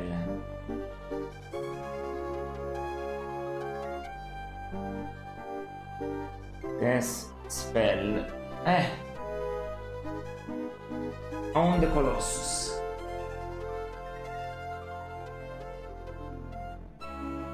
Alright. All of this speculation is worthless as well. You can't render the scepter useless without completing the containment rune. You can't complete the rune without replacing the headpiece inside the Colossus, and you can't get the headpiece without rendering the scepter useless. No, I think I can get the fake... Where is the scepter now? When Clytus grew too old to rule, he placed the scepter in the hands of his eldest son, Clytus II, and disappeared. The line is continued unbroken until this day. Clytus XIV now holds the scepter and rules Abarak. I would guess that he has it within his palace. Let's talk about something else. Very well. Can you explain why Clytus ran away at the end? I have a theory. Okay. After he passed the scepter on to his son, it was only a matter of time until he passed away, either naturally or at the hands of one of his many enemies. Right. He decided to come here, to a secret cave where he could hide forever. Clytus entered and decided upon a small chamber for his final resting place. He cast an illusion spell upon the entrance in order to keep everyone out. Even if someone found these caverns, they wouldn't penetrate his inner sanctum.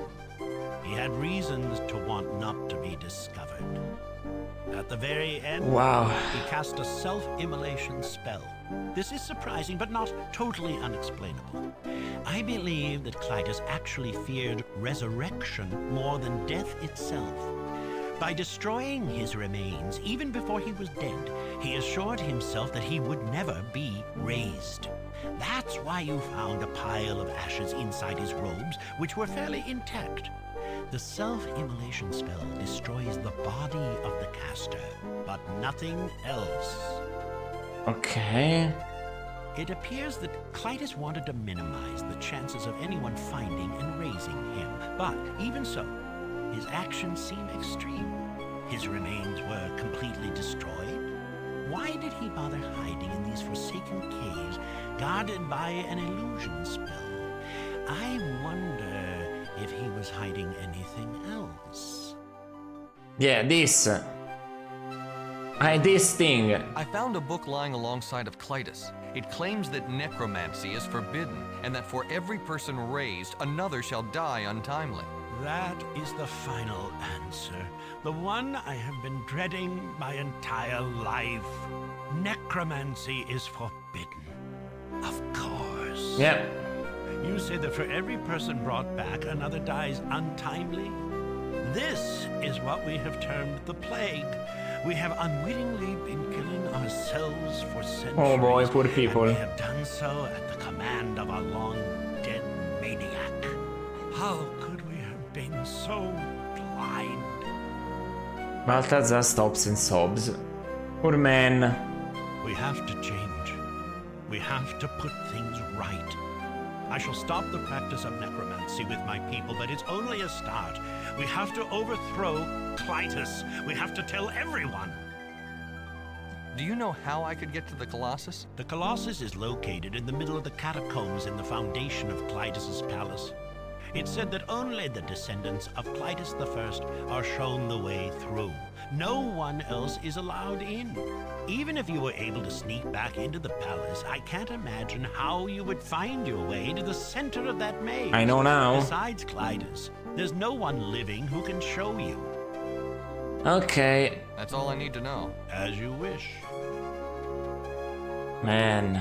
Can I show you the book? That's nice. That's nice. Man. Talk to them. There is a might you can get the gambler's attention. They have to engross in their game.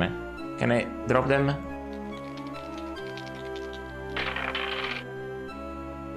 Okay. Pet the dog. Pet the dog. Wow. We discovered much. We have discovered much. Ay. So.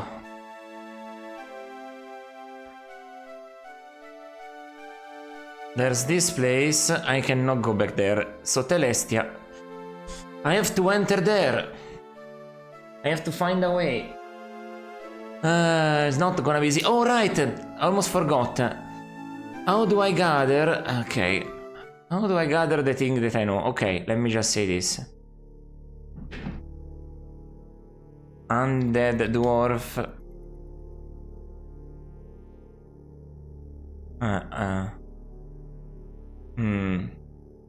Dead dwarf. Saves me. Save me. Please. Save me, please. Dead dwarf, save me, please.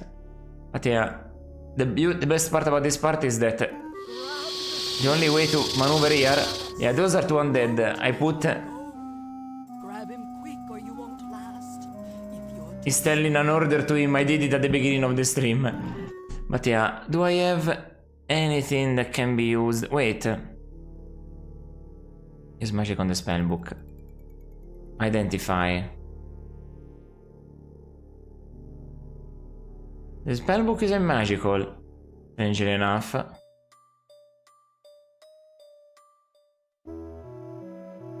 No, not this way. This way. This thing. Unlike the rest of the cast iron statue, the wedge-shaped headpiece is made of a different material. It looks as if it was carved from a black rock and set inside the metal tongues. The scepter on the flat end is a single graven line. I want to see what it is. I cannot take it. Take the headpiece. The center headpiece is firmly lit by iron tongues. You can budge it by hand.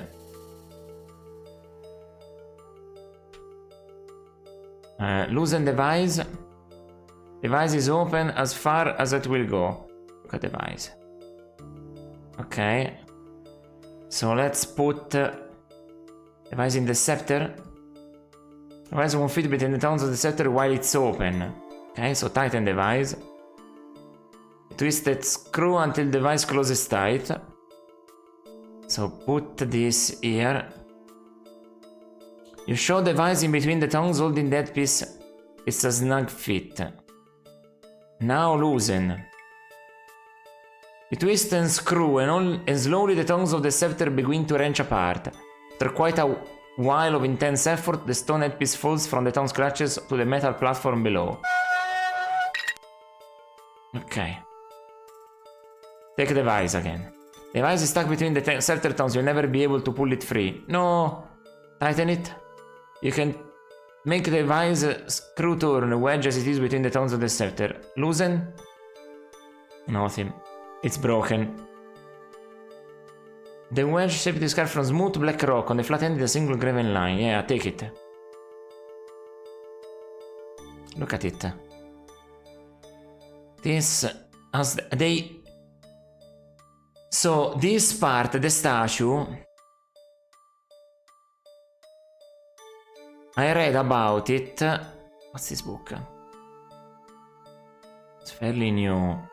Was it this? Let me see. Because I read this about here.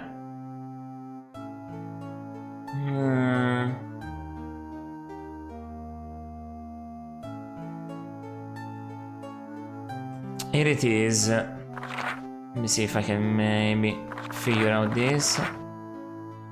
The person dead never been familiar. Dead, there is no harm done to the chorus, nevertheless. This becomes a rival, why travel and in addition to war? That's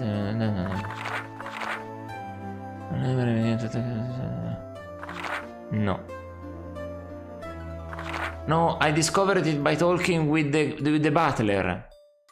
I discovered it by talking with the butler, so this guy will not tell me it anymore. That butler. How may I be of assistance, sir? Okay, no, the talking with the butler, I wrote down that the statue was made. Yeah, remove the scepter from Cletus to make him vulnerable. And that is a representation of Cletus the First. This conversation is over. As you wish. But yes, now what remains to figure out is that I haven't figured out. So, what have I read was in the book here.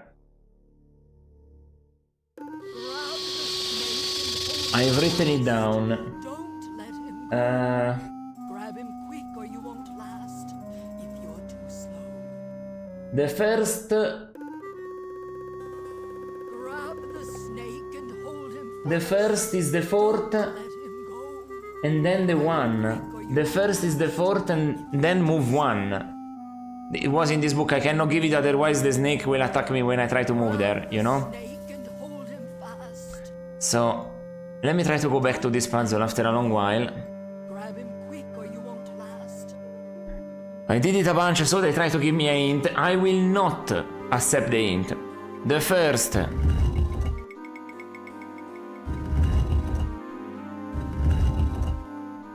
The fourth as it lasts. No, not only one though.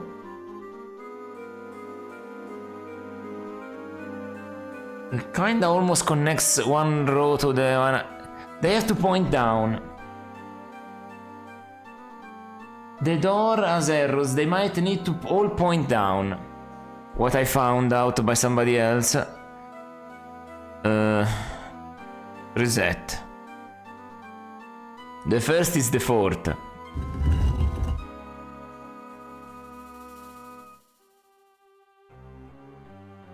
One, two, three, four, five. Then it's the last. Is this something?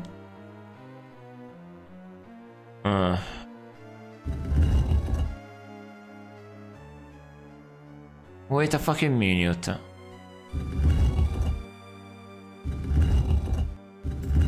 They don't go. Damn it. They don't all go. Like I thought.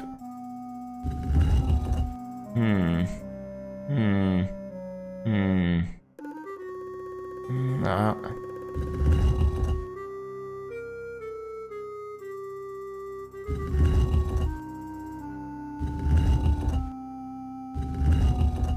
Remains only these two. Ah, shit. Reset. I got an idea. No, reset.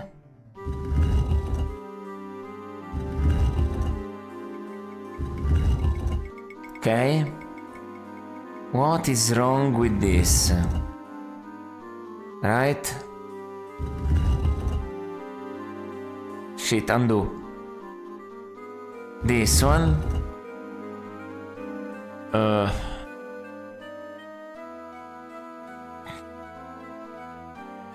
Oh, fuck. All they need to point down, I think. I don't want any hint. I need to figure it out. They already point down.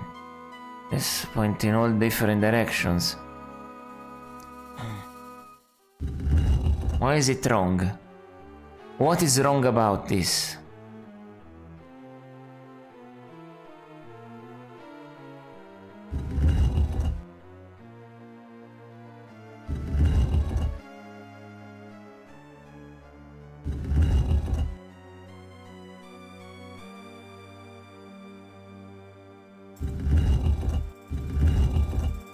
No.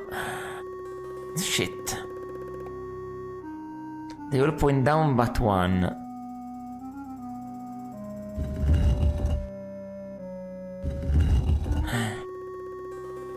Dang it. What the fuck is wrong with this?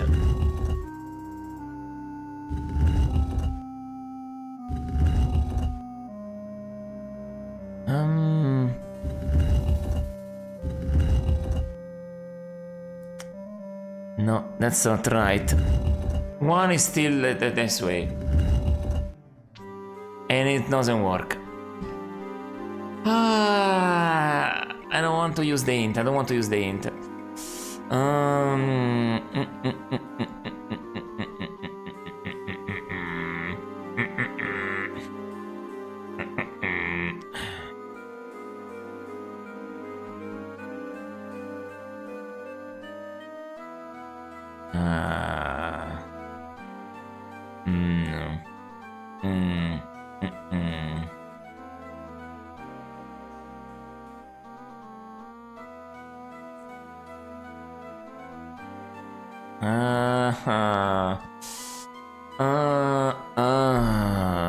Reset, I resetted, okay, yeah.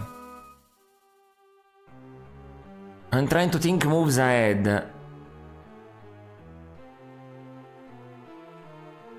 What happens if I do this?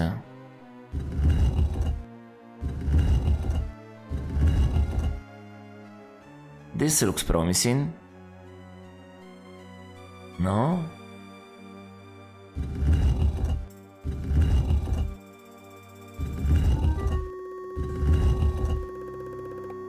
No?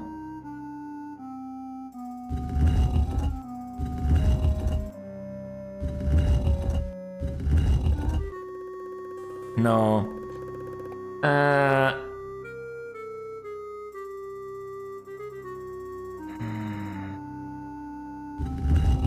Wait a fucking minute.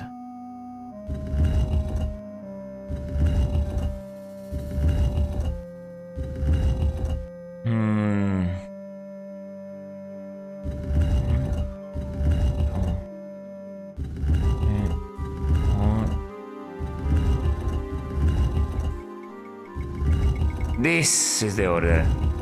Hey, okay. First the one in the middle. The stone symbols click into place and the wall slides away. Beyond you see a dark tunnel. You steer yourself and walk in. Oh shit. These caves are ancient, carved long ago by the dwarves that lived there. Tunnels are on off in all directions. Okay. Look at the tunnels. Quite a few narrow twisting tunnels run off of this main cavern. The dwarf is unmistakably dead, and has not weathered the years well.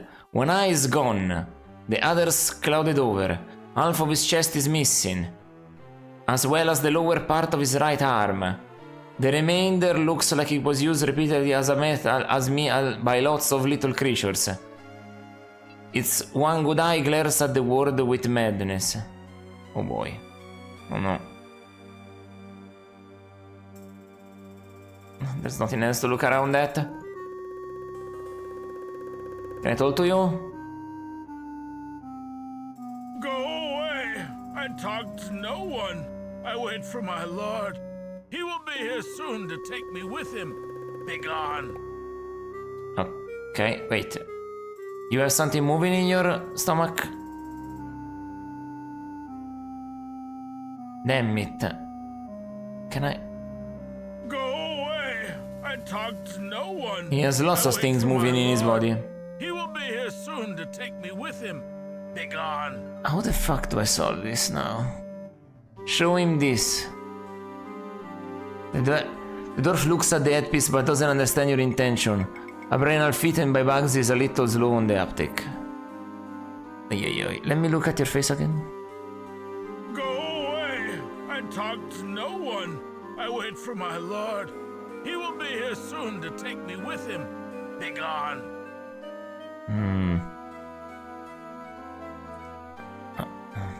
Sorry, dog. Okay. What the fuck? Can I drop this?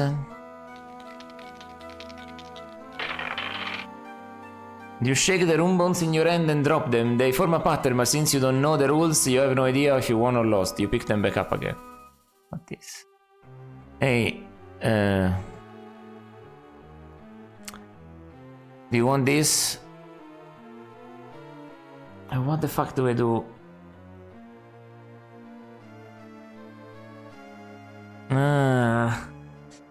Okay.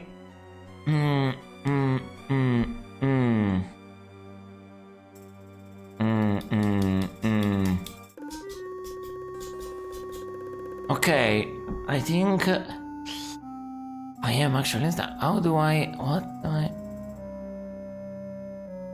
Wait a fucking minute. Wait a fucking minute.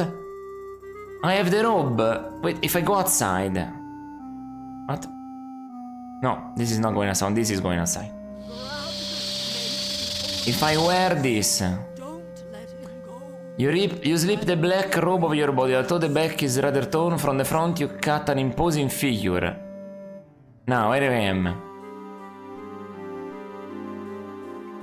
My lord Clytus, I knew you would return. Yes. I have been faithful. As you asked, I spoke to no one about you. I have waited for you to take me back to the Colossus so that we can complete what we started. Take me with you, my lord, please. Take me with you. Okay. The dwarf studies you with his one roomy eye, sees the vague form of a black robe and then smiles an unsettling sight. So because he cannot see that well, he confuses me for the guy that he needs me to be. That's nice. Do you know the way through the catacombs? Of course I do. A dwarf never forgets his way, especially through underground tunnels. I could find my way to the Colossus blindfolded. Oh, okay, since I am the Lord. Also, I like that I'm trying to put an imposing voice. That's funny. I certainly hope so. Your eyes are so weak that you might as well be wearing a blindfold.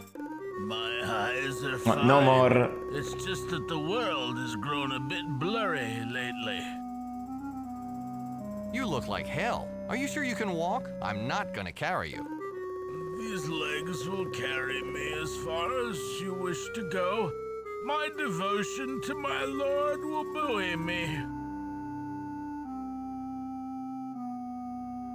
You sat here for thousands of years waiting for me? I've waited ever since you sent me here. I knew you would return to take me away. I always knew. You also... I just noticed... one ear fell off and is now on his shoulder. Oh man, what? Oh yeah, oh yeah, okay. Did you make that statue in the clock tower? Is that supposed to look like me? A statue? A statue? I carve statues of you all the time in your service. You said that it pleased you. I hope I haven't done anything to make you angry. I might have made a statue when I first came here. I can't remember. Forgive me, my lord. It's all so foggy. What about the scepter it holds? Is it an exact replica of the original? You spoke about a scepter. Every time we entered the catacombs, you said that you would make a scepter that held the fragment of the Colossus. We haven't taken the fragment yet. How could I have duplicated a scepter that doesn't yet exist? Take me to the catacombs, my lord, and we will extract the fragment you need to make the scepter. I ask only to serve you. Okay, so consistent with every undead and every rule about the necromancy that they have introduced, him also can't remember anything after his death. He took the scepter piece after his death. His first blow, as we have seen in the cutscene, killed him. And then he was revived, but I cannot remember much well, or at all, anything that happened after their death. That's amazing. That's amazing. Of course. Come with me now. We shall go there immediately. Yes, my lord. Of course, my lord. Let us go. I'm ready. Joins unused for centuries creak and pop as he slowly rises. It's rather disgusting to see how much of his body is left on the cave floor. Surprisingly, he succeeds and walks unsteadily towards you. That's incredible. Yes, my lord.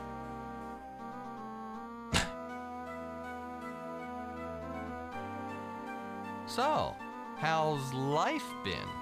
Occasionally, I got up to stretch my limbs, and if I was lucky, reattach them.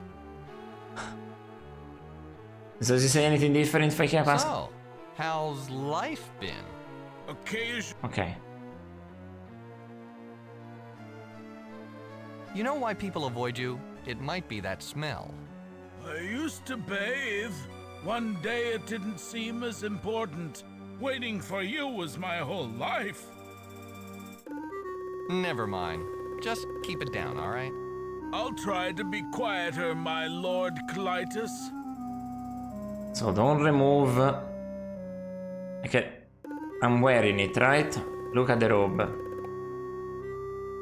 Okay. I'm wearing it.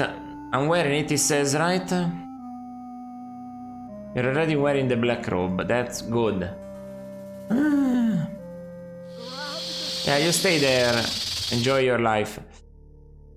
So let me just spell identify.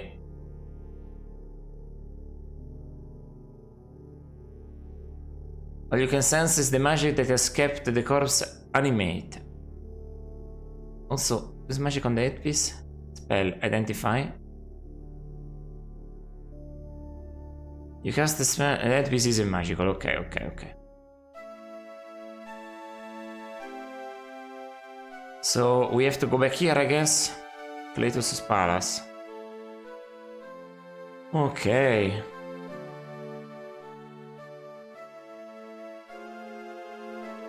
Hello.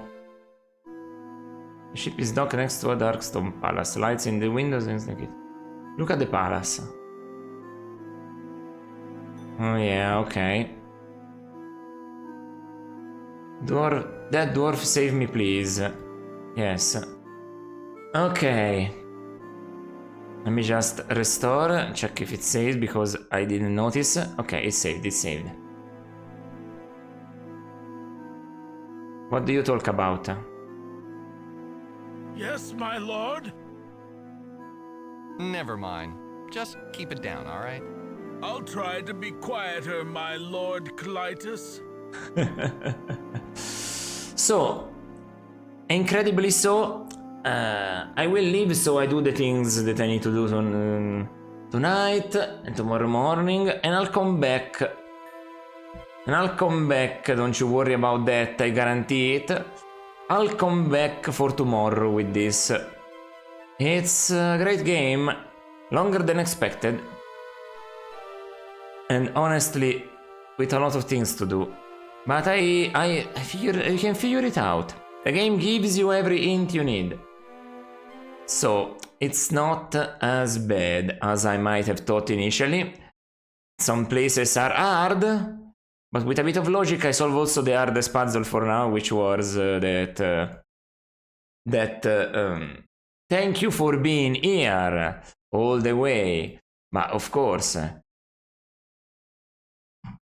thank you for being here, absolutely. So, I will come back tomorrow. Until then, I'll send you somewhere if you want to. So that we do the usual. But yes, tomorrow at the same time I will come back here for you. And until then, I'll send you to see some vintage story. Always fun. Very computer heavy game, so don't you worry, you're in good hands. Until then, I can say only one thing and one thing only, and that is ciao ciao!